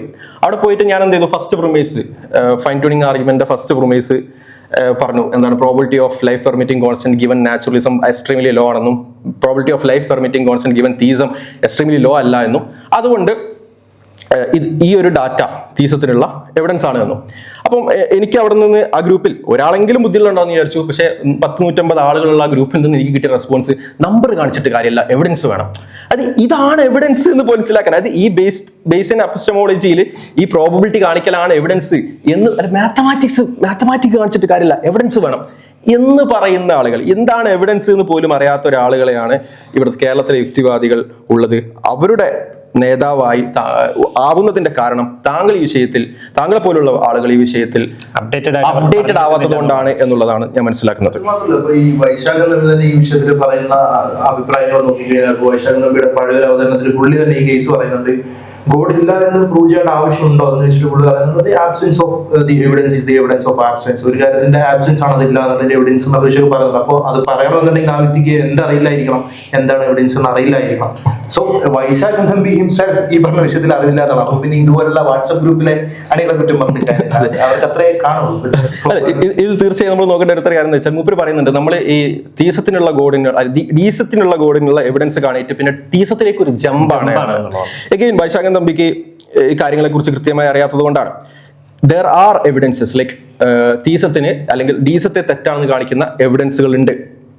ഉദാഹരണത്തിന് ഒക്കേഷണലിസത്തിന് ആർഗ്യുമെന്റ് ഉണ്ട്, കോൺകറന്റിസത്തിന് ആർഗ്യുമെന്റ് ഉണ്ട്, ഇതൊക്കെ കൺസർവേഷൻ ആർഗ്യുമെന്റ് ഉണ്ട്, ഡിവൈൻ കൺസർവേഷൻ ആർഗ്യുമെന്റ് ഉണ്ട്, ഇതൊക്കെ ഡീസത്തിനെതിരെയുള്ള എവിഡൻസുകളാണ് എന്നുള്ളതാണ്. മാത്രമല്ല നമ്മൾ ഇസ്ലാം ഈ പറയുന്ന ദൈവത്തിനുള്ള ഫൈൻ ട്യൂണിംഗ് ആർഗ്യുമെന്റ് കാണിച്ചതിന് ശേഷം അടുത്ത ദിവസം ഷഹാദത്ത് കലിമനല്ല പറയുന്നത്, ചെല്ലാനല്ല പറയുന്നത്. നമ്മൾ അടുത്തത് ഇസ്ലാമിനുള്ള തെളിവുകളാണ് കൊടുക്കുന്നത്. ഇസ്ലാം തീസത്തെ എൻഡേലെയും ഇസ്ലാമിനുള്ള എല്ലാ എവിഡൻസും തീസത്തിനുള്ള എവിഡൻസ് ആയിരിക്കും, ഡീസത്തിനെതിരെയുള്ള എവിഡൻസ് ആയിരിക്കും. കാരണം ഇസ്ലാം കൃത്യമായിട്ട് ഡീസത്തിനെതിരാണ് എന്നതുകൊണ്ട് തന്നെ. മാത്രമല്ല നമ്മൾ നോക്കുകയാണെങ്കിൽ ഫൈൻ ട്യൂണിംഗ് ആക്ച്വലി എന്താണ്, ഡീസത്തിനെതിരെയുള്ള എവിഡൻസ് ആയി മാറുന്ന സിറ്റുവേഷൻ ഉണ്ട്. ഇപ്പൊ ഉദാഹരണത്തിന് ഡിസ്പോസിഷണലിസം. ഇപ്പം ഡിസ്പോസിഷണലിസം അപ്പം ദൈവം എന്താണ്, ഇനീഷ്യൽ സ്റ്റേറ്റ് ആണ് സൃഷ്ടിക്കുന്നത്. ഈ ഇനീഷ്യൽ സ്റ്റേറ്റ് എങ്ങനെ പ്രവർത്തിക്കണം എന്നുള്ളത് ദൈവമാണോ നിർണ്ണയിക്കുന്നത്, അതല്ല അതിന്റെ ഒരു എസെൻഷ്യൽ, ദൈവം ഉണ്ടാക്കുന്ന ആ കാര്യത്തിന്റെ ഒരു എസെൻഷ്യൽ ക്യാരക്ടർ ആണോ എന്ന് നോക്കേണ്ടി വരും. ദൈവം ഉണ്ടാക്കുന്ന ആ സാധനത്തിന്റെ എസെൻഷ്യൽ ക്യാരക്ടർ ആണ് അത് എങ്കിൽ, എസെൻഷ്യൽ ക്യാരക്ടർ അല്ല അത് എങ്കിൽ പിന്നെ എന്താണ് ആ നിയമം അങ്ങനെ ഉണ്ടാവണം? കാരണം ദൈവം അത് ഉണ്ടാക്കി, പിന്നീട് രണ്ട് യൂണിവേഴ്സുകൾ, രണ്ട് പോസിബിൾ വേൾഡുകൾ ഉണ്ടാകുന്ന വെച്ചു. രണ്ട് പോസിബിൾ വേൾഡും ദൈവം ഉണ്ടാക്കുന്നത് ഒരേ സാധനമാണ്. ഒരു പോസിബിൾ വേൾഡിൽ അത് ഒരു രീതിയിൽ പ്രവർത്തിക്കുന്നു, മറ്റൊരു പോസിബിൾ വേൾഡിൽ അത് മറ്റൊരു രീതിയിൽ പ്രവർത്തിക്കുന്നു. അപ്പൊ എന്തുകൊണ്ടാണ് അത് വ്യത്യസ്ത രീതിയിൽ പ്രവർത്തിക്കുന്നത്? അത് ഗോഡിന്റെ വില്ലാന്ന് പറയാൻ കാര്യമില്ല. കാരണം ഗോഡിന്റെ വില്ല് ഡയറക്ട്ലി അല്ല ഒരു ഡീസ്റ്റിക് വേൾഡ് വ്യൂവിൽ ഇത് കൺട്രോൾ ചെയ്യുന്നത്. പിന്നെ എന്താണ്, ഇത് രണ്ടുമാണെന്ന് പറയാൻ പറ്റില്ല, ഈ രണ്ട് വസ്തുക്കളാണെന്ന് പറയാൻ പറ്റില്ല. കാരണം ഈ രണ്ട് വസ്തുക്കളും രണ്ട് പോസിബിൾ വേൾഡിലും ഒരേപോലെ ഉണ്ട്. പിന്നെ എന്താണ് ആ നിയമത്തെ ഡിഫൈൻ ചെയ്യുന്നത് എന്ന് വൈശാഖൻ തമ്പി വിശദീകരിക്കേണ്ടി വരും, ഡീസ്റ്റുകൾ വിശദീകരിക്കേണ്ടി വരും. അപ്പൊ പിന്നെ അവർക്ക് ആകെയുള്ളൊരു വഴി എന്ന് പറഞ്ഞാൽ ദൈവം ഉണ്ടാക്കിയ ആ വസ്തുവിന്റെ എസെൻഷ്യൽ ക്യാരക്ടറിസ്റ്റിക്സ് ആണ് ഇങ്ങനെ ആക്ട് ചെയ്യണം എന്നുള്ളത്. പക്ഷെ അങ്ങനെ ഒരു എസെൻഷ്യൽ ക്യാരക്ടറിസ്റ്റിക്സ് ആണ് അങ്ങനെ ആക്ട് ചെയ്യണം എന്നാണ് എങ്കിൽ സ്വാഭാവികമായും ഈ ഫൈൻ ട്യൂണിംഗ് കോൺസ്റ്റന്റ് ഒക്കെ ആ എസെൻഷ്യൽ ക്യാരക്ടറിസ്റ്റിക്സിന്റെ ഭാഗമാണ്, അത് ദൈവം ട്യൂൺ ചെയ്തതല്ല. അപ്പൊ സ്വാഭാവികമായും ഡീസ്റ്റിക് വ്യൂ എടുക്കുന്ന ഒരാൾക്ക് ദൈവമാണ് കോൺസ്റ്റന്റ് ട്യൂൺ ചെയ്തത് എന്ന് വാദിക്കാൻ കഴിയില്ല. അങ്ങനെ വാദിക്കാൻ കഴിയാത്തടത്തോളം തന്നെ ഫൈൻ ട്യൂണിംഗ് യൂസ് ചെയ്യാനും സാധിക്കില്ല. അതുകൊണ്ട് തന്നെ ഡീസ്റ്റുകൾക്ക് ഫൈൻ ട്യൂണിംഗ് യൂസ് ചെയ്യാൻ കഴിയില്ല, which means fine tuning is also an evidence against deism for theism. ഇത് പേഴ്സണൽ ഗോഡ് എന്ന് പറഞ്ഞ ആശയമല്ല, നമ്മൾ നേരത്തെ പറഞ്ഞു ഡയസ്റ്റിക് ഗോഡ് എന്ന് പറയുന്ന ആശയമാണ്. അപ്പോൾ പലപ്പോഴും നമ്മൾ സയന്റിഫിക് ആയിട്ടാണ് സംസാരിക്കുന്നുണ്ടെങ്കിൽ ഇത് നിലവിൽ സയൻസിന് ഉത്തരമില്ലാത്ത ചോദ്യങ്ങളാണ് എന്ന് അംഗീകരിക്കേണ്ടി വരും. അതാണ് സയൻസിന്റെ രീതി. അറിയാത്ത കാര്യങ്ങൾ അറിയില്ല എന്ന് സമ്മതിക്കുകയല്ലാതെ മറ്റു മാർഗ്ഗമില്ല. അപ്പോൾ വേണമെങ്കിൽ ആ ദൈവസങ്കല്പത്തിന് നമുക്ക് ജാമ്യം കൊടുത്ത് പാസ്സാക്കാം. പക്ഷേ അവിടുന്ന് അങ്ങോട്ട് ഉടനെ തന്നെ ഈ ഈശ്വര വിശ്വാസി ഒരു ചാട്ടം ചാടും. അതായത് ഈ ഡയലിസ്റ്റിക് ദൈവം പാസ്സായതോടുകൂടി ഉടനെ തന്നെ ആ ദൈവത്തെ അവർ ഒരു പേഴ്സണൽ ഗോഡാക്കി മാറ്റും. പിന്നെ അവർ അമ്പലത്തെക്കുറിച്ച് സംസാരിക്കും, പള്ളിയിൽ പോകുന്നതിനെക്കുറിച്ച് സംസാരിക്കും, വിശുദ്ധ പുസ്തകങ്ങളിലുള്ള ദിവ്യ അത്ഭുതങ്ങളെക്കുറിച്ച് സംസാരിക്കും. ബാക്കി എല്ലാം പിന്നെ ന്യായീകരിക്കപ്പെടുന്നതാണ് നമ്മൾ കാണുന്നത്. നമ്മൾ ചാടുന്നില്ല. നമ്മുടെ ചാനലിൽ തന്നെ നമ്മൾ വളരെ കൃത്യമായിട്ട് എന്ത് ചെയ്തിട്ടുണ്ട്, നമ്മുടെ കൃത്യമായിട്ട് എന്ത് ചെയ്തിട്ടുണ്ട്, തീസം ഐ മീൻ ഈ പറയുന്ന ഇന്റലിജന്റ് ആയ റാഷണൽ ആയിട്ടുള്ള ഒരു ബീയിങ് ഉണ്ട് എന്ന് കാണിച്ചതിന് ശേഷം നമ്മൾ എന്ത് ചെയ്തിട്ടുണ്ട്, ഇസ്ലാം ദൈവം ഉണ്ടെങ്കിൽ എന്തുകൊണ്ട് ഇസ്ലാം ശരി എന്ന വീഡിയോയിൽ നമ്മൾ വളരെ കൃത്യമായി ഒരു റെവലേഷൻ, ദൈവം ഉണ്ടെങ്കിൽ ആ ദൈവം മനുഷ്യനിലേക്ക് കമ്മ്യൂണിക്കേറ്റ് ചെയ്യേണ്ടതിന്റെ അനിവാര്യത എന്താണ്, ഒരു വേദഗ്രന്ഥം, ഒരു മാർഗനിർദ്ദേശം അയക്കുന്നതിന്റെ കാര്യം എന്താണ് എന്ന് വളരെ കൃത്യമായിട്ട് പറയാറുണ്ട്. അപ്പം നമ്മൾ ഗോറാപ്പിലൂടെ, അഥവാ പൊതുവെ മുസ്ലിങ്ങൾ യൂസ് ചെയ്യാറുള്ള ഒരു മെത്തേഡാണ് ഗോറാപ്പ്. അഥവാ ഗോഡ് ഉണ്ടെന്ന് തെളിയിക്കും, അത് വണ്ണസ് ആണെന്ന് തെളിയിക്കും, പിന്നീട് റെവലേഷൻ വന്നിട്ടുണ്ടെന്ന് തെളിയിക്കും, റെവലേഷൻ വന്നതിന് ശേഷം പ്രോഫറ്റ്ഹുഡ്, അഥവാ ഗോഡ്, വൺനെസ്, റെവലേഷൻ ആൻഡ് പ്രോഫറ്റ്ഹുഡ്. നമ്മുടെ ചാനലിൽ തന്നെ നമ്മൾ എന്ത് ചെയ്തിട്ടുണ്ട്, ദൈവം ഉണ്ടെങ്കിൽ എന്തുകൊണ്ട് ഇസ്ലാം ശരിയാണ് എന്ന വിഷയത്തിൽ ദൈവം ഉണ്ട് എന്ന് തെളിയിച്ചിട്ട്, ദൈവം ഉണ്ട് എന്നുള്ളത് ഓൾറെഡി തെളിയിച്ച് അത് അസ്യൂം ചെയ്തിട്ടാണ് നമ്മൾ ആ വീഡിയോ സ്റ്റാർട്ട് ചെയ്യുന്നത്. കാരണം അത് നമ്മൾ മറ്റു വീഡിയോയിൽ ഇതായിട്ടുണ്ട്. അവിടെ റെവലേഷൻ എന്തുകൊണ്ട് വരണം എന്ന് നമ്മൾ വളരെ കൃത്യമായി വിശദീകരിക്കുന്നുണ്ട്. റെവലേഷൻ പ്രൂവ് ചെയ്യണമെങ്കിൽ മിറാക്കിൾ വേണം. അപ്പോൾ റെവലേഷനും പ്രൂവായി, മിറാക്കിളും പ്രൂവായി. അപ്പൊ അതെല്ലാം നമ്മൾ വിശദീകരിക്കേണ്ട. അല്ലാതെ ഐഷാഖൻ തമ്പി സ്വപ്നം കാണുന്നത് പോലെ വ്യാമോഹിക്കുന്ന പോലെ ഒരു ജമ്പൊന്നും ഇവിടെ എവിടെയും നടക്കുന്നില്ല എന്നുള്ളത് അതിനകത്തുള്ള ധാരണയില്ലായ്മയാണ്. അതെ, ഐഷാഖൻ തമ്പി പറഞ്ഞ ഒരു കാര്യം ശരിയാണ്. നമ്മൾ നിരീശ്വരവാദിയായിട്ട് സംസാരിക്കുമ്പോൾ നമ്മൾ സ്വാഭാവികമായും പ്രോഫിറ്റ് ഒന്നും അല്ലെങ്കിൽ റെവല്യൂഷൻ ഒന്നും ആയിരിക്കില്ല അത് പറയില്ല. അത് ഞാൻ പറഞ്ഞില്ല, ഒരു ഫിസിക്കലിസ്റ്റിന്റെ അടുത്ത് പോയിട്ട് ആരും എക്സ്ക്ലൂഷൻ ആർഗ്യുമെന്റ് അല്ല കൊണ്ടുവരിക. അതിന് വേഗനസ് ആർഗ്യുമെന്റ് ഉണ്ട്. അത് പറഞ്ഞ് അവനെ ഡ്യുവലിസം ആക്കി ആ ഒരു കാറ്റഗറിയിലേക്ക് മാറ്റിയതിന് ശേഷമാണ് അതിന്റെ സബ് കാറ്റഗറിക്കുള്ള ആർഗ്യുമെന്റ്സ് കൊടുക്കുക. കോമൺ സെൻസ് അല്ലേ, അതൊക്കെ മനസ്സിലാക്കാവുന്നേ. മാത്രമേ ഇത് വിശദീകരിക്കാൻ നമ്മൾ എന്തിനാ ഒത്തിരി സമയം വേസ്റ്റ് ആക്കുന്നത്? ഒറ്റ ആർഗ്യുമെന്റിനകത്ത് നിന്ന് എല്ലാ ഇത് കിട്ടൂല. എന്ന് മാത്രമല്ല, ട്രയാങ്കുലേഷൻ മെത്തേഡ് എന്ന് പറഞ്ഞിട്ടുള്ള ഒരു മെത്തേഡ് ഉണ്ട്. അതായത് ഇപ്പോൾ എക്സിസ്റ്റൻസ് ഓഫ് ഗോഡ് എന്ന് പറയുന്ന ഒരു കാര്യത്തിനെ നമ്മൾ പ്രൂവ് ചെയ്ത് കഴിഞ്ഞാൽ പിന്നെ സ്വാഭാവികമായിട്ട് അതിനെ തുടർന്ന് ഉണ്ടാകുന്ന ഒരു ചർച്ചയാണ് what's the nature of God, ഗോഡിന്റെ നേച്ചർ എന്താണ്. അപ്പോൾ സ്വാഭാവികമായിട്ടും ഫിലോസഫിക്കലി നെസസറി ആയ, ഒമ്നിപൊട്ടന്റ് ആയ, ഒമ്നിസെന്റ് ആയ, എറ്റേണൽ ആയിട്ടുള്ള ഒരു ബീയിങ് ഉണ്ട് എന്ന് തെളിഞ്ഞു കഴിഞ്ഞാൽ what kind of religious ideologies ആണ് ഇതിനെക്കുറിച്ച് സംസാരിക്കുന്നത് എന്നുള്ള ഇഷ്യൂ വരും. അപ്പോൾ സ്വാഭാവികമായിട്ടും പിന്നെ റിലീജിയസ് ടെക്സ്റ്റുകളിലേക്ക് വന്നു കഴിഞ്ഞാൽ ഇതിൻ്റെ ഒരു ഫിലോസഫിക്കലായി, റാഷണലായി ഒരു ഫോമിനെ കുറിച്ച് സംസാരിക്കുന്ന ഒരു ലിവിങ് ഐഡിയോളജി എന്ന് പറയുന്നത്, റിലീജിയൻ എന്ന് പറയുന്നത് ഇസ്ലാമാണെന്നുള്ളത് കിട്ടും. അപ്പോൾ ഒരു ഭാഗത്ത് ഇസ്ലാം പറയുന്ന നേച്ചറിലുള്ള ഗോഡിനെ തന്നെ ഫിലോസഫിയും പ്രൂവ് ചെയ്യുന്നു, അല്ലെങ്കിൽ സ്ഥാപിക്കുന്നു, റാഷണലി ജസ്റ്റിഫൈ ചെയ്യുന്നു എന്നുള്ളത് ഫിലോസഫിയും റിലീജിയനും രണ്ടും ഒരുപോലെ ഗോഡിലേക്ക് നയിക്കുന്നു എന്നുള്ളതാണ്. അപ്പോൾ ഇപ്പോൾ ഇവിടെ വൈശാഖൻ തമ്മിയെ സംബന്ധിച്ചിടത്തോളം അദ്ദേഹത്തിന് ഒരു ആർഗ്യുമെന്റ് മേക്ക് ചെയ്യണമെന്നുണ്ടെങ്കിൽ ഇസ്ലാമിന് വിരുദ്ധമായ അല്ലെങ്കിൽ റിലീജിയസ് ഐഡിയോളജീസിന് വിരുദ്ധമായിട്ടുള്ള ഒരു ദൈവസങ്കല്പമാണ് ഫിലോസഫിക്കലി കിട്ടുന്നതെന്ന് വാദിക്കാൻ കഴിയണമായിരുന്നു. അങ്ങനെ കഴിയാതെ മൂപ്പർ അങ്ങനെ പറയുന്നുണ്ട്, ഡീസത്തിന് വേണ്ടിയുള്ള ആർഗ്യുമെന്റ് ആണ് ഫൈൻ ട്യൂണിംഗ് എന്ന് പറയുന്നുണ്ട്. പക്ഷേ ഫൈൻ ട്യൂണിംഗ് ഡീസത്തെ കുറിച്ച് സൈലന്റ് ആണ്. പ്രപഞ്ചത്തെ കൺസേർവ് ചെയ്യുന്നുണ്ടോ ഇല്ല എന്നുള്ളത് അത് സൈലന്റ് ആണ്. ഡീസത്തിനും തീസത്തിനുള്ള കോമൺ എലമെന്റ്സുകൾക്കുള്ള മറുപടി ശരിക്കും പ്രതീക്ഷിക്കരുത്.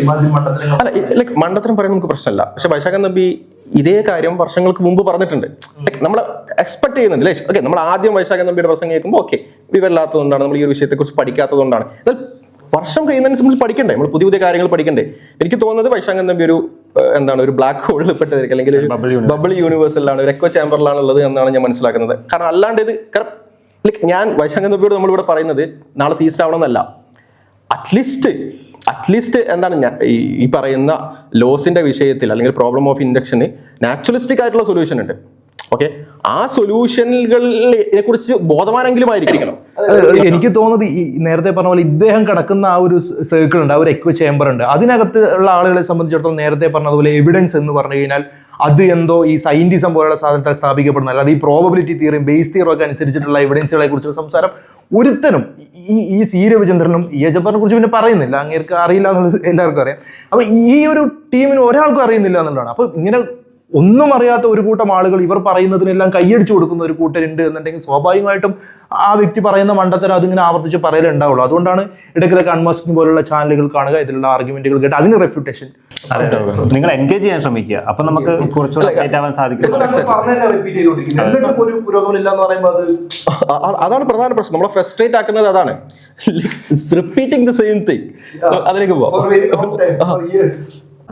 ഇവിടെ ഒരു വലിയ ലോജിക്കൽ പ്രശ്നമുണ്ട്. കാരണം നിങ്ങൾ ഒരു കാര്യത്തിന് വേണ്ടി വാദിച്ച് പാസ്സാക്കിയിട്ട് വേറൊരു കാര്യത്തെയാണ് പിന്നെ മുമ്പോട്ട് കൊണ്ടുവന്നത്. ഇപ്പോൾ ഉദാഹരണത്തിന് നമ്മളൊരു കോടതിയിൽ ഒരാൾ മോഷ്ടിച്ചു എന്നുള്ളതിൻ്റെ തെളിവ് കൊണ്ടുവന്നാൽ മോഷണ കേസ് ചാർജ് ചെയ്യാൻ പറ്റും, കൊലക്കേസ് ചാർജ് ചെയ്യാൻ അത് പോരാ.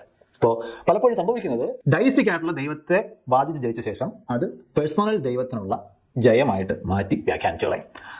ഈ ഉദാഹരണം തെറ്റാണ്. മോഷ്ടിച്ചു എന്നതിന് തെളിവ് കൊണ്ടുവന്നിട്ട് കൊലപാതകത്തിലല്ല നമ്മൾ നടക്കുന്നത്. നമ്മൾ അതെന്താ ചെയ്യുന്നത്? മോഷ്ടിച്ചു എന്ന് നമ്മൾ ആദ്യം തെളിയിക്കുന്നു, അല്ലെങ്കിൽ കൊലപാതകം നടന്നു, ഇത് ഒരു ആത്മഹത്യ പോലെ നടന്നൊരു സംഭവം, അത് ആദ്യം കൊലപാതകമാണ് എന്ന് നമ്മൾ തെളിയിക്കുന്നു. പിന്നെയാണ് അതാരാ കൊന്നത്, അത് സാരിഫാണോ അതല്ലെങ്കിൽ ഷാഹുലാണോ അതല്ലെങ്കിൽ അത് പിന്നെയുള്ള ചോദ്യമാണ്. അതിന് ആദ്യം കൊലപാതകമുണ്ടേ, ആ ചോദ്യത്തിന് പിന്നിലല്ലേ പ്രസക്തിയുള്ളൂ. അപ്പൊ ആദ്യം തന്നെ കൊലപാതകമാണ്. ഇപ്പൊ ഏതൊരു സംഭവത്തിലും നമ്മൾ ആദ്യം ഇത് ആത്മഹത്യയല്ല കൊലപാതകമാണെന്ന് തെളിയിക്കും, പിന്നെയാണ് നമ്മൾ ആര് കൊന്നു എന്ന വിഷയത്തിലേക്ക് പോകുന്നത്. അപ്പം അതങ്ങനെ തന്നെയാണ് ചെയ്യേണ്ടത്. അല്ലാതെ ഷാഹുൽ കൊന്നു എന്നതിന്റെ തെളിവ് കാണിച്ചിട്ട് ആരും പിടിച്ച് അകത്തിടുകയല്ല ചെയ്യുന്നത്. അത് ലോജിക്കലി പ്രശ്നമുള്ളതാണ് എന്നാണ് നമ്മൾ പറഞ്ഞു വരുന്നത്. തീ ഇല്ലാതെ പുക ഉണ്ടാവില്ല എന്നൊരു ചൊല്ലുണ്ട് അല്ലെ? അപ്പൊ പുക കണ്ടാൽ എവിടെയെങ്കിലും തീ ഉണ്ടാകും, അല്ലെങ്കിൽ നമ്മൾ കാണുന്നില്ലെങ്കിലും തീ എവിടെയോ ഉള്ളതിന്റെ ഒരു തെളിവാണ് പുക എന്ന് വാദിക്കുന്നതിന് നമുക്ക് ന്യായമായി പറയാം. പക്ഷേ ആ തീ കത്തിച്ചത് ആരാണ് എന്ന് എനിക്ക് ഉറപ്പായിട്ട് അറിയാമെന്നും അയാൾ ഇന്നയാളാണ്, അയാളുടെ പേര് ഇതാണ്, അയാളുടെ ജോലി ഇതാണ്, ഇങ്ങനെയുള്ള അയാളുടെ ബാക്കി എല്ലാ വിവരണങ്ങളും കൂടെ പ്രസന്റ് ചെയ്യുമ്പോൾ അവിടെ ഒരു ലോജിക്കൽ പ്രശ്നമുണ്ട്. അതായത് പുക ഉണ്ടാകുന്നത് തീ കാരണമാണ് എന്ന് വാദിക്കാം, പക്ഷേ ആ തീ ആരുണ്ടാക്കിയതാണ് എന്നതിന്റെ തെളിവ് അതിനോടൊപ്പം ഉണ്ടാകുന്നില്ല. തീ ഉണ്ട് എന്നുള്ളതിന്റെ തെളിവായിട്ട് വാദിക്കാമെന്നേ ഉള്ളൂ. ആ തീ കത്തിച്ചത് ആരാണെന്നും അയാളുടെ ബാക്കി അസംഖ്യം സവിശേഷതകളും ഉടനെ വ്യാഖ്യാനിക്കുന്നതിനകത്ത് ഈ പ്രശ്നമുണ്ട്. നമ്മളത് ചെയ്യുന്നില്ല. അതൊക്കെ പക്കാ സ്ട്രോമാൻ. ഇത് എന്തുകൊണ്ടാണ് ഈ സ്ട്രോമാൻ ഉണ്ടാകുന്നത്? ആ ബബിൾ യൂണിവേഴ്സിൽ കിടക്കുന്നത് കൊണ്ട്, എക്കോ ചാമ്പറിൽ കിടക്കുന്നതുകൊണ്ട് വാദങ്ങളെ പരിശോധിക്കണം. എഗെയിൻ നമ്മൾ നെസസറി ബീയിന്റെ കാര്യം പറഞ്ഞു. നെസസറി ബീയിങ് അല്ലെങ്കിൽ contingency argument first stage necessary ബീയിങ്ങിനാണ് പ്രൂവ് ചെയ്യുക. കണ്ടിജൻസി ആർഗ്യുമെന്റ് ഫസ്റ്റ് സ്റ്റേജ് വെച്ചിട്ട് ഒംനിപൊട്ടന്റ് ബീയിങ്ങിനെ തെളിയിക്കുമെന്ന് ആരും പറഞ്ഞിട്ടില്ല. അതുകൊണ്ട് നെസസറി ബീയിങ് ഉണ്ടെന്ന് മാത്രമേ കിട്ടുള്ളൂ. ഈ പറയുന്ന നെസസറി ബീയിങ് ഒംനിപൊട്ടന്റ് ആണ് എന്നതിന് ഈ ഗെൽമാന്റെ ആർഗ്യുമെന്റ് ഉണ്ട്. ഗെൽമാൻസ് ആർഗ്യുമെന്റ് ഫോർ ഒംനിപൊട്ടൻസ് ഉണ്ട്, വൺനെസ് ആൻഡ് ഒംനിപൊട്ടൻസ് ഉണ്ട്. അത് വേറെ ആർഗ്യുമെന്റ് ഉണ്ട്. ലൈക്ക് ഫൈൻ ട്യൂണിങ്ങിന് വേറെ ആർഗ്യുമെന്റ് ഉണ്ട്, മൈൻഡിന് വേറെ ആർഗ്യുമെന്റ് ഉണ്ട്, നോളജിന് വേറെ ആർഗ്യുമെന്റ് ഉണ്ട്. അതൊക്കെ ഉണ്ട്.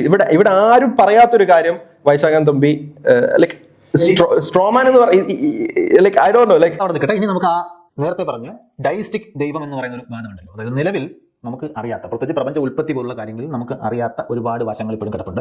അപ്പോൾ അതെല്ലാം ഒരു ഇന്റലിജന്റ് ഡിസൈനറിലേക്കാണ് പോയിന്റ് ചെയ്യുന്നത് എന്നുള്ളത് കൊണ്ട് നമുക്ക് അതിനെ പാസ്സാക്കാമെന്ന് തൽക്കാലം അവിടെ സംബന്ധിച്ചെങ്കിലും അതൊരു സംശയത്തിന്റെ ആനുകൂല്യമായിട്ടാണ് നമ്മൾ അവതരിപ്പിച്ചതെങ്കിലും അതിന് വേറെ ചില പ്രശ്നങ്ങൾ കൂടിയുണ്ട്. അതായത് നിലവിൽ ഉത്തരമില്ലാത്ത ചോദ്യങ്ങൾക്കുള്ള ഒരു കാൻഡിഡേറ്റ് ഉത്തരമായിട്ടാണ് നമ്മൾ ഈ ആശയത്തെ അവിടെ പ്രതിഷ്ഠിക്കുന്നത്. പക്ഷേ പലപ്പോഴും ഒരു നിഗൂഢതയ്ക്ക് മറുപടിയായിട്ട് നമ്മൾ മറ്റൊരു നിഗൂഢതയാണ് അവിടെ പ്രതിഷ്ഠിക്കുന്നത് എന്നും കാണാം. അതായത് നിഗൂഢതകൾ അവിടെ ഇല്ലാതാക്കപ്പെടുന്നില്ല. ഉദാഹരണത്തിന് എന്തിനും ഒരു തുടക്കം ആവശ്യമുണ്ട് എന്ന ന്യായം ഒരുപാട് പേർ പറയാറുണ്ട്. അതായത് നമ്മൾ ചുറ്റും കാണുന്ന എല്ലാ പ്രവൃത്തികളും നോക്കിക്കഴിഞ്ഞാൽ, എല്ലാ സംഭവങ്ങളും നോക്കിക്കഴിഞ്ഞാൽ അതിന് കാരണമായിട്ട് നമുക്ക് മറ്റു എന്തിനെങ്കിലും കാണാൻ പറ്റും. അപ്പോൾ എവറിത്തിങ് ഹാസ് എ റീസൺ എന്ന് പറയാം. അങ്ങനെയെങ്കിൽ പ്രപഞ്ചം ഉണ്ടാകുന്നതിന് ഒരു കാരണം വേണ്ടേ? ആ കാരണം ഒരു ദൈവമായി കൂടെ എന്ന ചോദ്യമാണ് നമ്മളിവിടെ പരിഗണിക്കുന്നത്. പക്ഷേ അപ്പോൾ ഉടനെ തന്നെ അടുത്ത ചോദ്യം ഉണ്ടാകും, അങ്ങനെയെങ്കിൽ ഈ ദൈവം എങ്ങനെ ഉണ്ടായി? ദൈവത്തെ ആരാണ് ഉണ്ടാക്കിയത്? ഇത്രയും കോംപ്ലക്സ് ആയിട്ടുള്ള ഒരു പ്രപഞ്ചം താനേ ഉണ്ടാകില്ല എന്നും അതുണ്ടാക്കാൻ ഒരു ദൈവത്തിന്റെ ഒരു ഇന്റലിജൻസ് പറഞ്ഞത് ഒരു നിഗൂഢത മറ്റൊരു നിഗൂഢതയ്ക്കുള്ള മറുപടിയല്ല. ഇവിടെ തുടക്കത്തിൽ മൂപ്പര് പറഞ്ഞിട്ടുണ്ടായിരുന്നു എല്ലാത്തിനെയും ഉള്ള അല്ലെങ്കിൽ നമുക്ക് ബിഗ് ബാങ്കിന് ഒരുപാട് എവിഡൻസ് ഉണ്ട്, പക്ഷെ ബിഗ് ബാങ്ക് എങ്ങനെ സംഭവിച്ചത് എന്നതൊരു നിഗൂഢതയാണ്, അത് നമുക്ക് അറിയില്ല എന്ന് പറഞ്ഞിട്ടുണ്ടായിരുന്നു. അപ്പൊ അങ്ങനെയാണെങ്കിൽ ഈ ഇവിടെയുള്ള ഡാറ്റ എക്സ്പ്ലെയിൻ ചെയ്യാൻ വേണ്ടിയാണ് ബിഗ് ബാങ്ക് സംഭവിച്ചത് എന്ന് പിന്നെ എന്തിനു പറയണം? കാരണം ഈ നിഗൂഢതയെ എക്സ്പ്ലെയിൻ ചെയ്യാൻ വേണ്ടി എന്തിനു ഈ നിഗൂഢത കൊണ്ടുവെക്കണം? സോ അത് സെൽഫ് റിഫ്യൂട്ടിംഗ് എന്ന് മാത്രമല്ല, ഇപ്പൊ എത്തിസ്റ്റുകൾ സ്ഥിരം പറഞ്ഞുകൊണ്ടിരിക്കുന്ന ഒരു ആർഗ്യുമെന്റ് ഉണ്ട്, യൂണിവേഴ്സിനെ എക്സ്പ്ലെയിൻ ചെയ്യുന്നത് ഇതിന്റെ പ്രീവിയസ് സ്റ്റേറ്റ് ആണ്, അത് അതിന്റെ പ്രീവിയസ് സ്റ്റേറ്റ് ആണ്, ഇതിങ്ങനെ എറ്റേണലി ഇൻഫിനിറ്റ് ആയിട്ട് നീണ്ടു പോകുന്ന വിചാരിക്കാം.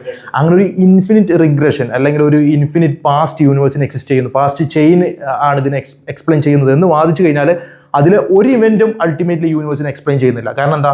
ആ ഇവന്റിന് പിറകിൽ മറ്റൊരു ഇവന്റ് ഉണ്ട്, ആ ഇവന്റിന് പിറകിൽ മറ്റൊരു ഇവന്റ് ഉണ്ട്. അതായത് ഒരു ഇവന്റും അൾട്ടിമേറ്റ് അല്ല. ഇനി നാച്ചുറൽ ലോസിന്റെ കാര്യത്തിലേക്ക് വരാം. ഗ്രാവിറ്റി, വാട്ട് എക്സ്പ്ലെയിൻസ് ഗ്രാവിറ്റി എന്നുള്ള ചോദ്യത്തിന് ഇപ്പോൾ സ്പേസ് ടൈം കർവേച്ചർ അല്ലെങ്കിൽ ഗ്രാവിറ്റോൺസ് എന്ത് പറഞ്ഞു കഴിഞ്ഞാലും വാട്ട് എക്സ്പ്ലെയിൻസ് ദാറ്റ്, എന്തുകൊണ്ട് അത് എക്സിസ്റ്റ് ചെയ്യുന്നു, എന്തുകൊണ്ട് അത് ആ ഒരു നേച്ചറിൽ തന്നെ ബിഹേവ് ചെയ്യുന്നു, എന്തുകൊണ്ട് ആ ഒരു എഫക്റ്റ് തന്നെ നമുക്ക് കിട്ടുന്നു, എന്തുകൊണ്ട് ആ ഒരു വാല്യൂ തന്നെ നമുക്ക് കിട്ടുന്നു, ഇങ്ങനെയുള്ള മൾട്ടിപ്പിൾ ക്വസ്റ്റ്യൻസ് അറൈസ് ചെയ്യപ്പെടുക മാത്രമേ അവിടെ സംഭവിക്കുന്നുള്ളൂ. ഓക്കെ, അതിന് ഒരു XYZ ആൻസർ കണ്ടുപിടിക്കാം. അപ്പോഴും ഭൗതികമായിട്ടുള്ള വിശദീകരണമാണെന്നുണ്ടെങ്കിൽ അത് എന്തുകൊണ്ട് എന്നുള്ള ചോദ്യം അറൈസ് ചെയ്യപ്പെടും, അത് നിഗൂഢതയുടെ അവിടെ കിടക്കും. അപ്പോൾ ആൾവേസ് ഒരു നിഗൂഢത ഉണ്ടായിരിക്കുക എന്നുള്ളത് ഒരു ഇൻഫിനിറ്റ് റിഗ്രസ്ഡ് യൂണിവേഴ്സിനെ കുറിച്ച് സംസാരിക്കുന്ന നാസ്തികരുടെ ലോകവീക്ഷണത്തിൽ അനിവാര്യതാണ്. അവിടെ എപ്പോഴും നിഗൂഢത എന്ന് പറയുന്ന ഒരു സാധനം ഉണ്ട്. എന്ന് മാത്രമല്ല, ഈ നിഗൂഢത ഇല്ലാതാകുന്നത് നമുക്കറിയാം, ഭൗതികമായിട്ടുള്ള കാര്യങ്ങളെ വിശദീകരിക്കുകയാണെന്നുണ്ടെങ്കിൽ എന്തുകൊണ്ട് അത് ഒരു പർട്ടിക്കുലർ നേച്ചറിൽ ഒരു ഭൗതിക വസ്തു അവിടെ അവശേഷിക്കുന്നു എന്നുള്ള ഒരു സ്വാഭാവികമായിട്ട് ആ ഒരു ഇഷ്യൂ അവിടെ ഉണ്ട്. അപ്പോൾ പ്രിൻസിപ്പിൾ ഓഫ് സഫിഷ്യന്റ് റീസൺ ഒക്കെ അനുസരിച്ചിട്ടാണെന്നുണ്ടെങ്കിൽ നമ്മുടെ സയൻസ് വർക്ക് ചെയ്യുന്നത് പോലും ഒരു കാര്യത്തിന് ഭൗതികമായിട്ടുള്ള വിശദീകരണം ഉണ്ടായിരിക്കണം, ഭൗതികമായിട്ടുള്ള ഏതൊന്നിനും ഭൗതികമായി മറ്റൊരു വിശദീകരണം ഉണ്ടായിരിക്കണം എന്നുള്ള യുക്തിയെ പ്രീസപ്പോസ് ചെയ്തിട്ടാണ്. അപ്പോൾ സ്വാഭാവികമായിട്ടും ഭൗതികമായിട്ടുള്ള ഈ ഹോളിനെ എടുത്തു കഴിഞ്ഞാൽ അതിനെ വിശദീകരിക്കുന്ന നെസസറി ആയിട്ടുള്ള സിമ്പിൾ ആയിട്ടുള്ള ഒരു എറ്റേണൽ ആയിട്ടുള്ള ഒരു ബീയിങ്, ഒരു ക്രിയേറ്റർ ഉണ്ടായിരിക്കണം എന്നുള്ളതാണ് it's more rational then atheism എന്ന് പറയുന്നത്. അപ്പോൾ ഇദ്ദേഹത്തിന്റെ യുക്തി അനുസരിച്ച് ഇദ്ദേഹത്തിന്റെ ലോകവീക്ഷണം പാസ്സാവില്ല എന്ന് മാത്രമല്ല, തീസം പോലുള്ള ഐഡിയോളജീസ് ആണ് റാഷണൽ എന്നുള്ളതിലേക്ക് നമുക്ക് എത്താനും കഴിയും. എന്തിനും ഒരു തുടക്കം ആവശ്യമുണ്ട് എന്നെല്ലാവരും പറഞ്ഞു. ഇല്ല, അങ്ങനെയല്ല നമ്മൾ ബേസിക്കലി പറയുന്നത് മാറ്റമുള്ള എല്ലാത്തിനും ഒരു തുടക്കം ആവശ്യമുണ്ട് എന്നാണ് നമ്മൾ പറയുന്നത്. കൃത്യമായി കേൾക്കുക, അതായത് എന്തിനും ഒരു തുടക്കമുണ്ട് എന്ന് ആരും പറയുന്നില്ല. അങ്ങനെയാണെങ്കിൽ ദൈവത്തിന് തുടക്കം ഉണ്ടാവും നമ്മൾ പറയേണ്ടിയില്ലേ? Nobody says that. ലൈക്ക് ആദ്യം മനസ്സിലാക്കേണ്ടത് എന്താണ് ആർഗ്യുമെന്റ് എന്ന് മനസ്സിലാക്കുക. ഓക്കെ, ആദ്യം ഒരു കാര്യം കൂടി മനസ്സിലാക്കുക. അതായത് വിശ്വാസികൾ ഇങ്ങനെ മണ്ടൻ ആർഗ്യുമെന്റ് പറയുള്ളൂ എന്ന് വിചാരിക്കരുത്. ലൈക്ക് നിങ്ങൾ ഔട്ട്ഡേറ്റഡ് ആയതുകൊണ്ടാണ്. വിശ്വാസികളെ സംബന്ധിച്ചിടത്തോളം ഇതിന് വളരെ കൃത്യമായി മറുപടി, ലൈക്ക് ആക്ച്വലി ഔട്ട്ഡേറ്റഡ് ആണെന്നും പറയാൻ പറ്റില്ല. കാരണം ലോകത്തൊരു സീരിയസ് തിയോളജിനും എല്ലാത്തിനും തുടക്കമുണ്ടെന്ന് പറഞ്ഞിട്ടില്ല. Nobody said that. ഓക്കെ, ഒരു അഗ്നോസ്റ്റ് ലൈക്ക് സീരിയസ് ആയിട്ട് ഈ വിഷയങ്ങൾ പഠിക്കുന്ന ഒരു അഗ്നോസ്റ്റ് പറയുന്നുണ്ട്. മേ ബി നിങ്ങളുടെ വീട്ടിലുള്ള 5 വയസ്സുള്ള പട്ടി പറഞ്ഞിട്ടുണ്ടാവും. അല്ലാണ്ട് ലോകത്ത് ഒരു സീരിയസ് തിയോളജിനും എല്ലാത്തിനും ഒരു തുടക്കമുണ്ടെന്നോ അതേപോലെ എല്ലാത്തിനും ഒരു കാരണം ഉണ്ടെന്നോ പറഞ്ഞിട്ടില്ല. ഇവർ പറയുന്നത് മാറ്റമുള്ള എല്ലാത്തിനും തുടക്കമുണ്ടെന്നാണ് പറയുന്നത്, തുടക്കമുള്ള എല്ലാത്തിനും കാരണം ഉണ്ടെന്നാണ് പറയുന്നത്. അതേപോലെ കണ്ടീൻജന്റ് ആയ എല്ലാത്തിനും ഒരു റീസൺ ഉണ്ട് എന്നാണ് ബേസിക്കലി പറയുന്നത്. അല്ലാതെ എല്ലാത്തിനും ഒരു റീസൺ ഉണ്ട് എന്നുള്ള വാദം ആരും ഉന്നയിച്ചിട്ടില്ല. ഓക്കെ, അതിൽ നിന്ന് കണ്ടീജന്റ് ആയ എല്ലാത്തിനും ഒരു കാരണമുണ്ട് എന്നതിൽ നിന്ന് നെസസറി ബീയിങ് ഉണ്ട് എന്നാണ് നമ്മൾ ഇൻഫർ ചെയ്യുന്നത്. അതേപോലെ മാറ്റമുള്ള എല്ലാത്തിനും തുടക്കമുണ്ട് എന്നതിൽ നിന്ന് മാറ്റമില്ലാത്തൊരു ബീയിങ് ഉണ്ട് എന്നാണ് നമ്മൾ ഇൻഫർ ചെയ്യുന്നത്. ആ ഇൻഫറൻസ് ആണ് നമ്മൾ ബേസിക്കലി അവിടെ ചെയ്യുന്നത്. അത് necessary being of the gap അല്ല.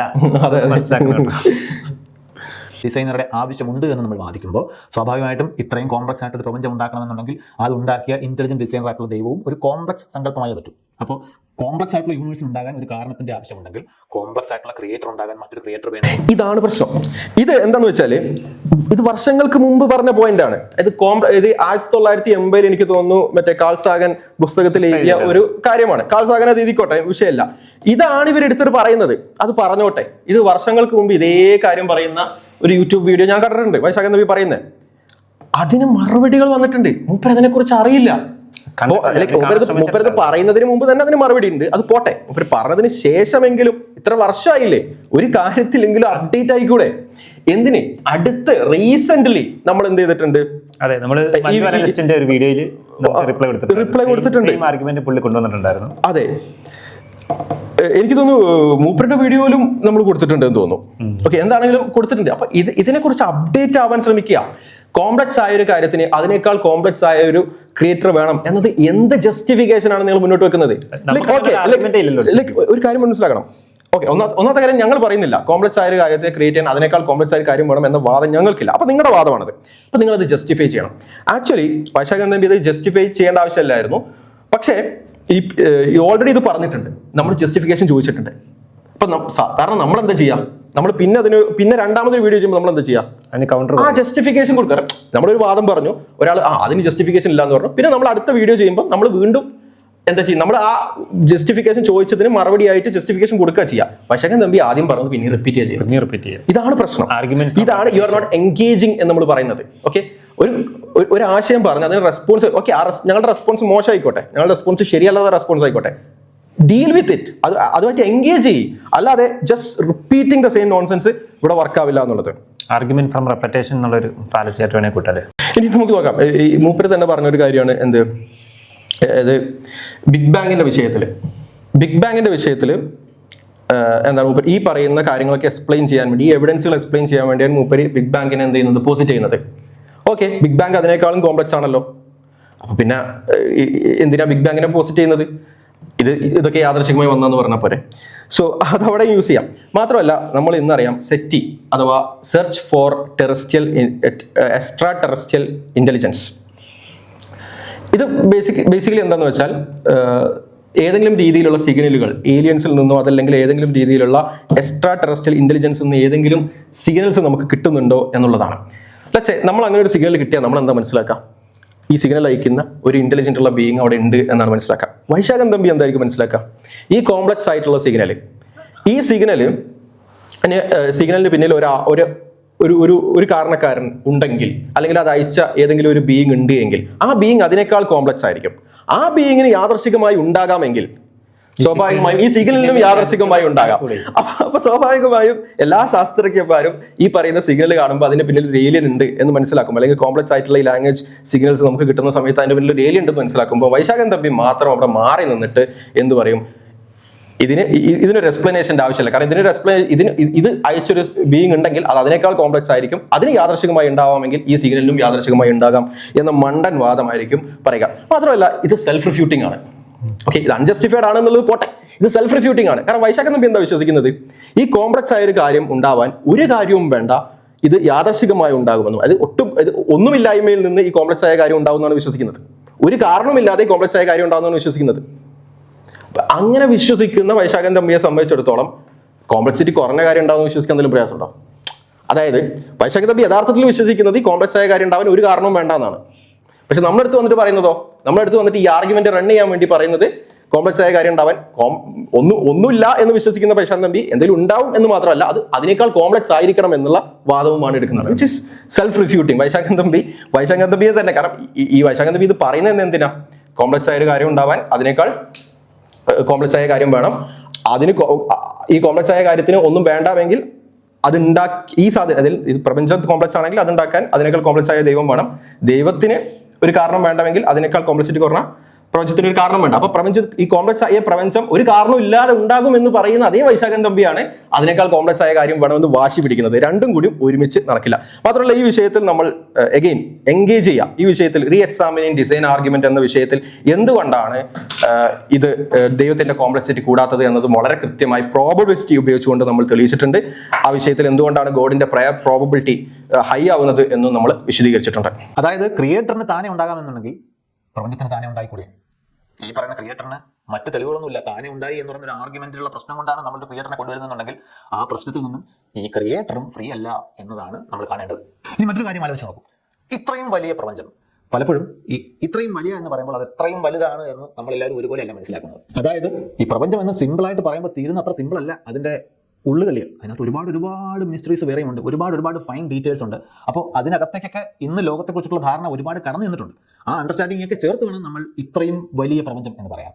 അപ്പോൾ ഇത്രയും വലിയ പ്രപഞ്ചത്തെ സൃഷ്ടിച്ച അത്രയും ഗ്രാൻഡായി ഇപ്പോഴും ഇതിനെ നോക്കി നടത്തുകയും ഇവിടെയുള്ള നമ്മളെപ്പോലുള്ള ജീവികളുടെ ഡെയിലി ലൈഫിൽ എന്തൊക്കെ നടക്കുന്നു, നമ്മൾ നല്ലതാണോ ചെയ്യുന്നത് മോശമാണോ ചെയ്യുന്നത് എന്നൊക്കെ നോക്കി അതിന് കൃത്യമായി മാർക്കിടുകയും ചെയ്യുന്ന ഒരു ദൈവസങ്കല്പം എന്ന് പറയുന്നത് അതിഭയങ്കരമായ സ്കെയിലുള്ള ഒരു ക്ലെയിമാണ്. It's a very grand claim. അപ്പോൾ പ്രപഞ്ചം ഇത്ര ഗ്രാൻഡും വിശാലമായതുമാണെന്നുണ്ടെങ്കിൽ അതിനെ ഇത്ര സൂക്ഷ്മമായി നിയന്ത്രിക്കുന്ന ദൈവം അതിലും കൂടുതൽ ഗ്രാൻഡ് ആയേ പറ്റൂ. അത്രയും ഗ്രാൻഡായ ഒരു സംഗതി നമ്മളിങ്ങനെ വാദിച്ച് തെളിയിക്കേണ്ട ആവശ്യമുണ്ടോ?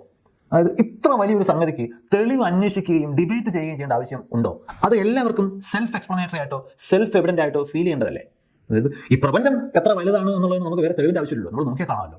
അപ്പോൾ ആ പ്രപഞ്ചത്തെ ഉണ്ടാക്കിയ ഒരു സംഗതി ഉണ്ട് എന്ന് പറയുമ്പോൾ അതിന് നമ്മൾ തെളിവ് കണ്ടെത്തേണ്ട ആവശ്യമുണ്ടോ? അത് വേറെ ആരെങ്കിലും മറ്റൊരാൾക്ക് വേണ്ടി തെളിയിച്ച് കൊടുക്കേണ്ട ആവശ്യമുണ്ടോ? അത് എല്ലാവർക്കും ഒരുപോലെ ബോധ്യമാകണ്ടേ? അങ്ങനെ ഇത് നമ്മുടെ ഒരു ആർഗ്യുമെന്റിലേക്ക് അദ്ദേഹം ഒന്ന് ചിന്തിച്ച് വരുന്നുണ്ട്. ശരിക്കും ഇത് നമ്മൾ തെളിയിക്കേണ്ട ആവശ്യമുണ്ടോ എന്നുള്ളത്. ഓക്കെ, നമുക്ക് നമ്മുടെ റിച്ചാർഡ് ഡോക്കിൻസിന്റെ ഒരു വീഡിയോ ഒന്ന് കാണാം.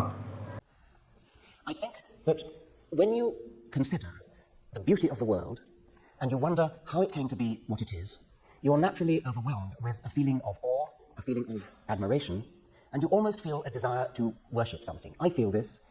I recognize that other scientists such as Carl Sagan feel this. Einstein felt it. We all of us share a kind of religious reverence for the beauties of the universe, for the complexity of life, for the sheer magnitude of the cosmos, the sheer magnitude of geological time. And it's tempting to translate that feeling of awe and worship into a desire to worship some particular thing, a person, an agent. You want to attribute it to a maker, to a creator.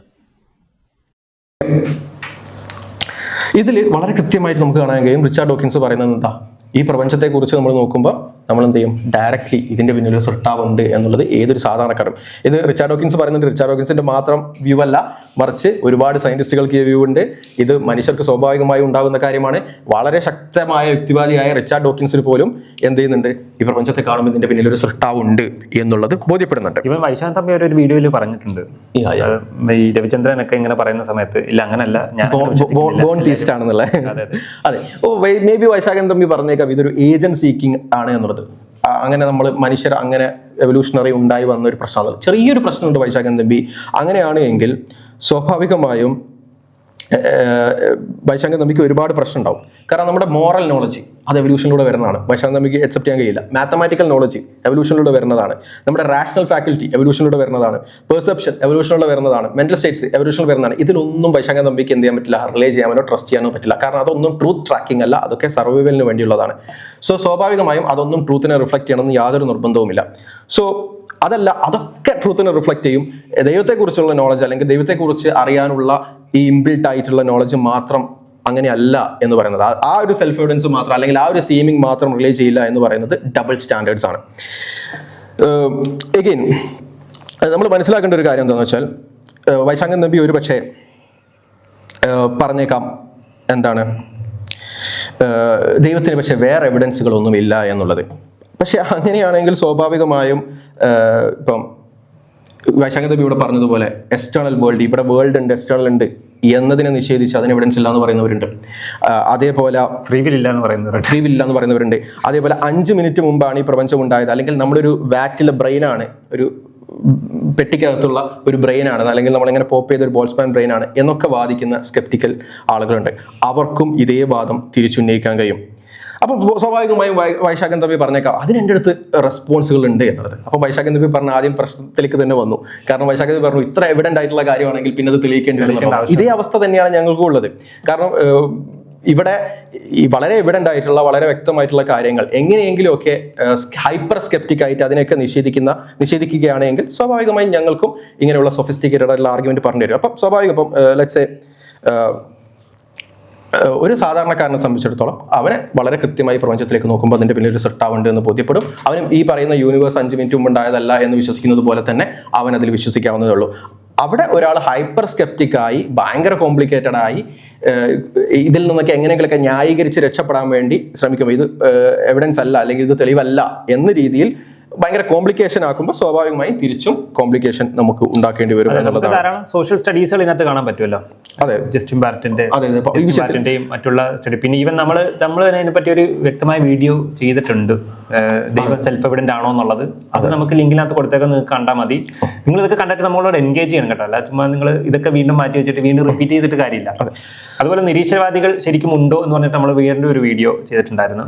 അതും ഈ ഒരു അവസരത്തിൽ കണ്ടാൽ നന്നായിരിക്കും ഈ ഒരു video. അതെ അതെ തീർച്ചയായും. അപ്പം കൃത്യമായി പറയാം, ഈ എക്സ്റ്റേണൽ വേൾഡ് ഉണ്ട് എന്നുള്ള വിഷയത്തിൽ ഉള്ളതുപോലെയുള്ള ഈ സീമിങ് ദൈവവിശ്വാസത്തിന്റെ വിഷയത്തിലും ഉണ്ട്. നിങ്ങൾ പറയാണ് എന്താണ് ഈ പറയുന്ന എക്സ്റ്റേണൽ സീമിങ്സിന് ദൈവത്തിന് എവിഡൻസ് ഇല്ല എന്ന് പറയുകയാണെങ്കിൽ ഇങ്ങനെ ഈ പറയുന്ന എക്സ്റ്റേണൽ വേൾഡിന് എവിഡൻസ് ഇല്ല എന്ന് പറഞ്ഞ് വരുന്നവരുണ്ട്. ഉണ്ട് എന്ന് അല്ലെങ്കിൽ 5 മിനിറ്റ് മുമ്പാണ് നമ്മുടെ ബ്രെയിൻ ഉണ്ടായി എന്ന് പറയുന്ന അതിന് എവിഡൻസുമായി വരുന്നവരുണ്ട്. അതിന് നിങ്ങളെടുത്ത് കൗണ്ടർ ഉണ്ടെന്നാണെങ്കിൽ നിരീശ്വരം എന്ന് പറയുന്നത് നിങ്ങളെടുത്ത് പറയാൻ ഞങ്ങൾക്കും കൗണ്ടർ ഉണ്ട് എന്നുള്ളതാണ്. അപ്പം ദൈവത്തെ തെളിയിക്കാൻ നിങ്ങൾക്ക് ഇങ്ങനെ വാദിക്കണം എന്നാണ് ചോദിക്കുന്നതെങ്കിൽ എക്സ്റ്റേണൽ വേൾഡ് ഉണ്ടാവാൻ നിങ്ങൾക്കും വാദിക്കേണ്ടി വരും ഹൈപ്പർ സ്കെപ്റ്റിക് വരികയാണെങ്കിൽ എന്നുള്ളതാണ്. അതുകൊണ്ട് ഒരു ഹൈപ്പർ സ്കെപ്റ്റിക് ആവാതിരിക്കുക എന്നുള്ളതാണ് ആ വിഷയത്തിൽ പറയാനുള്ളത്. ഒരു ക്രിയേറ്റർ ഉണ്ടെങ്കിൽ നമ്മൾ ആ ക്രിയേറ്ററിൽ വിശ്വസിക്കേണ്ടത് ആ ക്രിയേറ്ററിന്റെ ആവശ്യമാണെന്നുണ്ടെങ്കിൽ ആ വിശ്വാസത്തോടു കൂടി നമ്മളെ ക്രിയേറ്റ് ചെയ്യാൻ കഴിയേണ്ട ആളല്ലേ ശരിക്കുള്ള ക്രിയേറ്റർ. ഇനി അടുത്ത പ്രശ്നം, നമ്മൾ നേരത്തെ പറഞ്ഞ ആ ക്രിയേറ്ററിനെ ആരാധിക്കേണ്ട ആ ക്രിയേറ്ററിന്റെ ആവശ്യമല്ല, നമ്മുടെ ആവശ്യമാണ്. നമുക്കാണ് നല്ലത്, അല്ല ക്രിയേറ്ററിന് പ്രത്യേകിച്ച് ഒന്നും കിട്ടാനില്ല എന്നുള്ളതാണ്. അപ്പോൾ നമ്മൾ സത്യസന്ധമായി കാര്യങ്ങളെ അന്വേഷിക്കുക, പഠിക്കുക എന്നുള്ളതാണ് നമ്മുടെ ഭാഗത്തുനിന്ന് നമ്മൾ ചെയ്യേണ്ടത്. അതല്ലാതെ ആ ഒരു ബബിളില് ഒളിച്ചിരിക്കാതിരിക്കാം. ഈ ഫസ്റ്റ് കോസ് എന്ന് പറയുന്നൊരു ആർഗ്യുമെന്റ് ആണ്. അത് പലപ്പോഴും സയന്റിഫിക് ആയിട്ടുള്ള ഒരു വാദമായിട്ടാണ് ഉന്നയിക്കപ്പെടുന്നതെങ്കിലും അതൊരു ഫിലോസോഫിക്കൽ നീഡ് മാത്രമാണ്. അതായത് എല്ലാ കാര്യങ്ങൾക്കും ഒരു കാരണമുണ്ടാകും എന്ന് പറഞ്ഞതിന്റെ അടിസ്ഥാനത്തിലാണ് നമ്മൾ ഈ തുടക്കക്കാരനായിട്ടുള്ള ദൈവത്തെക്കുറിച്ച് നേരത്തെ സംസാരിച്ചത്. ഈ എല്ലാ കാര്യങ്ങൾക്കും ഒരു കാരണം ഉണ്ടാകണം എന്നുള്ളത് ഇന്ന് ശാസ്ത്രീയമായിട്ടുള്ള ലോകധാരണയിൽ അത്ര നിർബന്ധമുള്ള ഒരു കാര്യമല്ല. പ്രത്യേകിച്ച് നമ്മൾ ഒരു 20-ാം നൂറ്റാണ്ട് വരെയുള്ള ഭൗതിക ശാസ്ത്രത്തിന്റെ ചരിത്രം നോക്കിക്കഴിഞ്ഞാൽ അവിടെ ഫിസിക്സിന് ഒരു ഡിറ്റർമിനിസ്റ്റിക് സ്വഭാവമുണ്ട് എന്നാണ് പറയാറ്. അതായത് എല്ലാം കൃത്യമായ നിയമങ്ങളുടെ അടിസ്ഥാനത്തിൽ നമുക്ക് കൃത്യമായി പറയാൻ കഴിയുന്നതാണ്. ഒരു പ്രത്യേക നിയമം അനുസരിച്ചാണ് ഈ ലോകം മൊത്തത്തിൽ പ്രവർത്തിക്കുന്നുണ്ടെങ്കിൽ ലോകത്തിന്റെ ഇപ്പോഴത്തെ അവസ്ഥയുടെ അടിസ്ഥാനത്തിൽ നാളെ അത് ഏത് അവസ്ഥയിലേക്കാണ് പോകാൻ പോകുന്നത് എന്ന് നമുക്ക് പറയാൻ പറ്റും. അതിനാണ് നമ്മൾ ഡിറ്റർമിനിസ്റ്റിക് എന്ന് വിളിക്കുന്നത്. എന്നാൽ 20-ാം നൂറ്റാണ്ടിൽ ക്വാണ്ടം ഭൗതികമൊക്കെ ഉണ്ടായതിനു ശേഷം നമുക്ക് യാഥാർത്ഥ്യം എന്താണ് എന്നതിനെക്കുറിച്ചുള്ള വ്യക്തത കുറയുകയാണ് ചെയ്തത്. അതായത് ലോകം ഡിറ്റർമിനിസ്റ്റിക് ആയിട്ടല്ല പ്രവർത്തിക്കുന്നത്. ക്വാണ്ടം ഭൗതികം ഡീൽ ചെയ്യുന്നത് അതിസൂക്ഷ്മമായിട്ടുള്ള തലത്തിലാണെന്ന് അറിയാമല്ലോ. അതായത് ആറ്റങ്ങളുടെയും സബാറ്റമിക കണങ്ങളുടെയും ഒക്കെ തലത്തിലാണ് ക്വാണ്ടം ഭൗതികം പ്രവർത്തിക്കുന്നത്. അവിടുത്തെ പല പ്രതിഭാസങ്ങളും പ്രത്യേകിച്ച് കാരണമൊന്നും ആരോപിക്കാൻ കഴിയാത്ത രീതിയിലാണ് നടക്കുന്നത്. ഉദാഹരണത്തിന് റേഡിയോ ആക്റ്റീവ് ഡീകേ. ചില ആറ്റോമിക് ന്യൂക്ലിയസുകളിൽ നിന്നും സ്വാഭാവികമായി തന്നെ റേഡിയേഷനുകളോ സബാറ്റോമിക് കണങ്ങളോ പുറത്തേക്ക് വരും. അതിനാണ് നമ്മൾ റേഡിയോ ആക്ടിവിറ്റി എന്ന് വിളിക്കുന്നത്. അപ്പോൾ ഒരു റേഡിയോ ആക്റ്റീവ് ആയിട്ടുള്ള മെറ്റീരിയൽ എടുത്തു കഴിഞ്ഞാൽ അതിൽ ഏത് ആറ്റം എപ്പോഴാണ് റേഡിയോ ആക്ടിവിറ്റി പ്രകടിപ്പിക്കാൻ പോകുന്നത് എന്ന് നമുക്ക് മുൻകൂട്ടി പറയാൻ പോകുന്ന നിയമങ്ങളില്ല. അത് നമുക്ക് അറിയാത്തതല്ല. അത് തീർത്തും പ്രോബബിലിസ്റ്റിക് ആയിട്ടാണ് പ്രവർത്തിക്കുന്നത്. 1000 ആറ്റങ്ങളിൽ ഏതെങ്കിലും 10 ആറ്റങ്ങൾ ചെയ്യുമെന്ന് പറയാൻ നമുക്ക് സാധിച്ചേക്കും. പക്ഷെ അത് ഏത് ആറ്റങ്ങളാണെന്ന് പറയാൻ നമുക്ക് മാർഗ്ഗങ്ങളില്ല. ഓക്കെ, അഗെയിൻ ഇതാണ് പ്രശ്നം വൈശാഖൻ തമ്പി. ഈ ഒരു പോയിന്റ് പറയുമ്പോൾ നമ്മൾ ശരിക്കും ക്വാണ്ടം മെക്കാനിക്സ് വൈശാഖൻ തമ്പി പഠിപ്പിക്കുക എന്നുള്ള രീതിയിലേക്ക് വരിക എന്ന് പറയുന്നത് ശരിയായ നടപടിയല്ല. പക്ഷേ നമുക്ക് പറഞ്ഞേ പറ്റുള്ളൂ. ഈ ഒരു ചില പോയിന്റുകൾ വൈശാഖൻ തമ്പി മനഃപൂർവ്വം ഇതിനകത്ത് മിസ്സാക്കുന്നുണ്ട്, കാഷ്വാലിറ്റി ആയിട്ടൊക്കെ ബന്ധപ്പെട്ടത്. ഓക്കെ, ഇതിലെവിടെയും തന്നെ അത് ഒരു കാരണമില്ല എന്നല്ല അതിന് വരുന്നത് ഡിറ്റർമിനിസ്റ്റ്, മുപ്പര് തന്നെ പറഞ്ഞ പോലെ ഡിറ്റർമിനിസ്റ്റിക് കോസ് ഇല്ല എന്നുള്ളതാണ്. ഡിറ്റർമിനിസ്റ്റിക് കോസ് ഉണ്ടെന്ന് എവിടെയും ഈ പറയുന്ന ഈ കണ്ടിജൻസി ആർഗ്യുമെന്റോ കലാം ആർഗ്യുമെന്റോ ഒന്നും തന്നെ എവിടെയും അവകാശപ്പെടുന്നില്ല. അവർ പറയുന്നത് കോസ് ഉണ്ട് എന്നുള്ളതാണ്.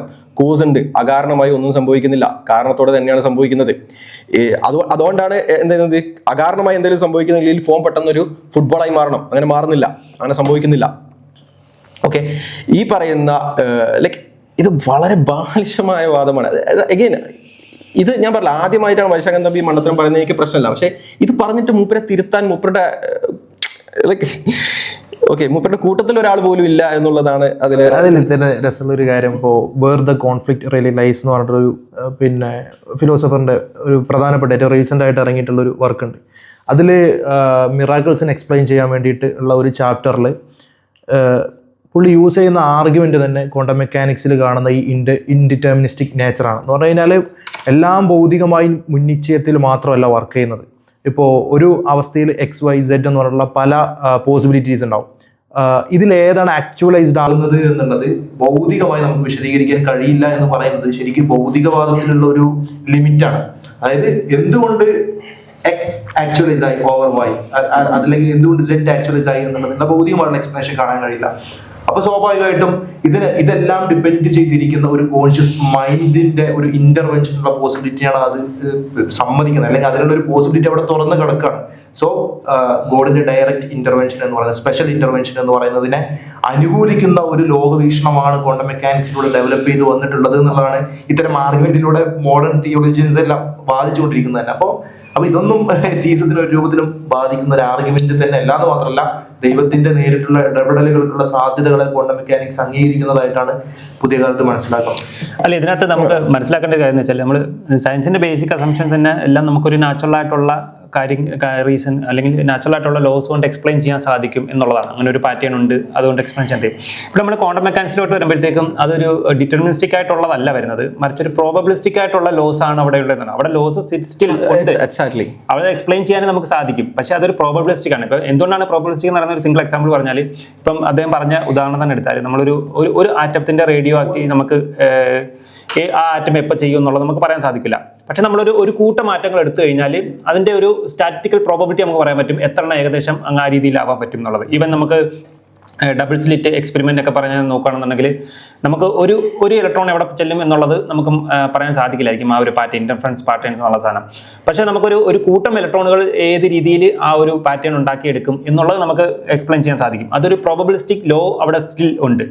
അല്ലാതെ ഒരു കാഷ്വാലിറ്റി എന്ന് പറയുമ്പോഴത്തേക്ക് അത് ഒരു കാരണമില്ല എന്നുള്ളതല്ല. ഈവൻ റേഡിയോ ആക്റ്റീവ് ഡീക്കേക്കും കാരണം നമുക്കറിയാം, അത് ന്യൂക്ലിയസ് അൺസ്റ്റേബിൾ ആവുന്നതുകൊണ്ടാണ് റേഡിയോ ആക്റ്റീവ് നടക്കുന്നത്. പക്ഷെ അത് എപ്പോൾ നടക്കും എന്നുള്ള ഒരു ഇനീഷ്യൽ കണ്ടീഷൻ നമുക്ക് കൊണ്ടുവരാൻ സാധിക്കില്ല എന്ന് മാത്രമാണ് അവിടെ ഉള്ളത്. അല്ലാതെ ഒരു കംപ്ലീറ്റ് നോ റീസൺ കാരണം സംഭവിക്കുന്നു അങ്ങനെയുള്ള എക്സ്പ്ലനേഷൻ അല്ല ക്വാണ്ടം മെക്കാനിക്സിലുള്ളത് എന്നുള്ളത് എനിക്ക് തോന്നുന്നു. പക്ഷേ നമുക്ക് ഇത് അറിയായിരിക്കും ശരിക്കും. പക്ഷെ അദ്ദേഹത്തിന്റെ ഒരു പോസിറ്റീവ് സ്റ്റാൻഡ് ചെയ്യാൻ വേണ്ടി അദ്ദേഹത്തിന്റെ അണികളെ ഒരു തെറ്റിദ്ധരിപ്പിക്കുക എന്നുള്ള രീതിയിലായിരിക്കും. എനിക്കിത് ബേസിക്കലി ഓർമ്മ വരുന്നത് വെച്ചാൽ ലോറൻസ് ക്രോസിന്റെ ഒരു പുസ്തകമുണ്ട്, എൻ യൂണിവേഴ്സ് ഫ്രം നത്തിങ് എന്നുള്ളത്. നത്തിങ്ങിൽ നിന്നാണ് യൂണിവേഴ്സ് വരുന്നത് എന്നുള്ളത്. അപ്പൊ മൂപ്പര് ബേസിക്കലി എക്സ്പ്ലെയിൻ ചെയ്യാൻ വേണ്ടി ശ്രമിക്കുന്ന സമയത്ത് ഈ നത്തിങ് ആക്ച്വലി സംതിങ് എന്നുള്ളത് ബേസിക്കലി പറയുന്നുണ്ട്. അതിന്റെ പേരിലും മൂപ്പരെ പല റിച്ചാർഡ് ഡോക്കിൻസിന്റെ ഒക്കെ ആളുകളുടെ അടുത്ത് ട്രോളുന്നത് നമ്മൾ കാണുന്നുണ്ട്. അപ്പം ഇതേ നിലവാരത്തിലേക്ക് താങ്കൾ താഴ്ന്നു പോയത് എന്നാണ് പറയാനുള്ളത്. ഇതിന് കോസ് ഉണ്ട്, ആ കോസ് ഡിറ്റർമിനിസ്റ്റിക് അല്ല എന്നുള്ളൂ. ഇവിടെ കോസ് ഉണ്ട്, അതിനൊരു എഫക്റ്റും ഉണ്ട്. ഈ കോസ് എഫക്റ്റിനെ ഡിറ്റർമൈൻ ചെയ്യുന്നില്ല എന്ന് മാത്രമേ ഉള്ളൂ. That is the maximum U gonna get. Okay, അവിടെ കോസ് ഉണ്ട്, റീസൺ ഉണ്ട്, എല്ലാം ഉണ്ട്. ലോസ് ഉണ്ട്, പ്രോബബിലിസ്റ്റിക് ആണേ ഉള്ളൂ, ഡിറ്റർമിനിസ്റ്റിക് അല്ലാന്നേ ഉള്ളൂ. എന്നാൽ ആ ലോ അനുസരിച്ച് തന്നെയാണ് അത് വർക്ക് ചെയ്യുക. ക്വാണ്ടം ലോസ് ജസ്റ്റ് ഈ ആർഗ്യുമെന്റ്സിനെ കുറിച്ചൊന്ന് ചെറിയ പഠനം നടത്തിയാൽ തീരാവുന്ന പ്രശ്നമേ ഉള്ളൂ. ഇവിടെ കലാം കോസ്മോളജിക്കൽ ആർഗ്യുമെന്റ് ഇത് ഇവിടെ പോപ്പുലറൈസ് ചെയ്തത് വില്യം ലെയ്ൻ ക്രൈഗ് ആണ്. വില്യം ലെയ്ൻ ക്രൈഗ് ഈ ആർഗ്യുമെന്റ് എടുക്കുന്നത് ഇസ്ലാമിക് ഫിലോസഫേഴ്സ് അല്ലെങ്കിൽ ഇസ്ലാമിക് സ്കോളേഴ്സിന്റെ അടുത്ത് നിന്നാണ്. കലാം എന്ന് പറഞ്ഞത്. അതുകൊണ്ടാണ് അതിനെ കലാം എന്ന് വിളിക്കുന്നത്. ഇസ്ലാമിക് സ്കോളേഴ്സിനെ സംബന്ധിച്ചിടത്തോളം ദൈവം ഇൻഡിറ്റർമിനിസ്റ്റിക് ആയിട്ടാണ് യൂണിവേഴ്സിനെ എന്ത് ചെയ്യുന്നത്, കോസ് ചെയ്യുന്നത്. അപ്പൊ ദൈവം കോസ് ചെയ്യുന്നില്ല എന്നാണ് അർത്ഥം? അല്ലല്ലോ, ദൈവം ഇൻഡിറ്റർമിനിസ്റ്റിക് ആയിട്ടാണ് യൂണിവേഴ്സിനെ കോസ് ചെയ്യുന്നത്. അത് കോസേഷൻ ആയിട്ടാണ് അവർ എടുക്കുന്നത്. അതായത് എല്ലാത്തിനും കോസ് ഉണ്ട് എന്ന് പറയുന്ന അവർ ദൈവത്തിൽ നിന്ന് യൂണിവേഴ്സിലുള്ള കണക്ഷൻ ഇൻഡിറ്റർമിനിസ്റ്റിക് ആണ് എന്ന് അവർ അറിഞ്ഞുകൊണ്ട് തന്നെയാണ് എല്ലാത്തിനും കോസ് ഉണ്ട് എന്ന് പറയുന്നത്. അപ്പോൾ സ്വാഭാവികമായും പണ്ട് തന്നെ ഇൻഡിറ്റർമിനിസ്റ്റിക് കോസിനെയും എവറിത്തിങ് ഹാസ് എ കോസ് എന്ന് പറയുമ്പോൾ അതിൽ ഇൻഡിറ്റർമിനിസ്റ്റിക് കോസേഷനും അവർ യൂസ് ചെയ്തിട്ടുണ്ട്. അപ്പോൾ ഇവിടെ ഇൻഡിറ്റർമിനിസ്റ്റിക് കോസേഷൻ ക്വാണ്ടം മെക്കാനിക്സിൽ ഉണ്ട് എന്ന് പറയുന്നത് ഒരു രീതിയിലും അവർക്കെതിരാവില്ല. രണ്ടാമത്തത് കണ്ടിജൻസി ആർഗ്യുമെന്റ് ആണ്. കണ്ടിജൻസി ആർഗ്യുമെന്റിന്റെ മോഡേൺ പ്രൊപ്പോണന്റ് എന്ന് പറയുന്നത് ഇപ്പോൾ ജോസ് റാസ്മുസൻ ആണെങ്കിലും അതേപോലെ സാമ്പിൾ ക്ലർക്ക് ആണെങ്കിലും അതേപോലെ അലക്സാണ്ടർ പ്രുസ് ആണെങ്കിലും ഇവരെല്ലാവരും തന്നെ ഈ പറയുന്ന every contingent has A reason അല്ലെങ്കിൽ എവറി കണ്ടിജന്റ് പ്രൊപ്പോസിഷൻ അല്ലെങ്കിൽ ട്രൂത്ത് അല്ലെങ്കിൽ concrete being has A explanation എന്ന് പറയുമ്പോൾ ആ എക്സ്പ്ലനേഷൻ കോൺട്രാസ്റ്റീവ് എക്സ്പ്ലനേഷൻ ആവണ്ട, അതായത് ഇൻഡിറ്റർമിനിസ്റ്റിക് എക്സ്പ്ലനേഷൻ ആയാലും മതി എന്നുള്ളത് വളരെ കൃത്യമായി അവരും വിശദീകരിക്കുന്നുണ്ട്. അപ്പോൾ അവരുടെ ആർഗ്യുമെന്റിൽ ഒന്നും തന്നെ ബാധിക്കാത്തൊരു കാര്യമാണ് ക്വാണ്ടം മെക്കാനിക്സിൽ ഇൻഡിറ്റർമിനിസ്റ്റിസി ഉണ്ട് എന്നുള്ളത്. സോ ലൈക്ക് ഈ ആർഗ്യുമെന്റ് ഒക്കെ ബേസിക്സ് ആയിട്ട് ഒന്ന് പഠിച്ചാൽ തന്നെ മനസ്സിലാവുന്ന കാര്യമേ ഉള്ളൂ. താങ്കളുടെ ഈ ക്വാണ്ടം മെക്കാനിക്സോ ഇതിന്റെ കാരണങ്ങളില്ല എന്നുള്ളതൊന്നും ഈ ആർഗ്യുമെന്റിനെ ഒരു തരത്തിലും ബാധിക്കുന്ന കാര്യമല്ല എന്നുള്ളത് വളരെ കൃത്യമായിട്ട് നമുക്ക് മനസ്സിലാക്കാൻ സാധിക്കുന്നേ ഉള്ളൂ. താങ്കൾ ആ ബേസിക്സ് ഒക്കെ ഒന്ന് പഠിക്കാൻ ശ്രമിച്ചാൽ മാത്രം മതി. തീർച്ചയായിട്ടും ഇത് സയന്റിഫിക് സാധനങ്ങളല്ല, ഇത് അതിന് പിന്നിലുള്ള ഫിലോസഫിക്ക് മെറ്റാഫിസിക്സ് സാധനങ്ങളൊക്കെയാണ്. അപ്പം അത് താങ്കൾ കുറച്ചുകൂടെ ഒന്ന് അപ്ഡേറ്റ് ആവേണ്ടതുണ്ട്, അറ്റ്ലീസ്റ്റ് നിങ്ങളുടെ അണികളെ പറഞ്ഞ് മനസ്സിലാക്കാനെങ്കിലും എന്നുള്ളതാണ് നമുക്ക് ഈ അവസരത്തിൽ പറയാനുള്ളത്. സൂക്ഷ്മതലത്തിൽ കാര്യങ്ങൾ പ്രോബബിലിസ്റ്റിക് ആയിട്ടാണ് പ്രവർത്തിക്കുന്നത്. അപ്പോൾ ഇന്നത്തെ മോഡേൺ ഫിസിക്സിലെ അണ്ടർസ്റ്റാൻഡിംഗ് അനുസരിച്ചിട്ട് എല്ലാ കാര്യങ്ങൾക്കും ഒരു കാരണം ഉണ്ടാകേണ്ടതാണ് എന്ന് നമുക്ക് വാശി പിടിക്കാൻ സാധിക്കില്ല. അപ്പോൾ പറഞ്ഞു വരുന്നത്, നമ്മൾ പറഞ്ഞ ഏറ്റവും പോപ്പുലർ ആയിട്ടുള്ള 3 ദൈവസങ്കല്പങ്ങളിൽ 2 സയന്റിഫിക്കലി ഇറലവൻ്റ് ആണ്. കാരണം അതുണ്ടെങ്കിലും ഇല്ലെങ്കിലും യൂണിവേഴ്സ് ഇപ്പോൾ കാണുന്നത് പോലെ തന്നെ സംഭവിക്കും. അത് നമ്മൾ ഓൾറെഡി റിഫ്യൂട്ട് ചെയ്തു. എന്താണ് ഒരു ഡീസ്റ്റിക് കോഡ് ഉണ്ടെങ്കിൽ യൂണിവേഴ്സ് ഇപ്പം കാണും പോലെ അല്ല ഉണ്ടാവുക, യൂണിവേഴ്സിൽ ലൈഫും കാര്യങ്ങളൊന്നും ഉണ്ടാവില്ല എന്നുള്ളത് സയന്റിഫിക്കലി റെലവന്റ് ആണ്. അത് നമ്മളും ഓൾറെഡി പറഞ്ഞിട്ടുള്ളത്. നാച്ചുറൽ ബേസിക്കലി പറയുന്നത് വെച്ചാൽ അങ്ങനെ ഒരു ദൈവം ഇല്ലെങ്കിലും നമ്മൾ യൂണിവേഴ്സിൽ ഇപ്പം കാണുന്ന കാര്യങ്ങളൊക്കെ കാണുന്നതാണ്. കാണില്ലല്ലോ നമ്മൾ ലൈഫ് പെർമിറ്റിംഗ് ആയിട്ട് കോൺസ്റ്റന്റ് കാണില്ല. That's the point. സംഭവിക്കാൻ പോകുന്നില്ല. എന്നാൽ മൂന്നാമത്തെ പേഴ്സണൽ ഗോഡ് എന്ന് പറയുന്ന സങ്കല്പം നിലവിലുള്ള ശാസ്ത്ര ധാരണകളുമായിട്ട് പൊരുത്തപ്പെടുന്നതല്ല. അതിനകത്ത് ഒരുപാട് കോൺട്രഡിക്ഷൻസ് ഉണ്ട്. യാതൊരുവിധ കോൺട്രഡിക്ഷനും ഇല്ല എന്നുള്ളത് തന്നെയാണ്. എന്താണ് കോൺട്രഡിക്ഷൻ ഉള്ളത്? എന്താണ് കോൺട്രഡിക്ഷൻ ഉണ്ടെന്ന് മാത്രമേ ഇവർ പറഞ്ഞിട്ടുള്ളൂ. എന്താണ് കോൺട്രഡിക്ഷൻ എന്നുള്ളത് വിശദീകരിച്ചിട്ടുള്ളൂ. ഒന്നാമത് സയൻസ് എക്സ്പ്ലെയിൻ ചെയ്യുന്നത് അതിന്റെ നാച്ചുറൽ പ്രതിഭാസങ്ങൾ മാത്രമാണ്. അതിനകത്ത് ഗോഡ് എന്നുള്ള ഒരു സാധനം പ്ലേയിൽ വരുന്നതേ ഇല്ല. അങ്ങനെ വന്നാൽ മാത്രമാണ് അത് കോൺട്രഡിക്ഷൻ ഉണ്ടാക്കുന്നു എന്നുള്ള പറയുക. അല്ലാതെ നമ്മൾ അദ്ദേഹം പറഞ്ഞൊരു ഉദാഹരണം എന്ന് വെച്ചാൽ നമ്മൾ പ്രേ ചെയ്യുമ്പോഴത്തേക്ക് നമ്മുടെ നാച്ചുറൽ ലോസിനെയൊക്കെ വയലേറ്റ് ചെയ്യുന്നു എന്നുള്ളതാണ്. അതൊരിക്കലും ഒരു കോൺട്രഡിക്ഷൻ അല്ല. നമ്മൾ ഓൾറെഡി എക്സ്പ്ലെയിൻ ചെയ്തതാണ്. നമുക്ക് വൈശാഖൻ തമ്പി നോമോളജിക്കൽ നെസസിറ്റി എന്താണെന്നുള്ളത് ഗൂഗിൾ ചെയ്തോ എയോട് ചോദിച്ചോ ഒക്കെ പഠിച്ചാൽ ആ ഒരു ധാരണ, ഒരു തെറ്റിദ്ധാരണയുടെ മാറി കിട്ടും എന്നുള്ളതാണ് നമുക്ക് അതിനകത്ത് പറയാനുള്ളത്. ഇത്രയും പറഞ്ഞതൊന്നും ഒരുപക്ഷെ ഊഹിക്കാവുന്ന ഒരു കാര്യം, ഇത് പറഞ്ഞുകൊണ്ടിരിക്കുന്നത് ഒരു എത്തിയിസ്റ്റിക് നിലപാടാണ്. അതായത് ഞാൻ സംസാരിച്ചുകൊണ്ടിരിക്കുന്ന ഞാൻ ഈശ്വര വിശ്വാസം ഇല്ലാത്ത ആളാണ്. പക്ഷേ ജീവിതം തുടങ്ങുന്നത് ഈശ്വര വിശ്വാസിയായിട്ടായിരുന്നു. പിന്നീട് ആ വിശ്വാസം ഇല്ലാതാകുന്നതാണ്. അതെങ്ങനെയാണ് പോയതെന്ന് ചോദിച്ചാൽ, ലോകത്തെക്കുറിച്ചിട്ടുള്ള ധാരണകൾ കൂടുന്നതിനനുസരിച്ചിട്ട് ആ ധാരണകളിൽ ഒരു ദൈവസങ്കല്പത്തിന് ഇരിക്കാനുള്ള സാധ്യതയില്ല എന്ന് മനസ്സിലാക്കി പതിയെ ദൈവം അവിടെ നിന്ന് ഇറങ്ങിപ്പോയതാണ്. അതായത് ലോകധാരണയുടെ ഭാഗമായിരുന്ന ദൈവം ലോകത്തെക്കുറിച്ച് കൂടുതൽ കാര്യങ്ങൾ മനസ്സിലാക്കിയപ്പോൾ ആ ധാരണയിൽ നിന്നും പുറത്താക്കപ്പെട്ടതാണ് എന്നെ സംബന്ധിച്ച് സംഭവിച്ചത്. എന്നാൽ ഇത് എല്ലാവർക്കും സംഭവിക്കണമെന്നുണ്ടോ? ഇല്ല. ഇത് എല്ലാവർക്കും സംഭവിക്കണം എന്നില്ല. ഇപ്പം നമ്മൾ മനസ്സിലാക്കേണ്ടത് വെച്ചാൽ പുതിയ കണ്ടുപിടുത്തങ്ങൾ നടത്തുന്നതിനനുസരിച്ച് നമ്മൾ കൂടുതൽ കാര്യങ്ങൾ പഠിക്കുന്നതിനനുസരിച്ച് നമ്മൾ ദൈവത്തിന്റെ തെളിവുകൾ കൂടുതൽ മനസ്സിലാക്കിക്കൊണ്ടിരിക്കുകയാണ്. ഉദാഹരണത്തിന് ഫൈൻ ട്യൂണിങ് എവിഡൻസ് മുമ്പുണ്ടായിരുന്നില്ല. നമ്മൾ ശാസ്ത്രീയപരമായ പുതിയ പഠനങ്ങളിൽ നിന്നാണ് ഫൈൻ ട്യൂണിങ് എവിഡൻസ് നമുക്ക് വരുന്നത്.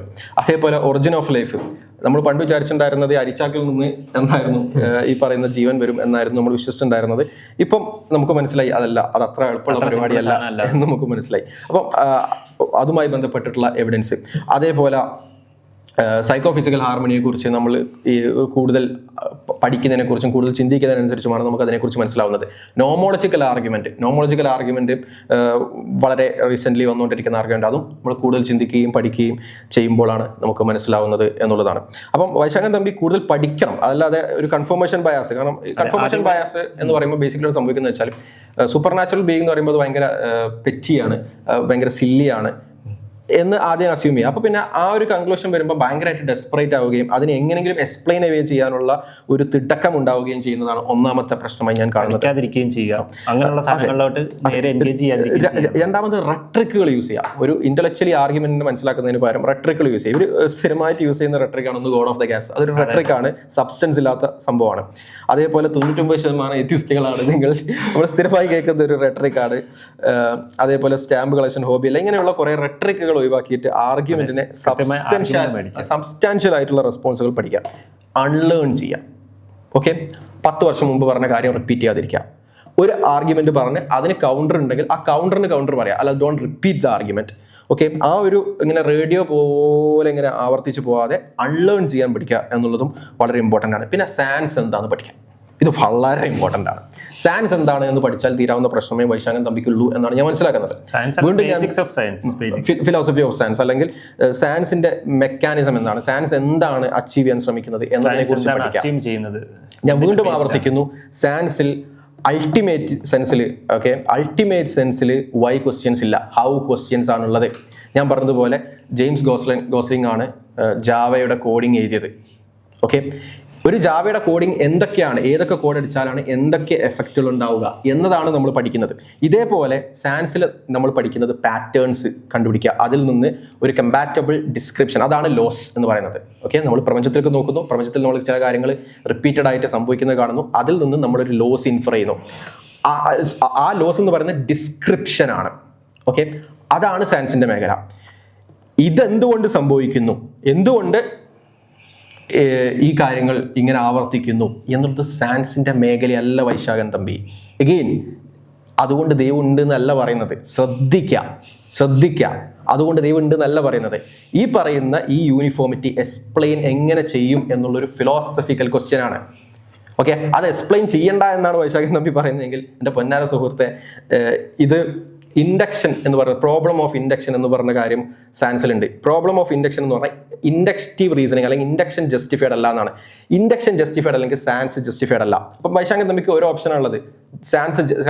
സയൻസിൽ ബേസിക്കലി എന്താ ചെയ്യുന്നതെന്ന് വെച്ചാൽ ഇൻഡക്ഷൻ ജസ്റ്റിഫൈഡ് ആണ് എന്ന് അസ്യൂം ചെയ്തിട്ട്, കാരണം ഇൻഡക്ഷൻ ജസ്റ്റിഫൈ ചെയ്തതിനു ശേഷം സയൻസ് ചെയ്യാന്ന് വെച്ചാൽ അത് ഇക്കാലത്തൊന്നും അടുത്തൊന്നും നടക്കാത്തതുകൊണ്ട് തന്നെ induction we act as if it's true. അത് ഇൻഡക്ഷൻ ജസ്റ്റിഫൈഡ് ആണ് എന്ന് ആക്ട് ചെയ്തിട്ട് ഈ പ്രിറ്റൻഡ് ചെയ്തിട്ട് ആണ് നമ്മൾ സയൻസ് ചെയ്യുന്നത്. ഓക്കെ, അത് മനസ്സിലാക്കാം. അപ്പോൾ ഇൻഡക്ഷൻ ജസ്റ്റിഫൈ ചെയ്യുക എന്നൊരു വലിയൊരു സാധനം അവിടെ ഉണ്ട്. ഈ ജസ്റ്റിഫിക്കേഷൻ എങ്ങനെ ചെയ്യും, അതിന് ഓപ്ഷൻസ് ഉണ്ട്. ശ്രദ്ധിക്കുക, ദൈവം ഉണ്ട് എന്നല്ല ഞാൻ പറയുന്നത്. ആ ഓപ്ഷൻസിൽ നാച്ചുറലിസ്റ്റിക് ദൈവം ഇല്ലാത്ത മോഡലുകളും ഉണ്ട്. പക്ഷെ അത് സയൻസിന്റെ മേഖലയല്ല, ഫിലോസഫിയുടെ മേഖലയാണ്. ഈ മോഡലുകളിലാണ് ദൈവമുള്ളത്. ഓക്കെ, ഈ മോഡലുകളിൽ ഞാൻ മുമ്പ് പറഞ്ഞ 5 മോഡലുകളിൽ ഏത് വ്യൂ എടുക്കുന്നു എന്നിടത്താണ് ദൈവം ഉള്ളത്. അതിൽ ഏത് വ്യൂ ആണ് ശരി എന്നുള്ളത് ഒരു ഫിലോസഫിക്കൽ ടോപ്പിക്കാണ്. അവിടെയാണ് ദൈവം ഉള്ളത്. എത്ര സയന്റിഫിക് ഡിസ്കവറീസ് നടത്തിയാലും ഈ വിഷയത്തിൽ മറുപടി ആവില്ല. ഈ വിഷയത്തിൽ മറുപടി ആണെങ്കിൽ ഈ വിഷയവുമായി ബന്ധപ്പെട്ടുകൊണ്ട് എൻഗേജ് ചെയ്യണം. എന്നിട്ട് വൈശാഖൻ നബി പറയണം, ഇതിൽ ഞാൻ എടുക്കുന്ന വ്യൂ റെഗുലാരിറ്റി വ്യൂ ആണെന്ന് പറയണം, അതല്ലെങ്കിൽ ഞാൻ എടുക്കുന്ന വ്യൂ ഡിസ്പോസിഷനിസം ആണെന്ന് പറയണം, അതല്ലെങ്കിൽ ഞാൻ എടുക്കുന്ന വ്യൂ ഈ പറയുന്ന റിലേഷൻ ബിറ്റ്വീൻ യൂണിവേഴ്സൽസ് ഉള്ള വ്യൂ ആണെന്ന് പറയണം. ഇതൊക്കെയാണ് നാച്ചുറലിസ്റ്റിക് ഓപ്ഷൻസ്. ഇതില്ല എന്നല്ല ഞാൻ പറയുന്നത്. പക്ഷേ ഈ നാച്ചുറലിസ്റ്റിക് ഓപ്ഷനുമായിട്ടാണ് ദൈവം കമ്പീറ്റ് ചെയ്യുന്നത്. ഓക്കെ, അതാദ്യം മനസ്സിലാക്കാം. അതല്ലാതെ സയൻസ് അല്ല ഈ വിഷയത്തിൽ, അല്ലെങ്കിൽ സയൻസ് എന്താണ് എന്നുള്ളതിനെ കുറിച്ച് ബേസിക് ധാരണ കിട്ടിയാൽ തീരാവുന്ന പ്രശ്നമേ വൈശാഖൻ തമ്പിക്ക് തൽക്കാലം ഉള്ളൂ. അതായത് നിങ്ങൾ ലോകത്തെക്കുറിച്ച് കൂടുതൽ കാര്യങ്ങൾ മനസ്സിലാക്കി എന്നതുകൊണ്ട് മാത്രം നിങ്ങളുടെ ദൈവവിശ്വാസം പോകണം എന്ന് ഗ്യാരണ്ടി ഇല്ല. അവിടെ പ്രവർത്തിക്കുന്നത് നിങ്ങൾ ലോകത്തെക്കുറിച്ച് മനസ്സിലാക്കുന്നത്, അല്ലെങ്കിൽ നിങ്ങൾ ലോകത്തെക്കുറിച്ച് നേടുന്ന അറിവുകളെ നിങ്ങൾ എങ്ങനെയാണ് ഉപയോഗിക്കുന്നത്, അല്ലെങ്കിൽ നിങ്ങൾ എന്തിനാണ് ആ അറിവ് ഉപയോഗിക്കാൻ പോകുന്നത് എന്നതനുസരിച്ചിട്ട് അതിന്റെ ഫലവും മാറും. ഇപ്പോൾ ചില ആളുകളെ സംബന്ധിച്ചിടത്തോളം ഈ ലോകത്തെക്കുറിച്ചുള്ള ധാരണ അത് എങ്ങനെയാണ് പ്രവർത്തിക്കുന്നതെന്ന് മനസ്സിലാക്കാനാണ് അവർ ആ അറിവിനെ ഉപയോഗിക്കുന്നത്. എന്നാൽ മറ്റു ചില ആളുകൾ ആ അറിവ് ഉപയോഗിക്കുന്നത് ഈ ലോകത്തെ മീനിങ് ഫുൾ ആക്കാനും അല്ലെങ്കിൽ അതൊരു പർപ്പസ് കണ്ടെത്താനും ഒക്കെയാണ്. ഇത് മനുഷ്യന്റെ വളരെ അടിസ്ഥാനപരമായിട്ടുള്ള സൈക്കോളജിക്കൽ നീഡാണ്. ഞാൻ ആരാണ്, എന്റെ അസ്തിത്വത്തിന്റെ അർത്ഥം എന്താണ്, ഈ ലോകം എന്തിനാണ് നിലനിൽക്കുന്നത്, അതായത് പർപ്പസ് സീക്കിംഗ്, മീനിങ് സീക്കിംഗ്, ഇങ്ങനെയുള്ള സൈക്കോളജിക്കൽ നീഡുണ്ട്. അതിനുവേണ്ടി അറിവിനെ കണ്ടെത്തുന്ന ആളാണെന്നുണ്ടെങ്കിൽ അത് കൂടുതൽ അറിവ് വന്നതുകൊണ്ട് മാത്രം ആ നീഡ് ഇല്ലാതാവുന്നില്ല. നമ്മൾ ശ്രദ്ധിച്ചാൽ കാണുന്ന കാര്യം, കൂടുതൽ അറിവ് ഉണ്ടാക്കിക്കൊണ്ടിരിക്കുന്ന ഒരാൾ അപ്പോഴും ദൈവവിശ്വാസിയായിട്ടാണ് ഇരിക്കുന്നതെങ്കിൽ അയാളെ സംബന്ധിച്ചിടത്തോളം ദൈവസങ്കല്പം ഇല്ലാതാകുന്നതിന് പകരം ദൈവത്തിന് വേണ്ടിയിട്ടുള്ള ജസ്റ്റിഫിക്കേഷൻസ്, ന്യായീകരണങ്ങൾ കൂടുതൽ സങ്കീർണമായിട്ട് മാറും. അപ്പോൾ അങ്ങനെ ലോകത്തെക്കുറിച്ച് ഒരുപാട് അറിവൊന്നും ഇല്ലാത്തവരെ സംബന്ധിച്ചിടത്തോളം അവരുടെ ദൈവസങ്കല്പം വളരെ സിമ്പിൾ ആയിരിക്കും. ഉദാഹരണത്തിന് എവിടെയെങ്കിലും ഇരിക്കുന്ന ഒരു കല്ലിനെ നോക്കി നമുക്ക് ആവശ്യമുള്ള കാര്യം മനസ്സുരുക്കി പറഞ്ഞാൽ ആ കല്ലിലൂടെ ആ കാര്യം സാധിച്ചെടുക്കും എന്ന വിശ്വാസം വളരെ സിമ്പിൾ ആയിട്ടുള്ള വിശ്വാസമാണ്. എന്നാൽ നിങ്ങൾ ഈ ലോകത്തെക്കുറിച്ച് കൂടുതൽ ധാരണകളുള്ള ഒരാളാണെന്നുണ്ടെങ്കിൽ നിങ്ങൾക്ക് ആ കല്ലിൽ പെട്ടെന്ന് ആയിരിക്കാൻ കഴിയില്ല. അല്ലെങ്കിൽ അതിന് പകരം നിങ്ങൾ അതിൽ നിന്നും ക്വാണ്ടം ഫിസിക്സിലൂടെ അല്ലെങ്കിൽ കോസ്മോളജിയിലൂടെ ലോകത്ത് നേടിയിട്ടുള്ള അറിവുകളുടെ അടിസ്ഥാനത്തിൽ അതിന് ഒരുപാട് കുഴപ്പിക്കേണ്ടി വരും. വളരെ സങ്കീർണമായിട്ടുള്ള സോഫിസ്റ്റിക്കേറ്റഡ് ആയിട്ടുള്ള ദൈവമായിരിക്കും അത്തരം ആളുകൾ ദൈവം എന്ന പേരിൽ പഠിക്കുന്നത്. ഇതിന് നമ്മൾ ഓൾറെഡി മറുപടി പറഞ്ഞു കഴിഞ്ഞു. ഏതൊരു മനുഷ്യനെ സംബന്ധിച്ചിടത്തോളം നോർമലി എന്താണ് ഈ പ്രപഞ്ചം സൃഷ്ടിച്ചൊരു സൃഷ്ടാവുണ്ട് എന്നുള്ളത് മനസ്സിലാകും.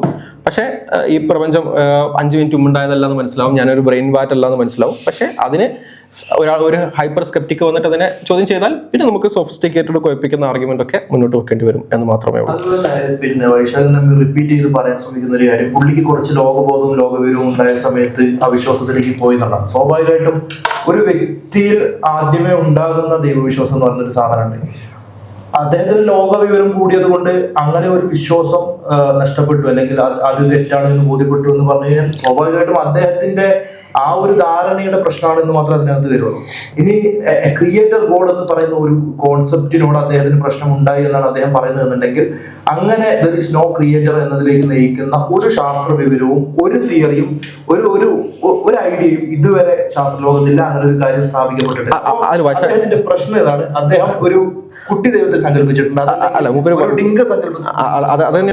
ഈ വൈശാഖൻ നമുക്ക് കൂടുതൽ പഠിച്ചപ്പോഴത്തേക്കും ദൈവവിശ്വാസം പോയി എന്നാണ് പറഞ്ഞത്. കൂടുതൽ പഠിച്ചിട്ട് ദൈവവിശ്വാസം വന്ന കുറച്ച് ആൾക്കാരെ നമുക്ക് പരിചയപ്പെടാം. ഒന്ന് ഫ്രെഡ് ഹോയൽ. അദ്ദേഹം ഈ കാർബൺ ബേസ്ഡ് ആയിട്ടുള്ള ഫൈൻ ട്യൂണിങ്ങുമായിട്ട് ബന്ധപ്പെട്ട് അത് മനസ്സിലാക്കിയതിന് ശേഷം എയ്ത്തിസത്തിൽ നിന്നും ഡൈസം തീസത്തിലേക്ക് പോയ വ്യക്തിയാണ്. പിന്നെ ആന്റണി ഫ്ലൂ എന്ന് പറയുന്നത് DNA കോംപ്ലക്സിറ്റി കണ്ടിട്ട് ഈ conclude that naturalist explanation fail to explain life information content, അതായത് DNA ഇൻഫർമേഷൻ നമ്മൾ നാച്ചുറലിസ്റ്റ് എക്സ്പ്ലനേഷൻ വെച്ച് സാധിക്കില്ല എന്ന് മനസ്സിലാക്കിയിട്ട് അദ്ദേഹം തീസത്തിലേക്ക് പോയ ആളാണ് ഈ എത്തിസത്തിൽ നിന്ന്. അതുപോലെ അലൻ സൻഡേജ് എന്നുള്ളത് അസ്ട്രോണമിയും കോസ്മോളജിയിലുള്ള ആളാണ്. Fine tuning of cosmological constant ആണ് അദ്ദേഹത്തിനെ ദൈവവിശ്വാസത്തിലേക്ക് അല്ലെങ്കിൽ ഡയറക്റ്റ് വിശ്വാസത്തിലേക്ക് മാറ്റിയത്. ഫ്രാൻസിസ് കൊളിൻസ് ജെനറ്റിക്സുമായിട്ട് ബന്ധപ്പെട്ട പഠനം നടത്തിയതിനു ശേഷം, അതായത് DNA structure, mathematical elegance and information depth of DNA, അതൊക്കെ മനസ്സിലാക്കിയതിനു ശേഷം ഫ്രാൻസിസ് കൊളിൻസ് അദ്ദേഹം തീസത്തിലേക്ക് പോവുകയാണ് ചെയ്തത്. അതുപോലെ അർണോ പെൻസിസ് ഫിസിക്സിലുള്ള വ്യക്തിയായിരുന്നു. അദ്ദേഹം ആർഗണിസ്റ്റിക് ആയിരുന്നു. Discovery of cosmic microwave background radiation എന്നുള്ളത് അദ്ദേഹത്തിന് ഒരു ദൈവത്തിനുള്ള തെളിവായിട്ടാണ് അദ്ദേഹത്തിന് തോന്നിയത്. അപ്പം വൈശാഖൻ തമ്പി മാത്രമല്ല ഇവിടെ ഉള്ളത്, ഇതിനെക്കാട്ടിയും വളരെ വലിയ വേറെ സയന്റിസ്റ്റുകൾ ധാരാളമുണ്ട്. കൂടാതെ ഒരാളുണ്ട് ജോൺ പോൾക്കിൻഹോൺ, ഫിസിക്സിലുള്ള അദ്ദേഹമാണ്. അദ്ദേഹം ക്വാണ്ടം ഫിസിക്സും മാത്തമാറ്റിക്കൽ ഫിസിക്സും റിസർച്ച് ചെയ്യുന്ന ആളായിരുന്നു. അദ്ദേഹത്തിനും ഇതേമാതിരി ഇത് പഠിച്ചു കഴിഞ്ഞപ്പോഴാണ് ദൈവമുണ്ട് എന്നുള്ളൊരു വിശ്വാസത്തിലേക്ക് വന്നത്. അതുപോലെ മൈക്കൽ ഡെന്റൺ മോളിക്കുലർ ബയോളജി ആയിരുന്നു അദ്ദേഹത്തിന്റെ subject. Molecular complexity of life ആണ് അദ്ദേഹത്തിന് ദൈവവിശ്വാസത്തിലേക്ക് തിരിയാൻ പ്രേരിപ്പിച്ചത്. ഇതെല്ലാം എത്തിസ്റ്റിൽ നിന്നും അങ്ങോട്ട് പോയവരാണ്. അപ്പം വൈശാഖൻ തമ്പി മാത്രമല്ല ഈ ലോകത്തുള്ളത് എന്നുള്ളതുകൂടി വൈശാഖൻ തമ്പി മനസ്സിലാക്കണം എന്നുള്ളതാണ്. അല്ല, വൈശാഖൻ തമ്പിക്ക് റീസൺ ഇല്ല, ഇവർക്കൊക്കെ റീസൺ ഉണ്ട്. ഇവർക്കൊക്കെ സയന്റിഫിക് റീസൺസ് ഉണ്ട്. അപ്പോൾ വൈശാഖൻ തമ്പിയെ സംബന്ധിച്ചിടത്തോളം പ്രത്യേകിച്ച് റീസൺ ഒന്നും ഇല്ല. Through out the video atheist ആവാനുള്ള ഒരു റീസൺ ഒന്നും വൈശാഖൻ തമ്പിക്ക് എനിക്ക് തോന്നുന്നു അണികളെ തൃപ്തിപ്പെടുത്തുന്നുള്ളത് മാത്രമായിരിക്കും വൈശാഖൻ തമ്പിയുടെ റീസൺ. അതെ, വൈശാഖൻ തമ്പിക്ക് ബേസിക്കലി ഒരു റീസൺ നമ്മൾ കാണുന്നില്ല എന്നുള്ളതാണ്. വൈശാഖൻ തമ്പി അടുത്ത വീഡിയോയിൽ ഒരു റീസൺ പറയണം. എഗെയിൻ സയൻസ് എന്താണെന്ന് പഠിക്കുക. പ്രോബ്ലം ഓഫ് ഇൻഡക്ഷൻ എങ്ങനെയാണ്, like how do you solve problem of induction, അതിനെക്കുറിച്ച് പഠിച്ചിട്ട് വേണം അടുത്ത പ്രാവശ്യം വീഡിയോ ചെയ്യാൻ. കാരണം പ്രോബ്ലം ഇൻഡക്ഷൻ, ഞാൻ വീണ്ടും ആവർത്തിക്കുന്നു, പ്രോബ്ലം ഇൻഡക്ഷൻ സോൾവ് ചെയ്യാൻ തീസ്റ്റിക് മാർഗങ്ങൾ മാത്രമേ ഉള്ളൂ എന്നുള്ളത് കറന്റ്ലി വൈശാഖൻ തമ്പിയോട് നമ്മൾ പറയുന്നില്ല. At least problem of induction solve ചെയ്യുന്നത് ഒരു സയന്റിഫിക് ഇഷ്യൂ അല്ല എന്നും, അത് സോൾവ് ചെയ്താൽ മാത്രമേ സയൻസ് ജസ്റ്റിഫൈ ആവുള്ളൂ എന്നും, അത് സോൾവ് ചെയ്യുന്നത് ഒരു ഫിലോസഫിക്കൽ ഇഷ്യൂ ആണെന്നും, ആ ഫിലോസഫിക്കൽ ഇഷ്യൂയിൽ ഒരു പൊസിഷനാണ് ദൈവവിശ്വാസം എന്നും മനസ്സിലാക്കാം. ഇത്രയും മനസ്സിലാക്കാം എന്നിട്ട് അടുത്ത സ്റ്റെപ്പ് അത് ഞാൻ പറഞ്ഞില്ല, നമ്മൾ സ്റ്റെപ്പ് ബൈ സ്റ്റെപ്പ് ആണല്ലോ നമ്മൾ പോകുന്നത്. അടുത്ത സ്റ്റെപ്പ് നമ്മൾ പറഞ്ഞുതരാം എന്തുകൊണ്ടാണ് നാച്ചുറലിസ്റ്റിക് എക്സ്പ്ലനേഷൻ ഫെയിൽ ആവുന്നത് എന്നുള്ളത്.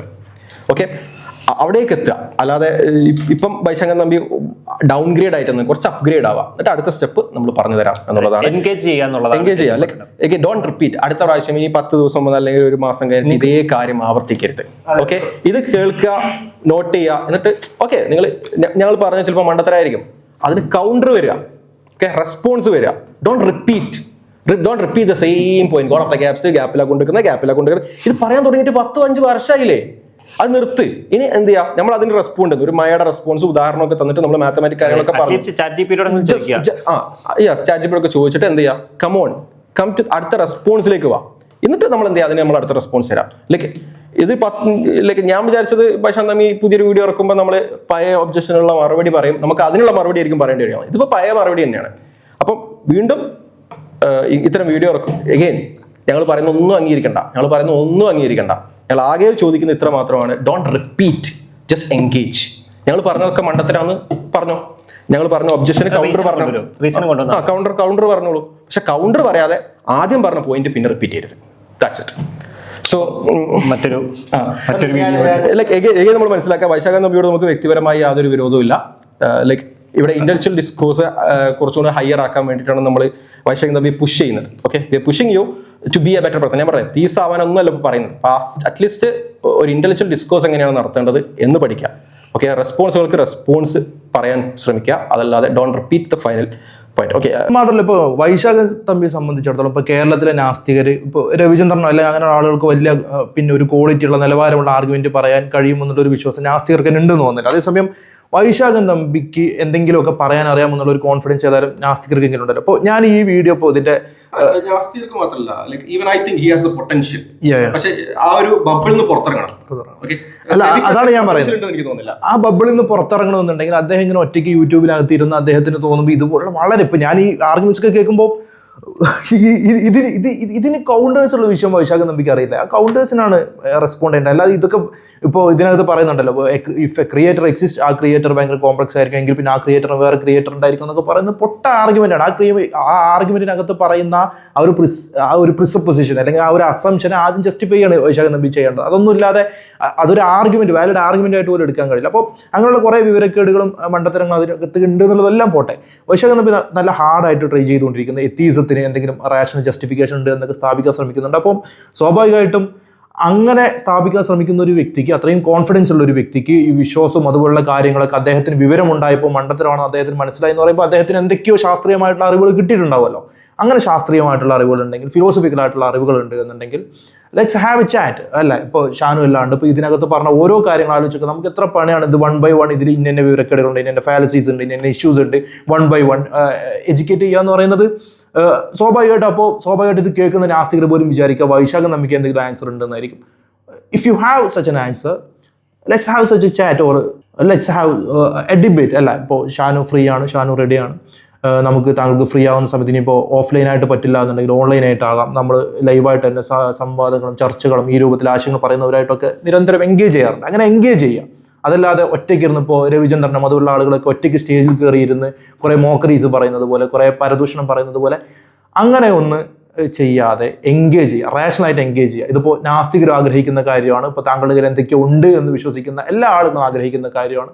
സോ നമുക്ക് നോക്കാമല്ലോ താങ്കൾ പറയുന്ന ആർഗ്യുമെന്റിന് എത്രത്തോളം സൗണ്ട്നെസ് ഉണ്ട്, എത്രത്തോളം ഇനി ഇങ്ങനെ ഒരു ചർച്ചയ്ക്ക് നിങ്ങൾ റെഡിയാകുന്നില്ല എന്നാണ് പറയുന്നത് എന്നുണ്ടെങ്കിൽ നിങ്ങൾക്ക് അതിനുള്ള കോൺഫിഡൻസ് ഇല്ല എന്നും ഇപ്പോൾ ഞങ്ങൾ പറഞ്ഞതുപോലെ നിങ്ങൾ കുറേ വിവരക്കേടുകൾ ഒറ്റയ്ക്കിരുന്ന് പറയുന്നു എന്ന് മാത്രമേ അതിനകത്ത് നിന്ന് കിട്ടുള്ളൂ. So if you have really the confidence, if you have, let's have a debate.